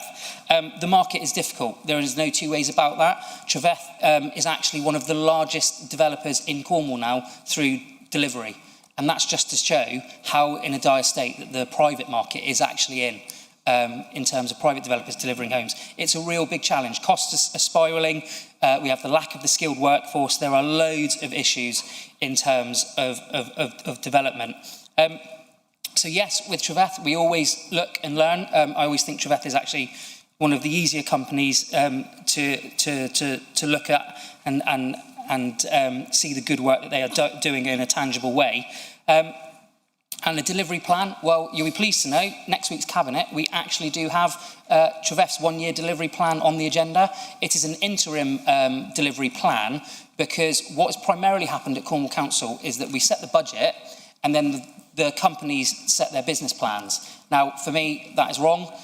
They should bring their business plans to us, and then we set our budget with those business plans in mind, and we can make them go back and rework them if they don't fit with our budget, not actually trying to find the money afterwards. So the full business plans for the group of every company is coming to Cabinet December. Is it December? Yep, December. And then we will have a full three-year business plan then, but next Cabinet we're having an interim delivery plan, which of course will be available to all members. Thank you. Do you have a supplementary? Thank you, Chairman. Leader, I thank you for the answer, and I'm grateful for bringing that to Cabinet, and I look forward to reading that when it's issued. Thank you for your answer. Thank you. Thank you. Councillor Ball, then Councillor Candy. Councillor Ball. Thank you, Chair. I believe this sits with Councillor Rich. I've had a number of residents contact me over the past few weeks with an increase of crime being followed and with the increase of sexual attacks in the area with regards to the street lights not being on in the area. Could we look at turning on the street lights again, please? Because for what we're saving in money for these lights being off is surely not worth people getting attacked and crime figures going up. Thank you. I'm not sure that's Councillor Rich. Who is that? Councillor Rogerson. Thank you, Councillor, for that. I'm happy to talk to you about this. We've consulted with the police widely, and obviously this has been going on a rolling programme under the last administration and into this one. And you know, we keep under review if there are any feedback that this has had a sort of an impact on community safety. It has had an impact on the carbon and all the other things which were set behind the programme as to why it was brought in the first place. If you, Council, was any specific incidences you want to raise with me, be happy to hear about them. But we can vary the lighting in individual lights, or and because there's a particular instance in a particular spot, we can look at it. But broadly, the programme has delivered cutting spending on energy and also the carbon reduction, and creating the more, the darker skies that people have welcomed as well. In a lot of our villages, of course, they don't have that street lighting already in those areas as well. So it's something we hold under review, but the programme has delivered on a lot of its objectives. Thank you. Do you have a supplementary? Just that I'll be happy to meet with Councillor Hodgson to talk about this further. Lovely, thank you. Councillor Candy, then Councillor Gripper. Thank you, Chair. In light of the current heat wave, with one of the hottest, driest periods of weather on record, which follows one of the longest, wettest springs on record, will the Cabinet Member for the Environment continue to make sure that Cornwall adapts to climate change in spite of the fact that some groups of councillors do not believe the science behind climate change? Thank you. Is that you, Councillor Rich? Yeah, thank you, Councillor Candy. We are concerned as a local authority with when it comes to climate change. We want to mitigate, we want to adapt, and we want to do everything we can to minimise it as well. That's why we have our carbon neutral strategy and all the other things that we're trying to do, including trying to increase the amount of renewable energy as well generated in Cornwall. Coastal erosion is happening, climate change is happening. Last winter was extremely wet. We had a lot of wastewater treatment centres were absolutely inundated, hail was underwater. We had huge problems with sewage, having to go up to Bristol. So all of these knock-on effects of the changes that we're seeing in the climate are really taking a toll in Cornwall. And as a local authority, we will continue to do everything we can. Thank you. Do you have a supplementary? Just to say, Chair, that I am one of the oldest members in this council, and I have noticed the change in the seasons, and some days I have to dress appropriately, although I am thankful for the aircon that we've got in here today, which is burning fossil fuel. Time. Thank you. Thank you. And that wasn't a question, so... Right. Councillor Gripper, then Councillor Kenny. Councillor Gripper. Thanks. Councillor Ashton asked the question that I was going to ask, but I don't want to miss this opportunity to ask questions of our Cabinet. So, Councillor Priest, parishes in my division are, I suppose, thinking about neighbourhood priority statements and really asking themselves, is it worth the effort? Having experienced NDPs and that being really labour intensive, and then I guess particularly given the conversations that we've had today about planning and the changes that are coming up, what would you say to parishes across Cornwall who are thinking about neighbourhood priority statements and whether it is worth their effort in developing them? Councillor Priest. Councillor Gripper. I would really encourage your town and parish councils to take the template that's been created through the pilot and to complete a neighbourhood priority statement. I'm aware that there has been sort of consternation, and I have 8 parishes myself, so I have a fairly good handle on the fact that people are pretty beleaguered by the fact that they put so much work into the neighbourhood development plans, and so many of those are being either sort of disregarded because they're over 5 years old, or they're being shot through because of the lack of a 5-year land supply for Cornwall. I have expressed those concerns, because it has been raised with me with the planning team, and what we're going to try to do is do some work through Calc, maybe just to make sure that Calc can sort of disseminate information about the importance of those statements. They're not a policy document in the same way that the NDP is, but it is the best way to inform the local plan. And the local plan, as you will know, is being written to 2050. So if your parish or town has not submitted a priority statement plan, then your opportunity to influence that policy, which is the major Cornwall Council policy, will be lost.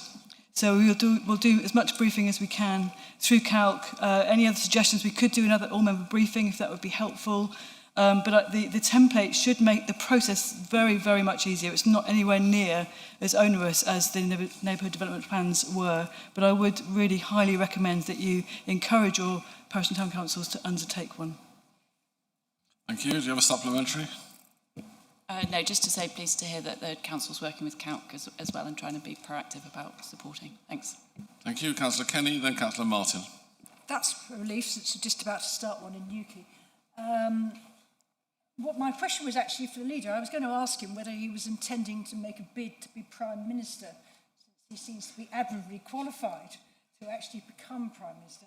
Perhaps a little more. So I think Councillor Alvey asked the question I was going to ask about, do you think our new Prime Minister is positive for Cornwall? What about the return of Angela Rayner to the Ministry of Housing, Communities and Local Government? Positive, do you think, money-wise? Yeah, thank you. So I think the path for me to become Prime Minister was probably a bit more complicated than Andy Burnham's, as I would have to change parties and everything. And actually, you know, as we've seen in the news today, the knives have already come out in the Labour Party on Andy Burnham, and I actually think I'm much more suited to the lovely group that we've got here, where at least we stab each other in the front. In terms of Andy Burnham, you know, I've answered that, but Angela Rayner is a really, really interesting prospect, because she wasn't so good for us on devolution, but we've just heard word today that devolution is being taken out. My stepson is ringing me, sorry. Has been taken out of the Ministry of Housing, Communities and Local Government and is being moved into the new number 10 North department. So that's an interesting prospect in itself. But it would be remiss of me not to remind everyone that it was Angela Rayner that actually brought in remoteness and coastal funding in the fairer funding formula. And then when she resigned, it was Steve Reed who took it out. So I'm hoping that actually in the next spending review, they might go back in, and then we will actually get a fair funding model that works for Cornwall. Thank you. Do you have a supplementary? No, thank you. Councillor Martin, then Councillor Smith. Thank you, Chair. Question for Councillor Rogerson. I'm very grateful for what we started last year, Dan, with the A30 working group. And I'd like to ask you to continue that, based also on the concerns of the latest motion, maybe quarterly, to invite stakeholders to a similar meeting. So thank you for that. Yeah, I think that's you know, that's a good suggestion. It was something that didn't you know, hopefully demand a lot of time. We can do it you know, electronically to stay in touch, and it should be easier to get it in diaries that way and keep our eye on these issues. And obviously, if we need to meet face to face, if there's progress, then we can do that. So yeah, happy to take that forward. Thank you. Thank you very much. Thank you. Councillor Smith and Councillor Laborde. Thank you, Chair. This is a question to Councillor Rogerson, please, the portfolio holder for transport. Can the Cabinet member clarify the current position regarding Cornwall Council's zero-emission bus programme? Specifically, can you confirm whether the electric infrastructure required to support Cornwall's zero-emission bus fleet is fully in place and sufficient to enable all buses allocated to Cornwall to enter passenger service as planned, or whether any buses are currently awaiting entry into the system because the nearest charging infrastructure or electrical supply is not yet available? If further electrical reinforcement works are required, can you also clarify whether there are works that are currently out to tender or whether contractors have been appointed, and when the Council expects the charging infrastructure to be complete so that the fully zero-emission bus fleet can be brought into operational passenger service? I ask this simply to provide clarity and reassurance that Cornwall's investment in zero-emission buses will deliver the intended benefit to residents without unnecessary delay. Thank you. Councillor Rogerson. Thank you, Councillor Smith. I think there's some specifics in there which, you know, earlier notice of the question would have been helpful, but there are three areas where we have zero-emission buses under current funding, and obviously if further funding became available from the government, we could bid for it. So the Falmouth Town Service has been in operation for some time, and that's working well, and the charging on that's quite it's one of the smaller vehicles. That's fine. The Park and Ride scheme here in Truro, which was originally run by First, but as part of their withdrawal from Cornwall, has gone over to part of the Go Group's Dartline. I think they're operating that. As far as I'm aware, we're on course to have that introduced. And the third area then is in the Rain Peninsula with buses that come over with City Bus from Plymouth on the Tor Point ferry. And that, as I understand it, is also on course. So I'll go away and look at the specific points that he raises. If he's advocating for zero emissions vehicles elsewhere in Cornwall, I'd be very happy to see them. I'd be happy to work with him on delivering that, as I'm sure members of his party would too. Thank you. Do you have a supplementary? Yes, thank you, Chair. The clarity in relation to my position is that we have all these buses, and there is an indication that some of these buses are parked up because they cannot receive adequate electricity to use the charger points for the buses. So that's what I'm seeking. Is there clarity in relation to that, please? Well, I'd love to know, of those three that I've referred to, which the areas we have them at the moment, where Councillor Smith's referring to. Is it not the case that at Truro Livestock Market there are a number of vehicles parked up? So it's the Park and Ride.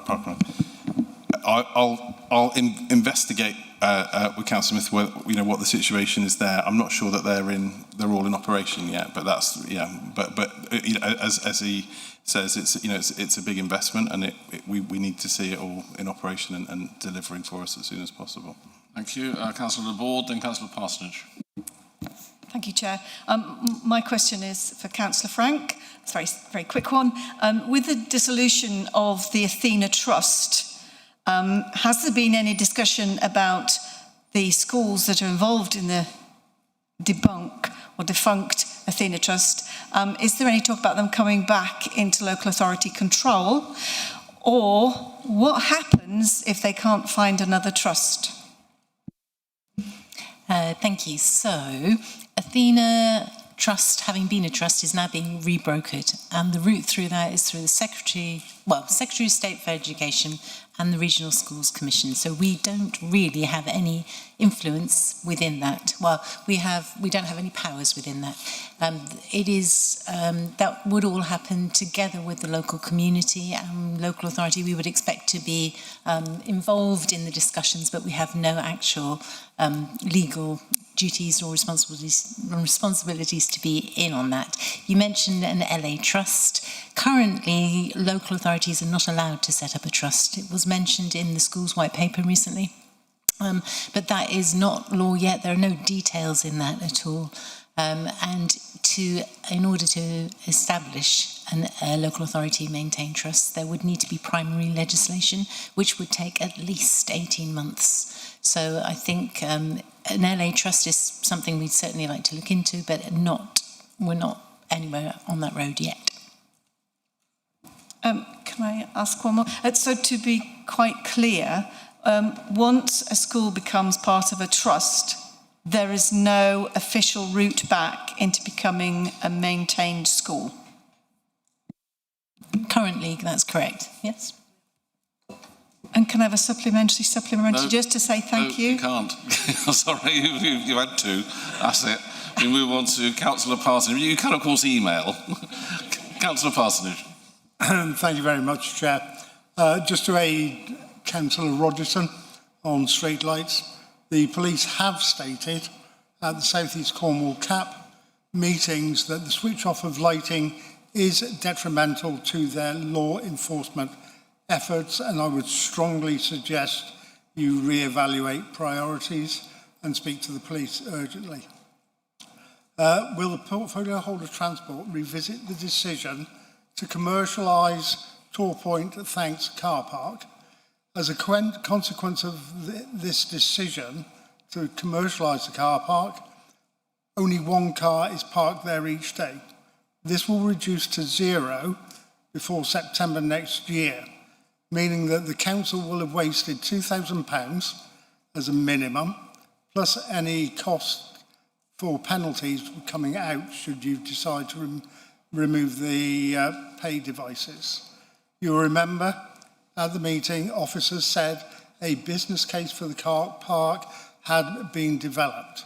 I wonder if that was strictly fully developed. And Thank secondly, you. I think we've got the question there. Councillor Rogerson. Well, I think I've got not so much a question, but comments from Councillor Parsonage. On the first one, obviously, we talk to the police regularly about these issues, and so if there are any specific concerns in South East Cornwall, I would welcome hearing them from the police. They haven't raised them with me, so be good to hear them. And of course, we would enter into conversation with them over that. On that specific car park, there's a number of car parks where charging has been introduced upon the original recommendation of the Overview and Scrutiny Committee, which we took forward, and it went through a lot of consultation in Cabinet.